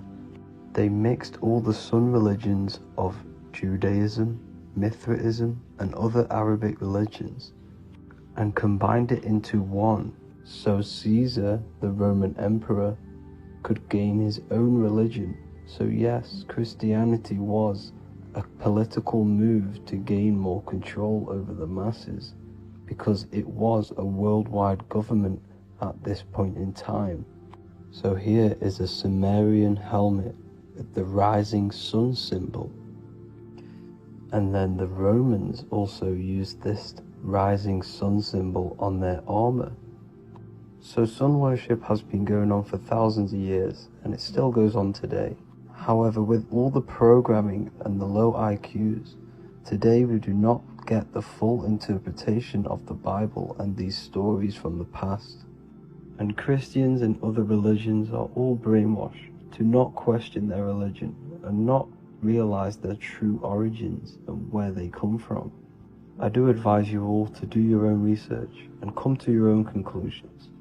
However, I'm just pointing out the facts and connecting dots for you all to see. That's it for this video, guys and girls. Thank you all for tapping in. God bless.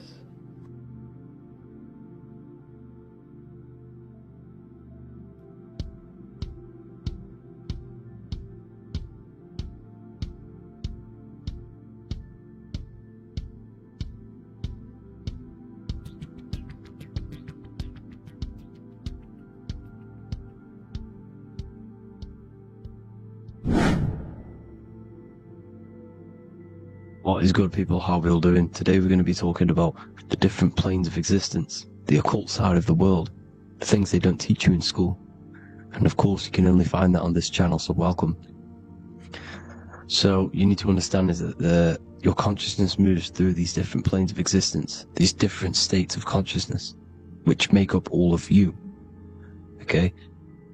They are all interlocked planes. They are all interpenetrated into each other. They are all one. They melt into the plane above and below. You see, each plane is a product of each plane. As above, so below. Now, the higher you go, the more fluid, the more dreamy, the less dense it becomes. The lower you go, the more denser it becomes, the more solid it becomes. The lowest plane is the physical plane, which you are obviously aware of. You are inside of the physical plane now.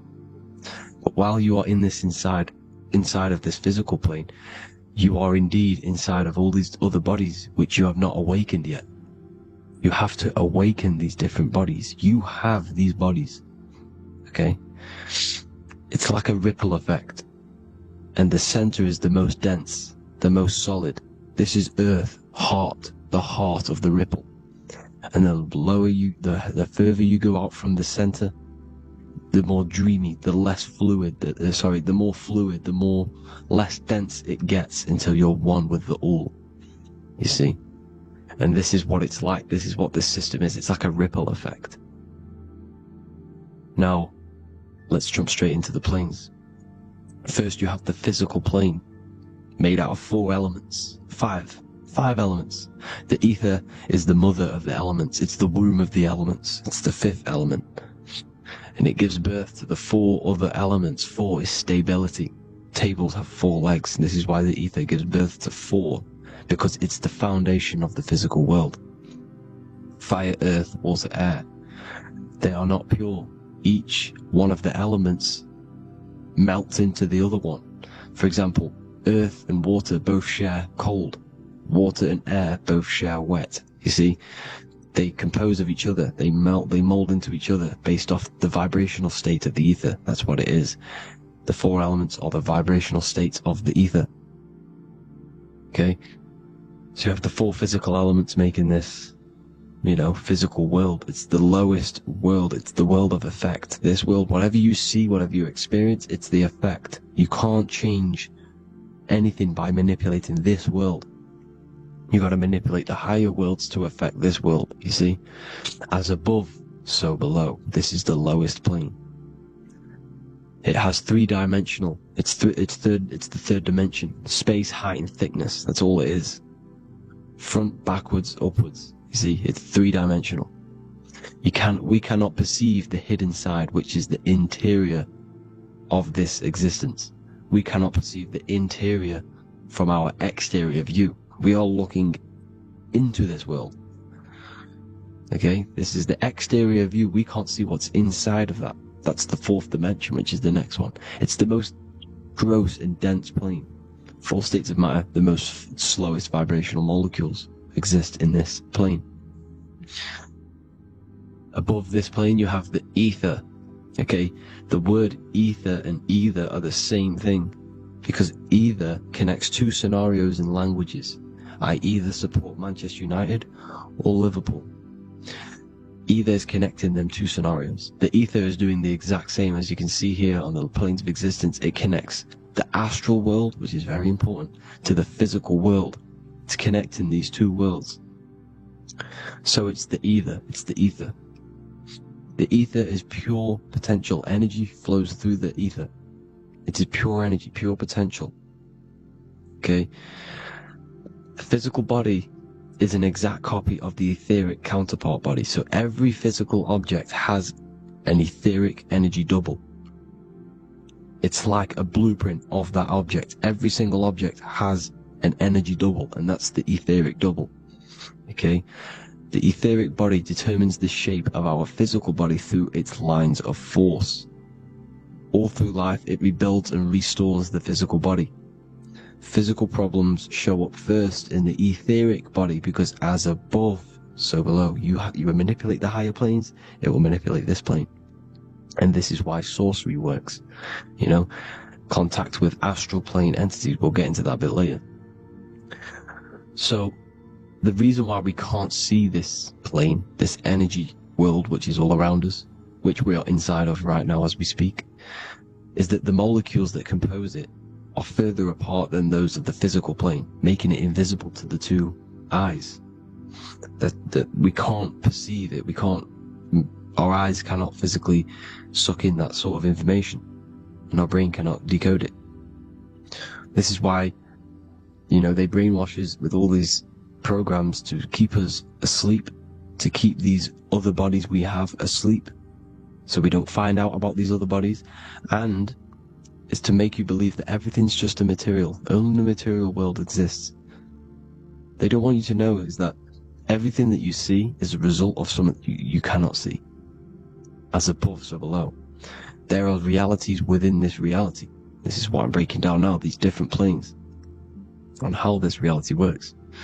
So your etheric double is your energy body. You can see here the physical, etheric, astral. Astral is your spirit. The ether is a part of the physical plane. It's like just above the physical plane, but it's still part. But then the astral plane is completely separate. It's another plane. But they're all interlocked. Don't think they're apart. They're all interlocked. They're all one.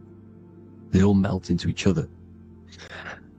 The chakras that we have are inside of our etheric body. They are our sense of organs which tune us to the 4th dimension. These 7 chakras connect us to the astral world, the 4th dimension. Okay? They are points for the flow of energy from the universe / 7 planets, because the 7 chakras are your 7 planets, and the 7 planets are connected to the astral world. They are feeding these 7 senses in our body. They connect us to the universe, to our etheric counterpart, and then to us, supplying the physical body. Because the energy comes from above. As above, so below. These 7 senses, these 7 etheric chakras, are being supplied with energy from the universe, the 7 planets, the solar system. Then it supplies the physical body. You see?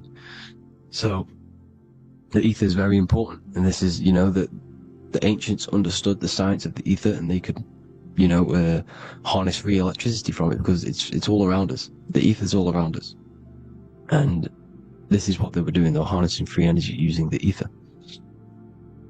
The astral plane, the fourth dimension, very important plane. Very, very important. We've all been there. Every single one of you has been there. Okay? The fourth dimension is unseen of what we see. It's the interior of the exterior that we see. We see the third dimension, but we cannot see beyond what's making this third dimension. This is the fourth dimension.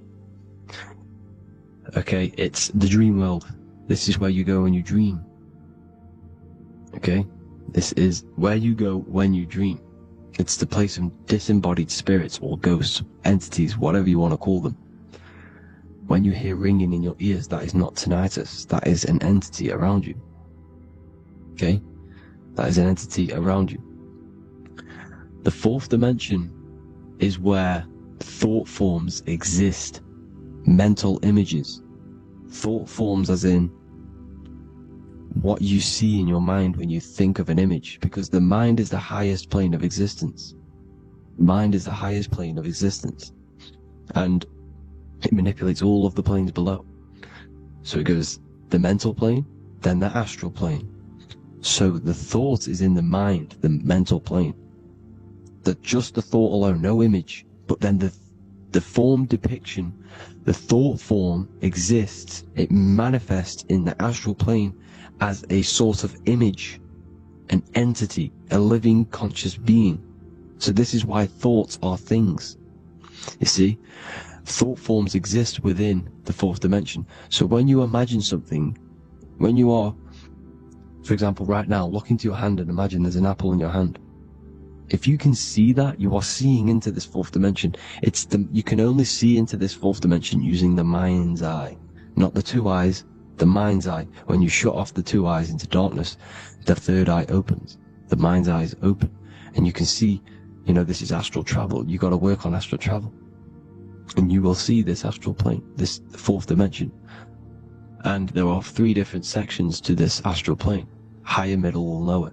So yes, there is a kind of a heaven and hell. And a mid-God.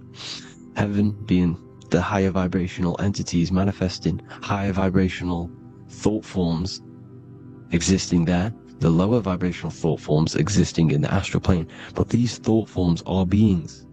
You can create these beings. They're called elementals. Okay? If you entertain specific thoughts for long enough, this will plant a seed and it will grow. If you keep, so for example, you have a bad feeling or whatever, what's a good example? Unforgiving someone. You keep that energy inside of you for long enough, it will manifest in the fourth dimension. You entertain that thought long enough, it will manifest. And it will create an etheric body, and it will be an entity which will harm you. It will feed off you, this low vibrational energy. Your mind is so powerful. It creates thought forms, and these thought forms can take consciousness, can take bodies, etheric bodies. Now, that's why it's very important that you master your mind, master your thought patterns. So this fourth dimension is the astral world. So when you have a nightmare, this is the lower astral plane. You're in the lower astral plane. Whilst this physical body rests at night, your consciousness, while you awaken this other body, your consciousness goes inside of this other body, whilst the physical body lays asleep. You see? So it's all inside of you. This is what you need to understand. You just haven't awakened these bodies yet. You can awaken them. You just got to awaken them. Okay? The next is the mental plane. This is the mind, the source, pure cause, pure motion, the most less dense, the most fluid. No form. There's no form to the mind. Astral plane is the first plane where a form takes existence, pretty much. The mental world has no form. It's pure mind, pure intelligence. Thoughts alone exist here without any images or manifestation. The most fluid, the most dreamy, the most causal plane. All of the rest take the effects of this plane. That's why it's mind over matter. Your thoughts they create vibrations. Each vibration is vibrating on a specific frequency, which creates mental images, creates effects down here on this physical plane. This is why it's so important to master your mind. Master what you think. Master your mind. It's the hardest thing to master. You could conquer the world, but it's probably harder to conquer your own mind than to conquer the whole world. I can promise you that, because the mind can play tricks on you. You got to listen to that inner guide within you that will constantly manifest the good things. So anyways, people, hope you learned a lot from this. Please work on trying to activate these other bodies. I will maybe do another video on trying to activate these bodies if you wish. Please comment down below if you would like to see that. And have an amazing day. Please like, subscribe, comment down below any video ideas you want me to do, any information you want me to spit. Thank you all. Have an amazing day.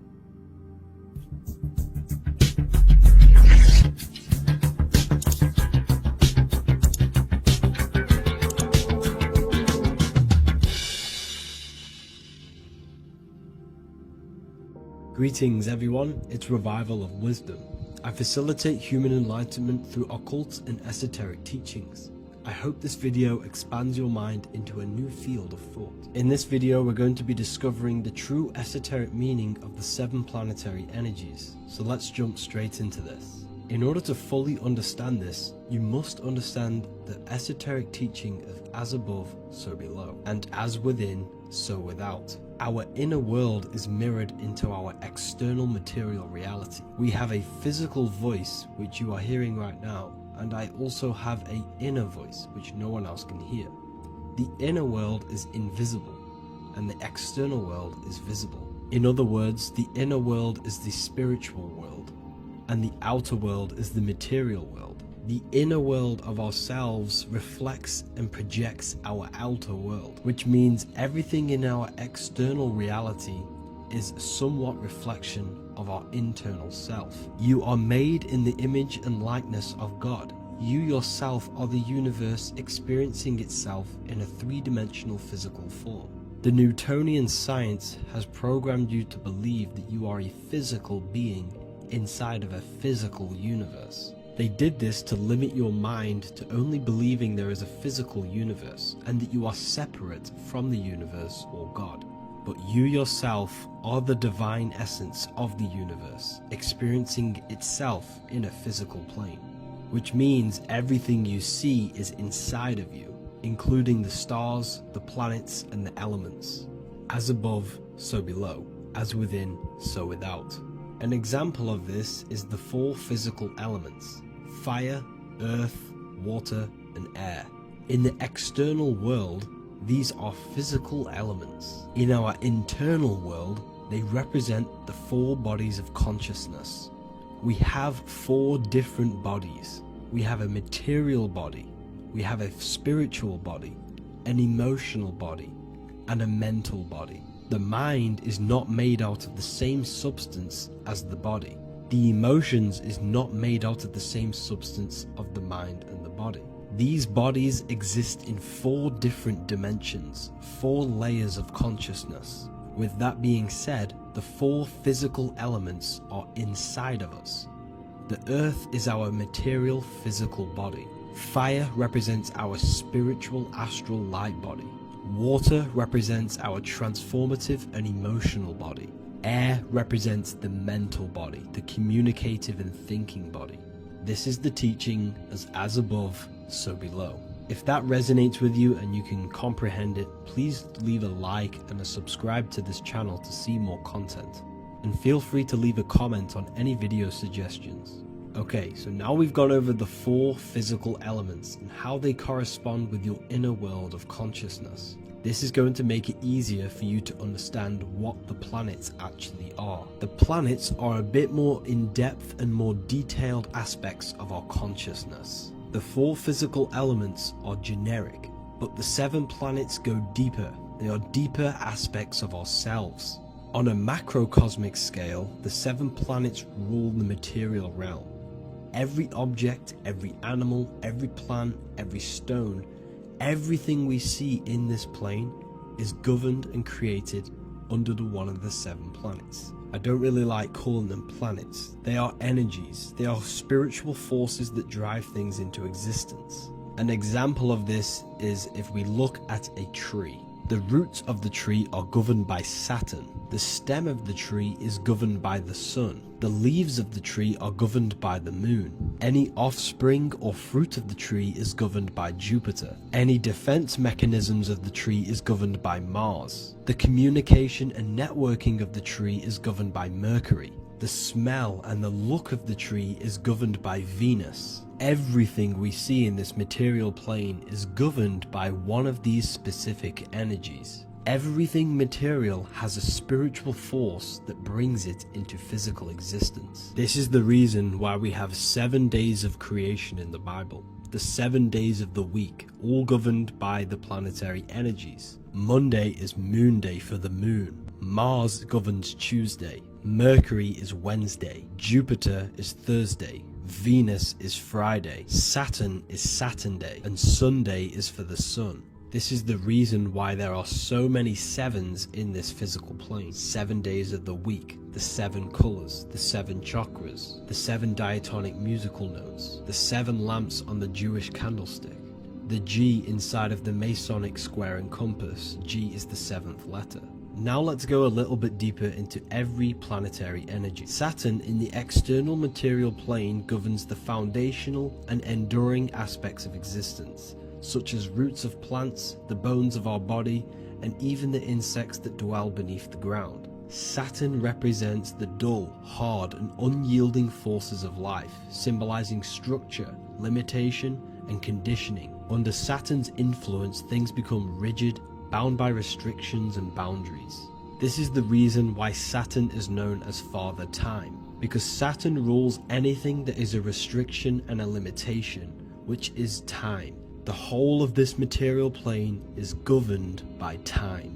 You will be born and you will die. This explains why there is so much Saturn symbology in this material plane. Saturn is one of the most important planetary energies. You are a spiritual being in a physical body. Your light, your consciousness is bound to the physical body until you learn how to escape the physical body. The body is a limitation for our infinite minds and spiritual bodies. Our infinite mind is stuck in this material body, governed by Saturn's limitation of time, matter, and space. Now let's dive into what Saturn means to our consciousness within our internal world. We've gone over what Saturn means in the external world.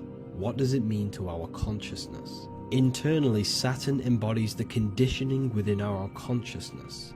When the Saturnian aspect of our consciousness dominates, we become overly rigid, fixated, and restricted in our thinking and actions. For example, Saturn's influence is strongly felt in today's world, where many people's minds are confined to societal norms and conditioned responses. Saturn is the aspect of our consciousness, our minds, such as limiting belief systems and limiting thoughts and emotions. This is the negative thought that you can't get rid of that's holding you back.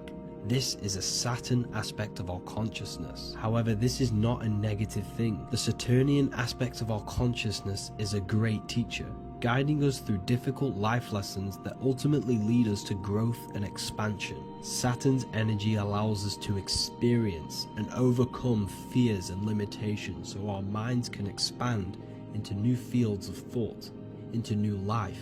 Although Saturn's energy is harsh and often challenging, it helps us develop resilience, discipline, and wisdom. However, in the modern day, this Saturnian energy has overpowered the minds of the masses, fostering excessive rigidity and limitation. This is why we see so much Saturn symbolism. It's literally everywhere because our minds are being dominated by the Saturnian limiting aspect of our consciousness. Now, let's move on to the moon.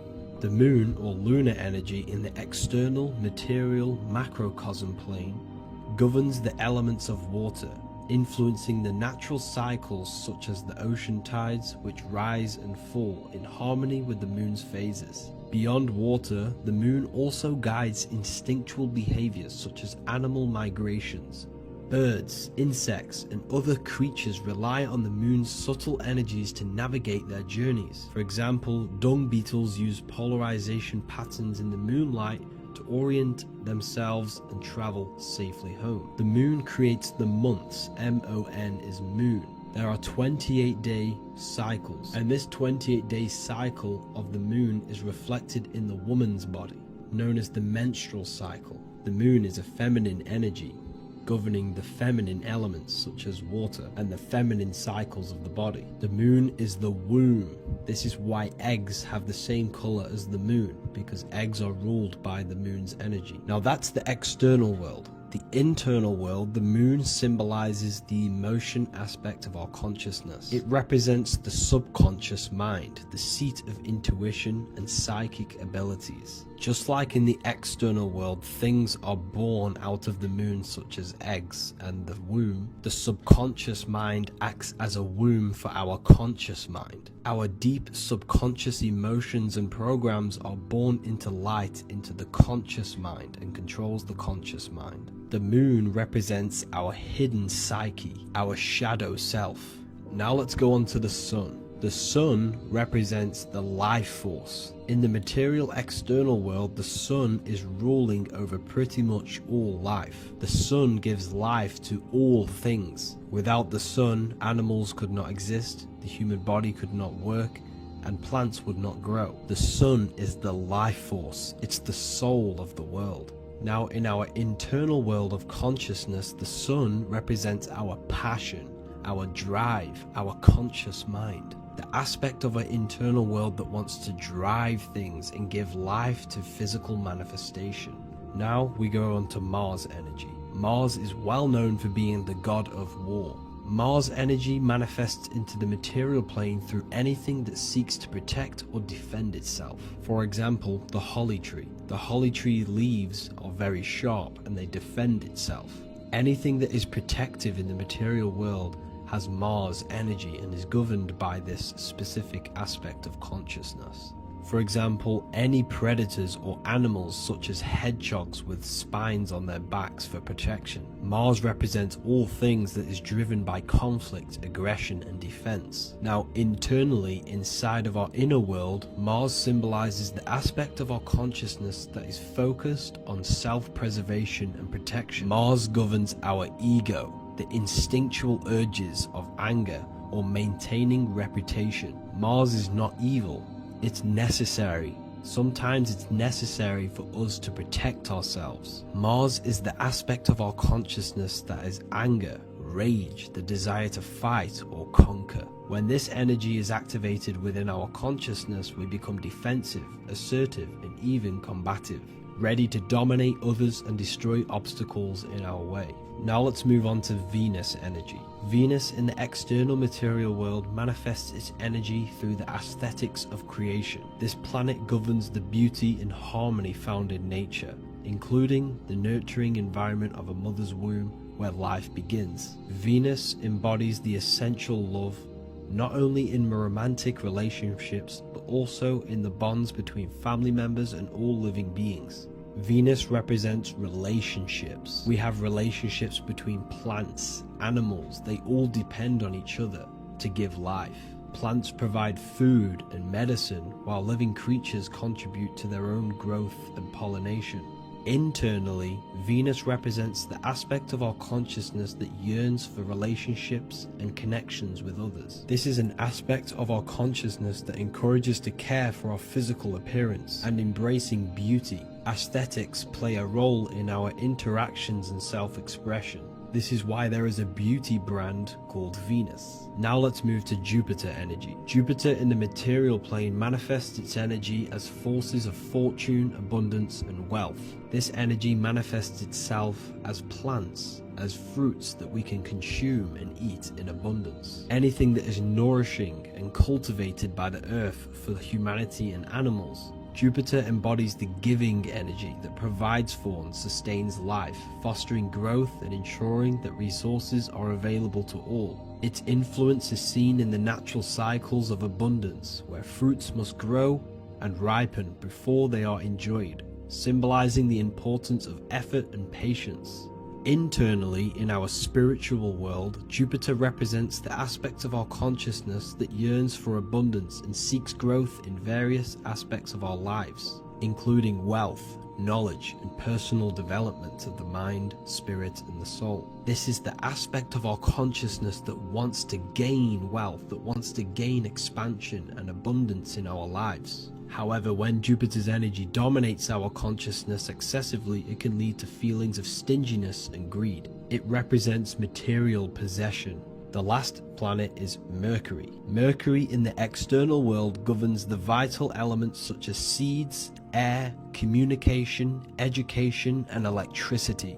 Known as the messenger of the gods, Mercury rules over intellect, communication, and the transmission of knowledge. Mercury's state of consciousness manifests itself in the material plane as the network between trees and plants, how they all communicate together. It represents the intelligence behind all physical things. It's the intelligence behind the seed that allows it to grow into a plant. Mercury's creative energy is manifested in the nervous system of the human body and all living animals, the intricate messenger that transmits signals from the body to the brain and then to the mind.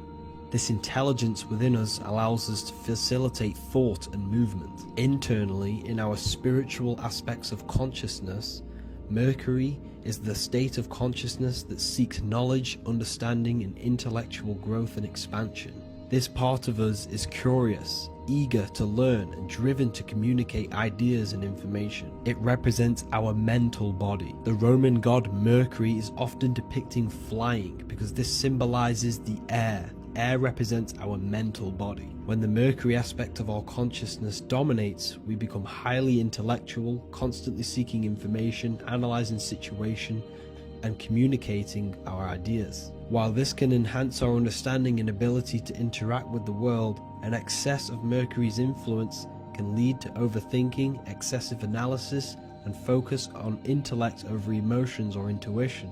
Okay, so they are the 7 planetary energies in the external world and your internal world of consciousness. These energies are manifested in the Roman mythology as human beings. They are depicted as human beings, but this is nothing but symbolism. These gods never existed physically. They represent aspects of our consciousness and spiritual forces that govern the material plane. Every material object, every intelligence, every piece of life in this universe is governed and brought into existence by one of these spiritual forces. Now, I hope this video has expanded your mind into a new realm of thought. Make sure to leave a like, a comment, and subscribe to the channel for more occult and esoteric information. You can read more about this topic and many more occult and esoteric teachings inside of my books, the Book of Wisdom Volume 1 and the Book of Wisdom Volume 2. I honestly advise that not everyone reads these books. These are books which will completely transform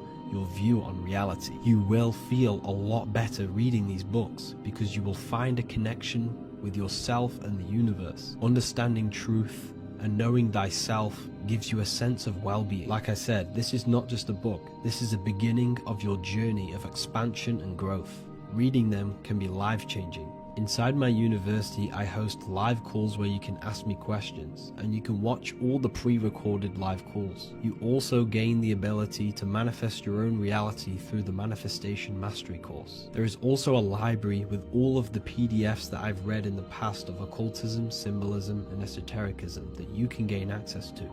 There is a whole lecture section where you can watch all of my occult lectures. This is a place of transformation. The price of the university will be going up very soon. If you join now, you will gain a free sexual alchemy course which will teach you how to transmute sexual energy into creativity. I'll leave all the links in the description for the university and also my website where you can get my books. I hope you enjoyed this video. Take care. As above, so below. This is one of the most crucial teachings within esotericism, occultism, or what we like to call it today, spirituality.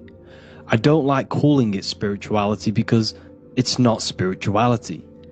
I teach human consciousness. I teach the science of you and your consciousness alone and your being. And in order to fully understand you and this world around you, you must understand this number one principle of as above, so below. There is many misconceptions of this, and there is many simple teachings of this, but I'm going to break it down today from the most simplest to the most complex, and you will see the connections between all things. This is the most important lesson you could ever learn, and I'm going to teach it you today. So what you must understand is, with the term as above, so below, it applies with everything you see in this world and about yourself. We have something called the macro, which means the bigger scale. On the bigger scale, we have the whole earth. If we look down from the sky on top of rivers, this is what we see. We see this tree pattern. Then on a smaller scale, we see trees have the same pattern. Then we look even closer. We're going smaller and smaller into the leaves of the tree. We see the same pattern. Then we go even more micro into the human brain and look at the human brain cells, and we see the same pattern. This is proof this is a fractal universe, and everything is in the micro is reflected in the macro. As above, so below. As within, so without. On the macro is a reflection of the micro. So now that you understand this, we can go a bit further. A yearly cycle of spring, summer, fall, winter is a macro. A micro is a daily cycle. So a day is a mini year. The summer is the midday. Autumn is the evening. Night is the winter, and spring is the morning. This is a macro, a reflection. We have a miniature cycle of the zodiac every single day. And this cycle is also reflecting the cycle of life and death. We live, we are born, which is the spring. We live, which is the summer. We then age, which is the autumn. And then we die, which is the winter, and then we are reborn again. This is the cycle of life and death, and you do this every single day. You see, death is a macrocosm of sleep. This is why we say sleep is the cousin of death, because you die every single night. You do this process of life and death every single day. As above, so below. What's in the micro is in the macro. So when you go to sleep, you are essentially dying, and then in the morning when you wake up, you are then born again. This is a fractal cycle that we live in. Everything in this whole world is fractal. Everything applies to as above, so below. We have the sun, we have the moon, we have the day, we have the night. We have the life, we have the death. We have the conscious, we have sleep. As above, so below. We have the conscious mind, because now we're diving into as within, so without. As above, so below more refers to the external world. As within, so without is referring to your inner world and the outer world. What you must understand is about yourself. You exist in two realms. You're an individual. The dual nature of you. You exist in two realms at once. You have an inner world of your thought, emotion. This is the inner world that no one else can see but yourself.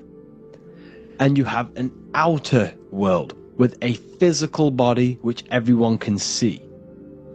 So you exist in two worlds. You have the inner voice, you have the outer physical voice, which I'm speaking to you with now. But I also have an inner voice, which no one can hear, only but me.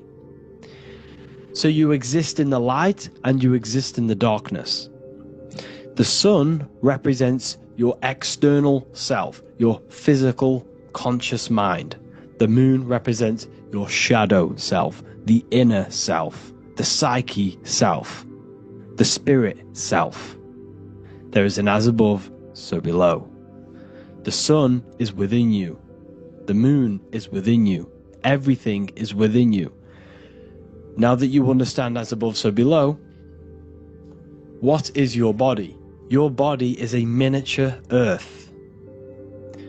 Let me repeat, your body is an earth. Your body is the earth. Okay? Because like I say many times in all of my videos, you are not in the world. The world is you. You are the universe. Your brain is a computer creating this reality. What you see with your eyes is produced in the back of the brain called the visual cortex. You don't look into the world, the brain produces the world. The body produces the world. When you touch something, you're not actually touching something. This is the electrical nervous system. When you touch something, what you feel is actually electrical signals on your nervous system reporting back to your brain. Therefore, when this body dies, you leave the earth because this body is the earth. Okay? As above, so below. You have the mental plane, the astral plane, the etheric plane, and the physical plane. This is essential for understanding reality and the teaching of as above, so below. Everything in this material plane began in the thinking mind. For example, the microphone I'm speaking into, the phone you're watching this video off, or the laptop or iPad. Where did this begin? It didn't begin in the factory. The first ever place this item begun was in the mind of an individual. The invisible realms of mind is where all physical things and physical items begun. Essentially, this physical plane is the effect of the thinking mind. This world is the world of effect. It's the world of outcomes. When you see something, it is already manifest. It is already being manifested. It is an effect. And in the effect of the cause, which is the thinking mind. Therefore, the mind creates thoughts, which is the mental plane.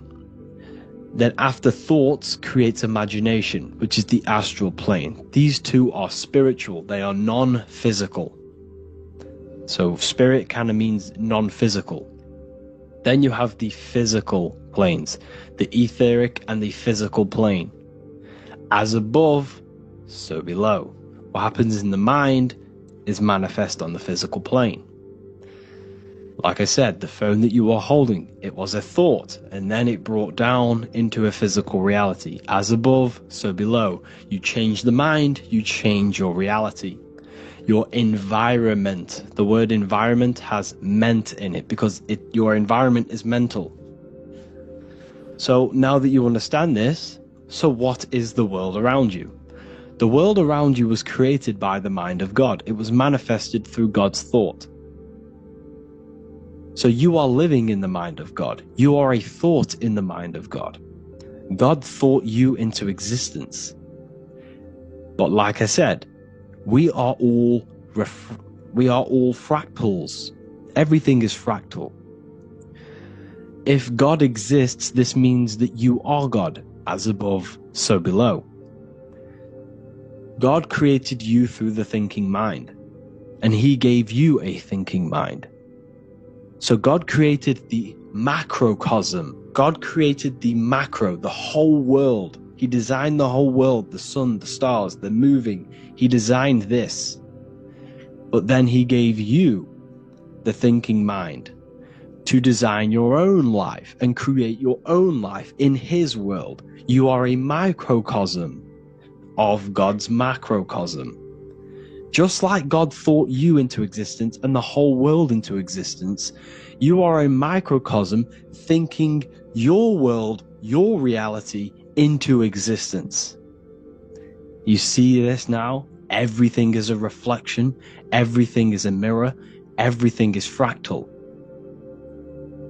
So in order for you to change your reality, you must change these higher planes. Your thought and imagination are the two key aspects of creating physical reality. Every object you see around you was begun in these higher planes of the non-physical, and they were brought out of spirit into physical matter through the thinking mind and physical action. So now we're going to get a bit deeper. The brain is not the mind. Now that you understand, we have spirit and matter. As above, so below. You have a non-physical side of reality and a physical side of reality. The mind is the spiritual brain. The brain is a physical manifestation, a physical effect of the mind. The mind uses the brain to operate in the physical world, and it's the same with the heart. The soul manifests itself physically through the heart. The heart is a physical manifestation of the soul, of the emotion, thought and emotion, the mind and the soul, the brain and the heart, heaven and earth. So you have the inner world and the outer world, the spiritual, non-physical, and the physical. So we are all on this process of awakening, an expansion of our minds into new fields of thought, into new fields of awakening ourselves. Because essentially we are born into this world, but you are born many, many times. You can be born physically and you can be born spiritually. Like I said, everything is fractal. So just like when the baby finds out that there is a world outside of its mother, what does the baby do? The baby seeks a way out of its mother, and then the baby is now born into a new world, a world outside of its mother's womb. It's the same with you and your spiritual process. As your mind becomes aware that there are other realities beyond your physical body, it then seeks a way out. And this is why you are probably watching my YouTube, because you are now on the path. Something within you has guided you to this path of knowledge, truth, enlightenment, and expanding your consciousness. And it is your soul who brought you here. Your soul speaks through emotion, like guidance. Emotion is the language of the soul. When you feel very bad, this is your soul telling you you're not in the right place. You're doing the wrong things. Because the soul is always unfolding its purpose, which is expansion and learning. That is it. The mastery of the self and the learning of the mind is the only thing that counts in the end after this life. So you are on a journey of expansion, of learning, creating, and spiritual rebirth. As above, so below. What does this body tell you? When I see someone overweight, I don't see the overweight. I don't see the body. I see the mind. I see an undisciplined mind. I see a mind that lacks self-control. I see a mind that seeks external validation. That's what I see when I see an overweight person. I don't see his body. I see the result of his mind. Because what does the Bible tell you? You shall know them by their fruits. It's the same saying as above, so below. You shall know them by their fruit. The fruit is their manifestation. Your body is a direct correlation and manifestation of your mind. Your inner world projects your outer world. As within, so without. As above, so below. Now, what do you see when you see this man's body? I see discipline. I see strength. Mental strength, not physical strength. I see mental resilience of pain. Because all of this man's mental energy has been manifested physically within his muscle. This body is a direct manifestation of this man's mind's pain and suffering. And it shows discipline. This is why people instantly respect you if you are in shape. You walk into a room and you are in shape, people will instantly give you respect because they know that you are mentally disciplined. The body is a reflection of your inner world, and it's the same with your friends, your family, your connections with people.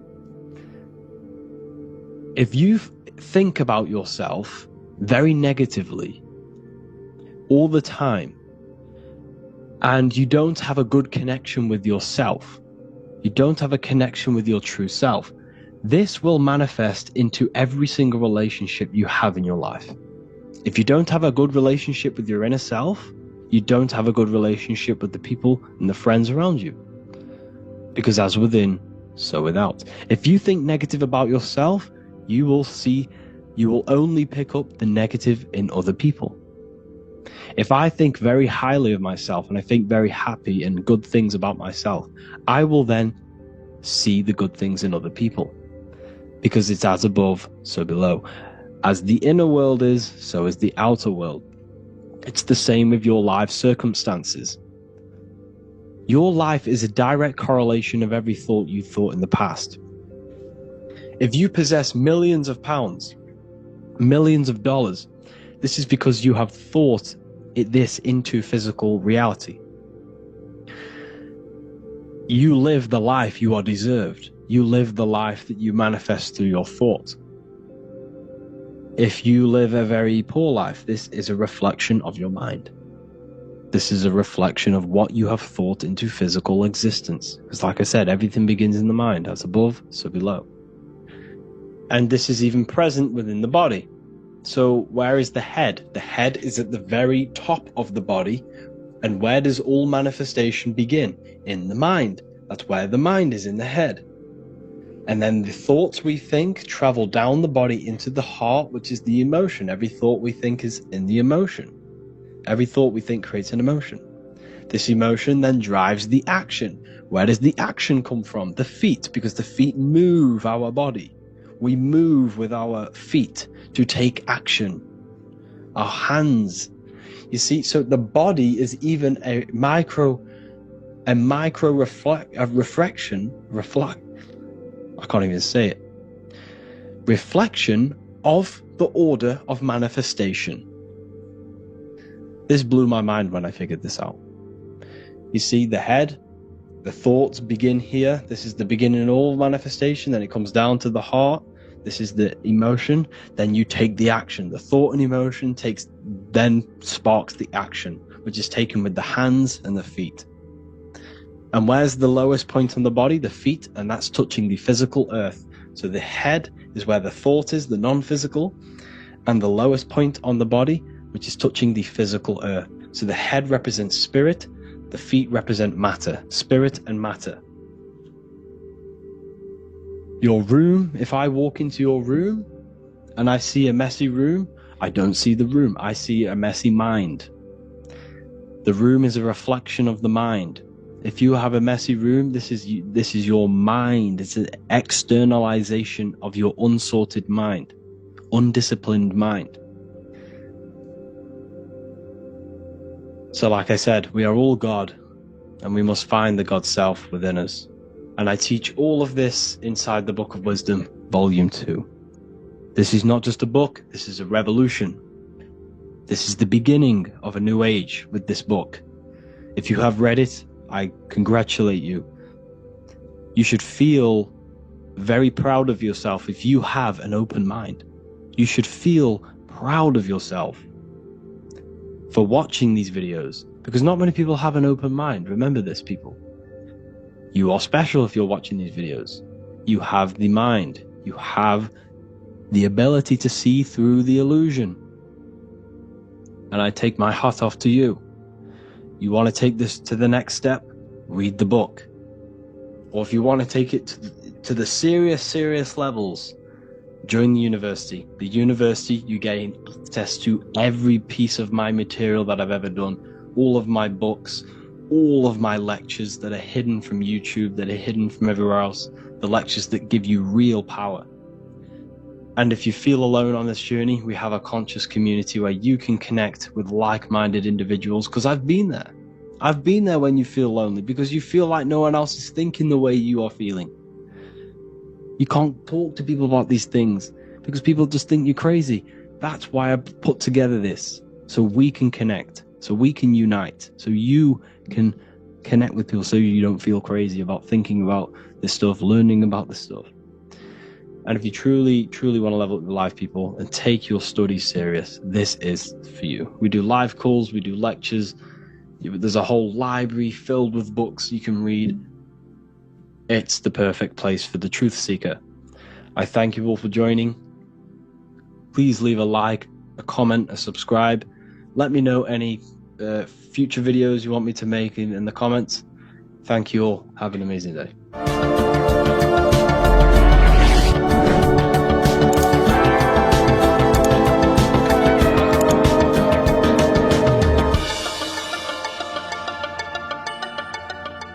Welcome to Revival of Wisdom. Today, we're going to be talking about portals, portal symbolism, what portals are, okay, and how they show them to us, because they have to tell you the truth, guys. This is the thing with the universal law. They have to tell you the truth. And they tell you through symbols, they tell you through movies, and different things like that. But let's jump straight into this. So first I want to talk about the Freemasonry symbols. Okay, so first we got, obviously this is some Freemasonry art. But notice how you've got the ladder with a key. Okay, so this is ladder symbolism with a key. So maybe this is talking about ascending. Okay, because look, because this is ascending into the heavens, because it's a ladder with humans going up it with a key.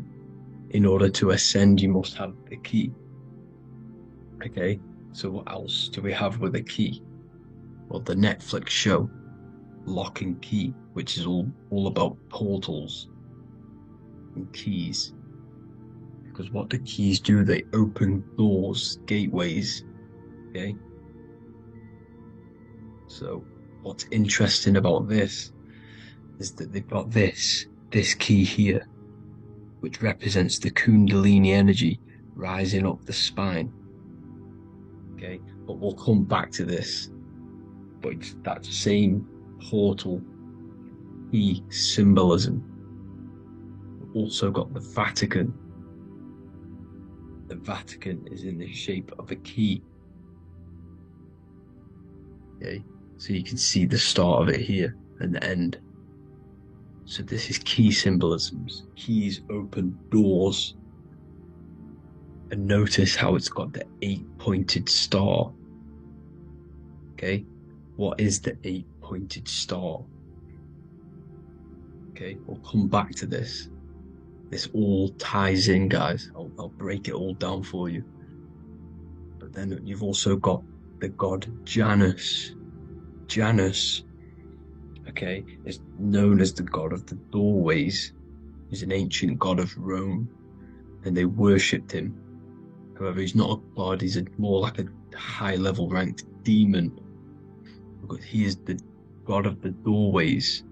And notice how he's got two faces. Because doorways always have two sides. You're going into somewhere. There's always two sides of a door. And he's always depicted with two sides of a face and a key. Because he holds the key to the doorways, to the portals, to other worlds and realms. Okay, as you can see, he's always got two faces and a key. Okay, so now we have the Sumerians, the Anunnaki, and they are always depicted with the two faces.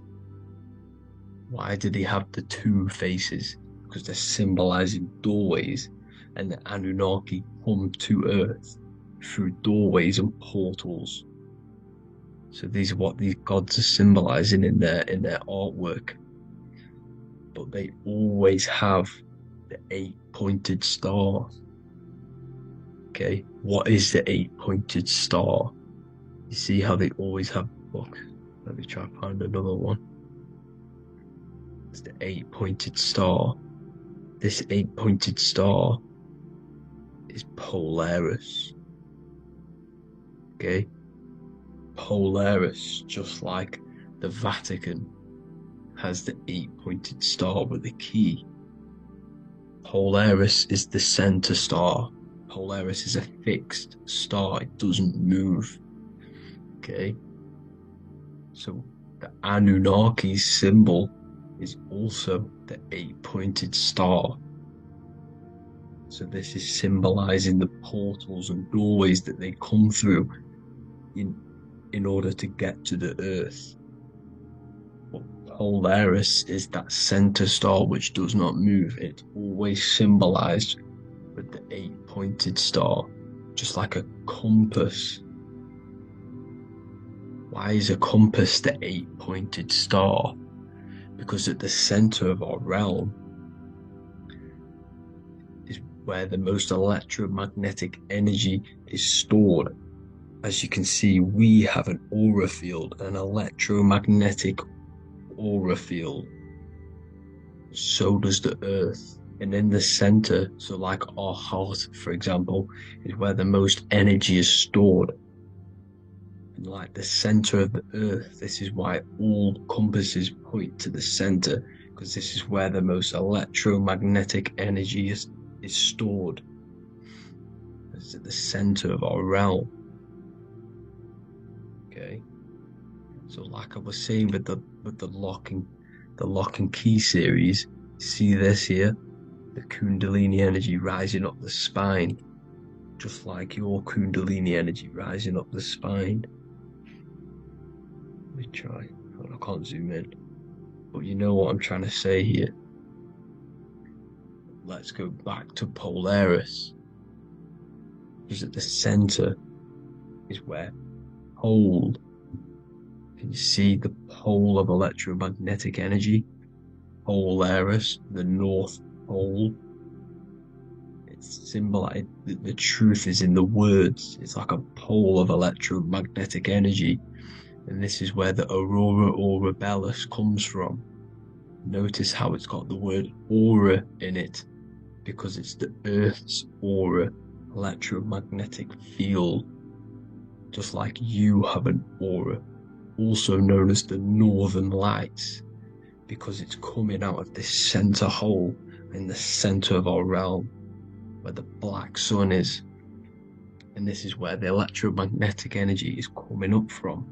And this is what the Aurora Borealis is, or the Northern Lights. It's just electromagnetic energy. And it's symbolized through our symbols, the original O. Okay, because it's like a hole through the middle. Polaris. So this Polaris is the sky vault. It's the portal into this realm. Because this is what the Anunnaki are always talking about. Always symbolize it with the 8-pointed star. And just like a compass is the 8-pointed star, pointed to the center, to Polaris. Okay, see here on the Sumerian tablets with the 8-pointed star again. And how we know it's talking about portals with this 8-pointed star is because CERN 666 are opening up portals to the underworld, letting in demonic entities into this realm. How do we know it's a portal? Because their Hydra Collider has 8 points, just like the luminary, just like the 8-pointed star. So you see the ladder with the key going up to Polaris. It's ascending out of Earth. So what is this key that they're keeping from us? Because it's a human holding a key going up the ladder to Polaris. Well, chakras. We have 7 chakras. Okay, so this is what they are telling us in the lock and key symbolism. Kundalini energy rising up the spine. Okay, just like they have 33 vertebrae on the back of your spine. Okay, this represents the Kundalini energy going up your 33 vertebrae, just like in Masonry has 33 degrees. Okay, so what is the key? Your chakras. Your chakras have to be unlocked. Okay, you have to unlock your chakras, and you can't unlock this one without going through this one. You have to go through them all. It's like a ladder, just like Jacob's ladder. You can't go from the bottom to the top. You have to unlock each one. Okay, just like you have 7 chakras, you have 7 layers of your aura. Okay, you have to unlock your chakras to the highest point in order to reach Christ consciousness. And this is the key that they're talking about. They're symbolizing the organic portal within each and every one of us to ascend out of this realm. Okay, so this is the key that they're talking about, and they're holding back this knowledge to keep us trapped in this 3D realm.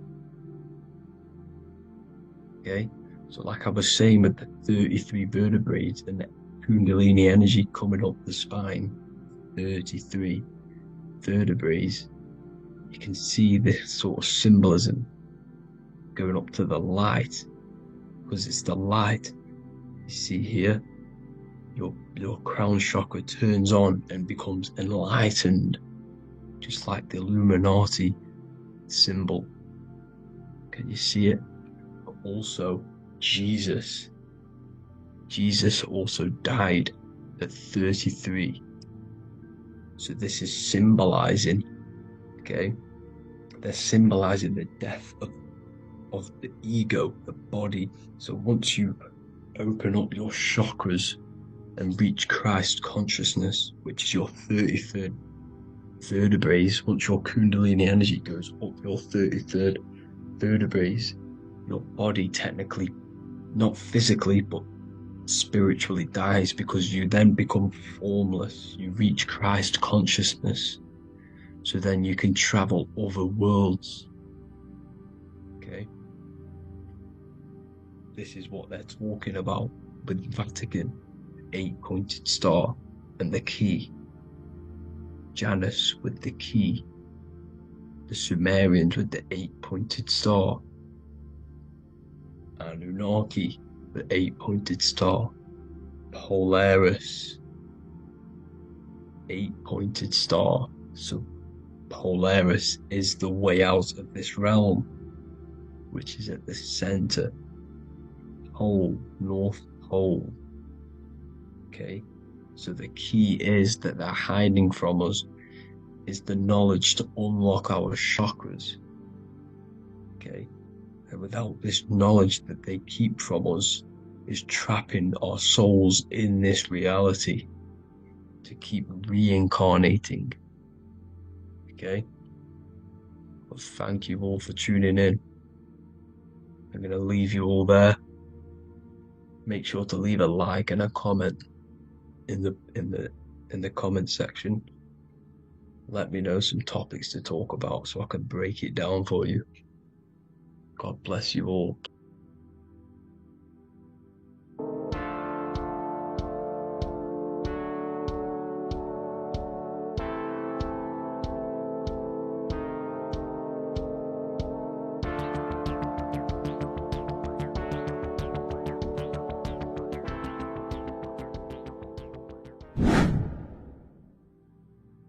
How are we doing, people? It's Revival of Wisdom.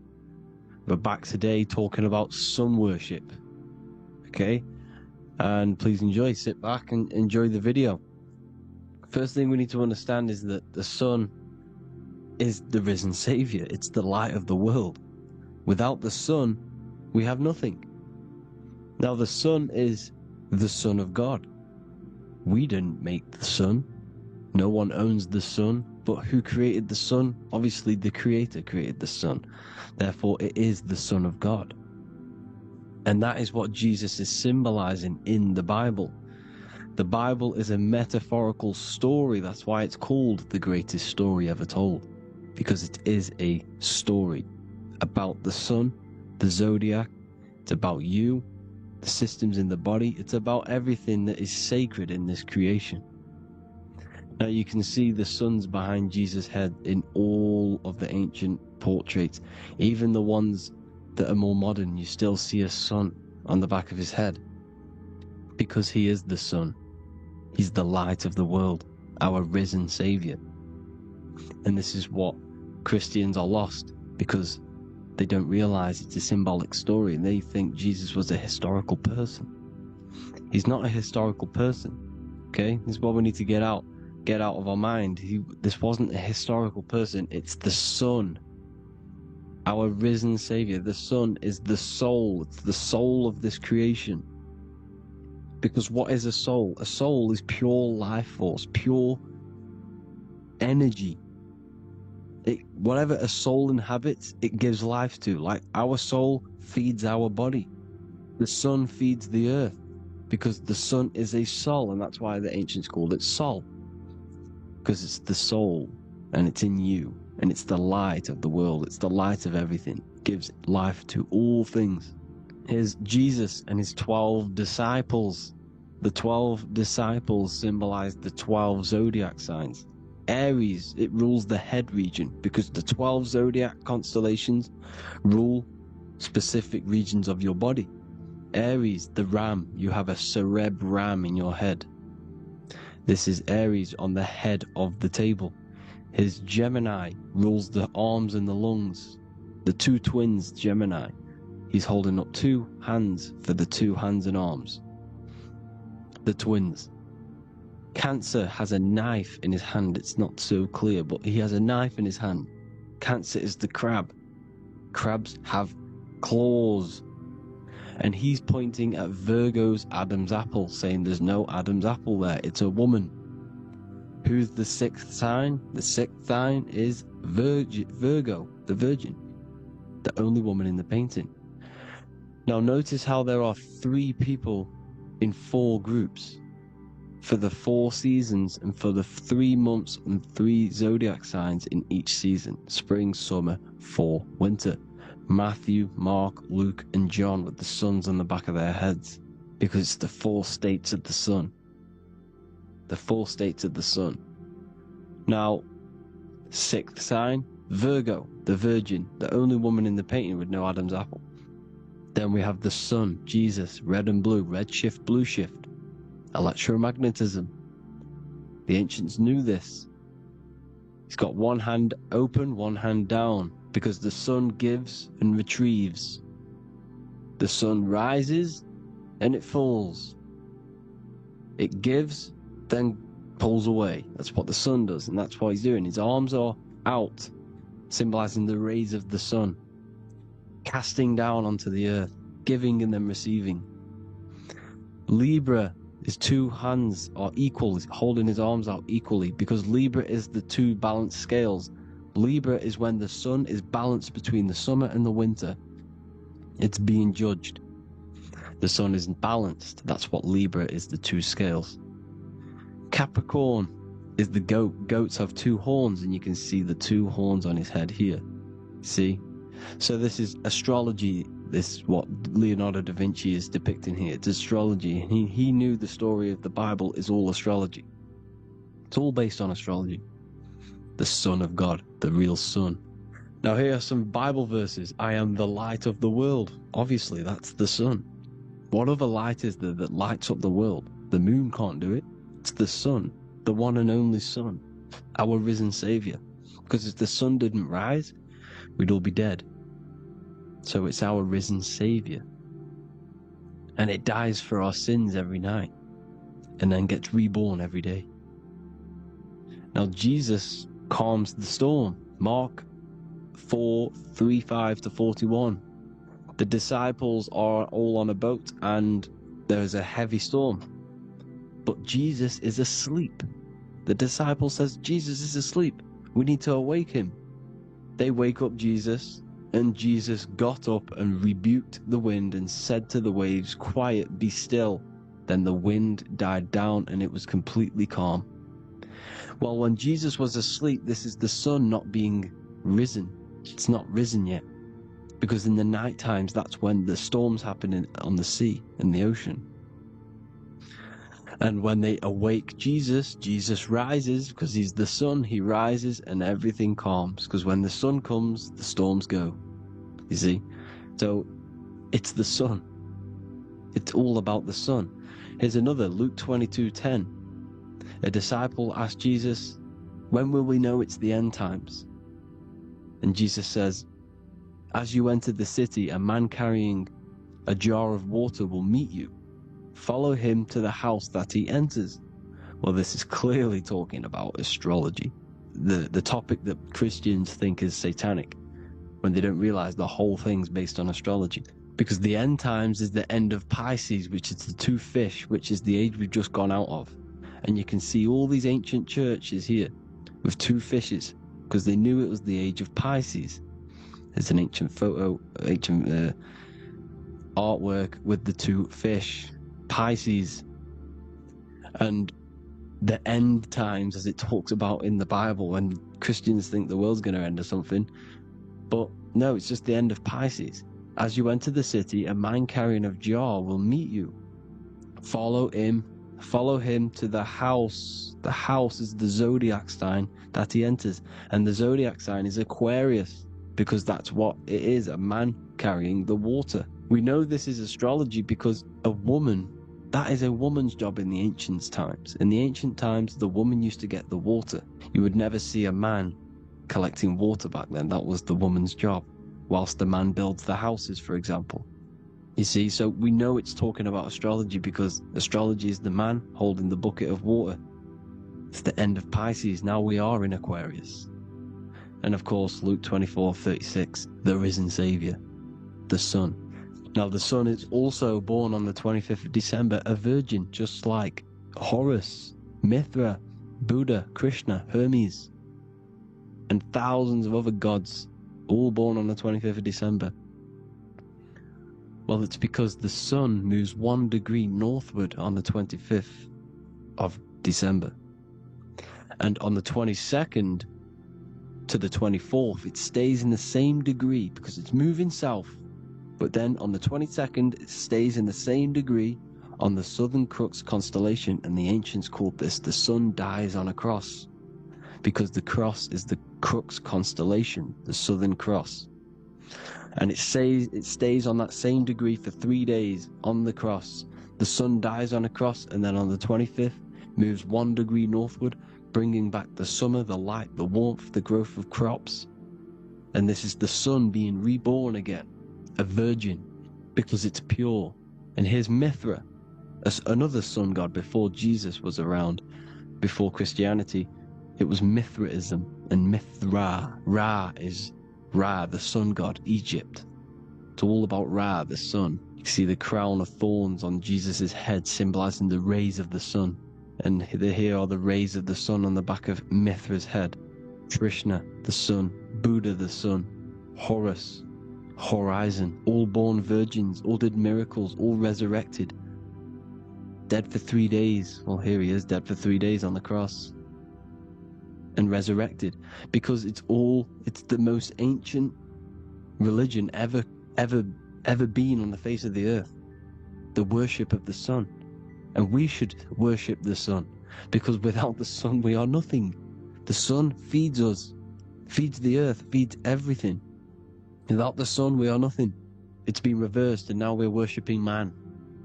When we're worshipping a man called Jesus, was never real. It's all about the sun, the most high, the most powerful, potent, celestial body in the sky, the orb that feeds us every day. It dies for our sins and rises every day. It's the sun. Now on the Holy Communion Day, it's the worship of the sun. They give out mini suns.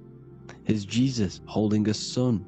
and they raise the sun on Sunday, because they go to worship their sun god on Sunday, not Saturn day, not Moon Day, Monday, but on Sunday when the sun is exalting.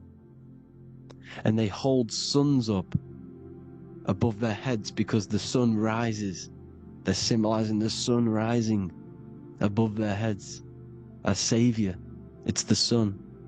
It's the Holy Communion Day. And here's Jesus giving a piece of himself to the children. It's the sun, the light. Judas was known as a backbiter, a backstabber, because he stabbed Jesus in the back. He betrayed Jesus. Well, this is just another astrological story about the constellation Scorpio, because the Scorpio is the J. Looks like a J.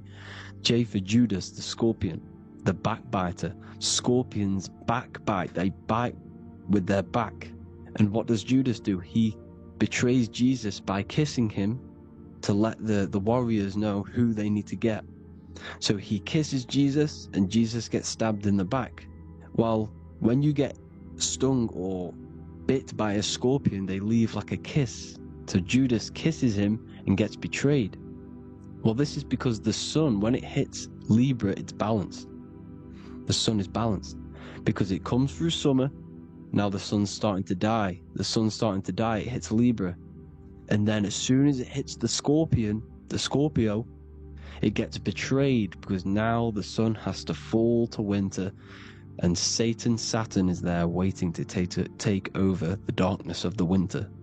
So he gets stabbed in the back by Scorpio, Judas, the Scorpion, the backstabber. You see, it's an astrological story. Here's Mary. Mary means marry, which means pure. The sun is pure. No one gave birth to the sun but the God. And it's born every day. It's born every day on every year. It's born pure. There was no controversy. There was no, activity for the sun to be born. It's pure. Now, the 7 metals come from the 7 planets. The sun gives you gold, and this is why the sun is golden. It looks gold.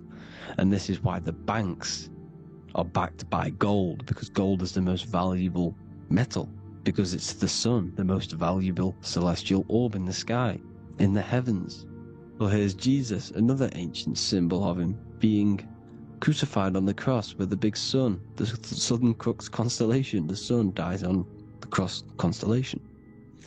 And if you go to the old etymology dictionaries, you will see sun and son is the same word. They come from the same etymology roots. You can use them for no matter what, but they've been confused today. But if you go back to the old dictionaries of etymology, they are interchangeable. You can use them. Son, sun, sol, it's all the same thing. The 12 disciples, 12 brothers of Joseph, 12 tribes of Israel, 12 breastplates on the stones, because it's all the 12 astrological signs. They could have used any other number, but there's 12. Because 12 is the mind, which is God. 7 is the number of matter, which is man. 7 energy centers in the body. 12 cranial nerves in the brain, because it's the mind. 12 is the 12ness. The zodiac is literally the mind of God, the signs of God. Now here we see here, Job 38, 31 to 33. Can you lead forth a constellation in the season? He's asking you, can you read the sky? Can you read the heavens? Canst thou bring forth the Mazzaroth in its season? Mazzaroth means 12 signs, the zodiac. Why did they translated every single Hebrew word in the Bible into English, but they decided to leave out Mazzaroth? Why? It's because if that said zodiac, Christians would have a different view on the Bible, but they leave that out. But Mazzaroth actually means the 12 signs, the zodiac, and the stars means sign. The word stars means sign, because the stars are signs, things to come, which is off in Hebrew, which means sign, things to come. You see a sign on the road, it's something coming. But God is saying, what does he say? To qualify as a director, a judge of man's life on earth, one must be able to govern the heavenly bodies that rule the earth. It's telling you to read The heavens. We need to read the heavens. Astrology, the 12 zodiac signs, the mind of God. It's telling you, read the Mazzaroth, read the zodiac, because they are things to come in your life. They are signs. It's not satanic, it's made by God. God said, let there be lights in the firmament of the heavens to divide the day from the night, and let them be for signs. Signs are things to come. The 12 zodiac signs. It's all about astrology. Here's Mary holding the sun. His son, her son. It's the sun in the sky. The one and only, the most high. The soul, the solo because it's on its own. The most powerful, Ra, radiance. Here's the Pope holding the sun. All three popes holding the sun, because they're sun worshippers and they know the true meaning and origins behind Christianity. Sun worship. Here's the Vatican is a sundial. Yes, this is literally a clock. Your watch is a sundial.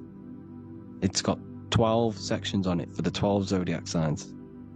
12 hours, 12 Horuses. Now here you see Jesus walking on water. Well, it's the sun, and here's the beard of the sun. Here's the pyramid of the sun, the illuminated one, the all-seeing eye, the sun. Here's the Ankh. The sun creates these symbols. The ancients knew this. Now when you see these headdresses, these are actually the days of precession of the sun. Aries, Cancer, Libra. It's all about the sun. Here's some more sun worship going back to Egypt. Ra, Horus, Osiris, and Set. Jesus and Satan is Horus and Set. The sun and Saturn. Saturn rules the winter, Satan. Jesus, the sun, the light of the world, rules the summer, rules the day. Satan's the night, Saturn's the night, the sun is the day. The evil brother, Satan. Well, Horus comes, this is where we get the word hours from. There are 12 Horuses. The sun moves in 12 Horuses, 12 hours. Where's Horus? What hour is it? Where's Horus? His Ra, 12 noon, Ra, radiates. Powerful, the most high sun. That's why he has a sun on the top of his head. These are the 4 states of the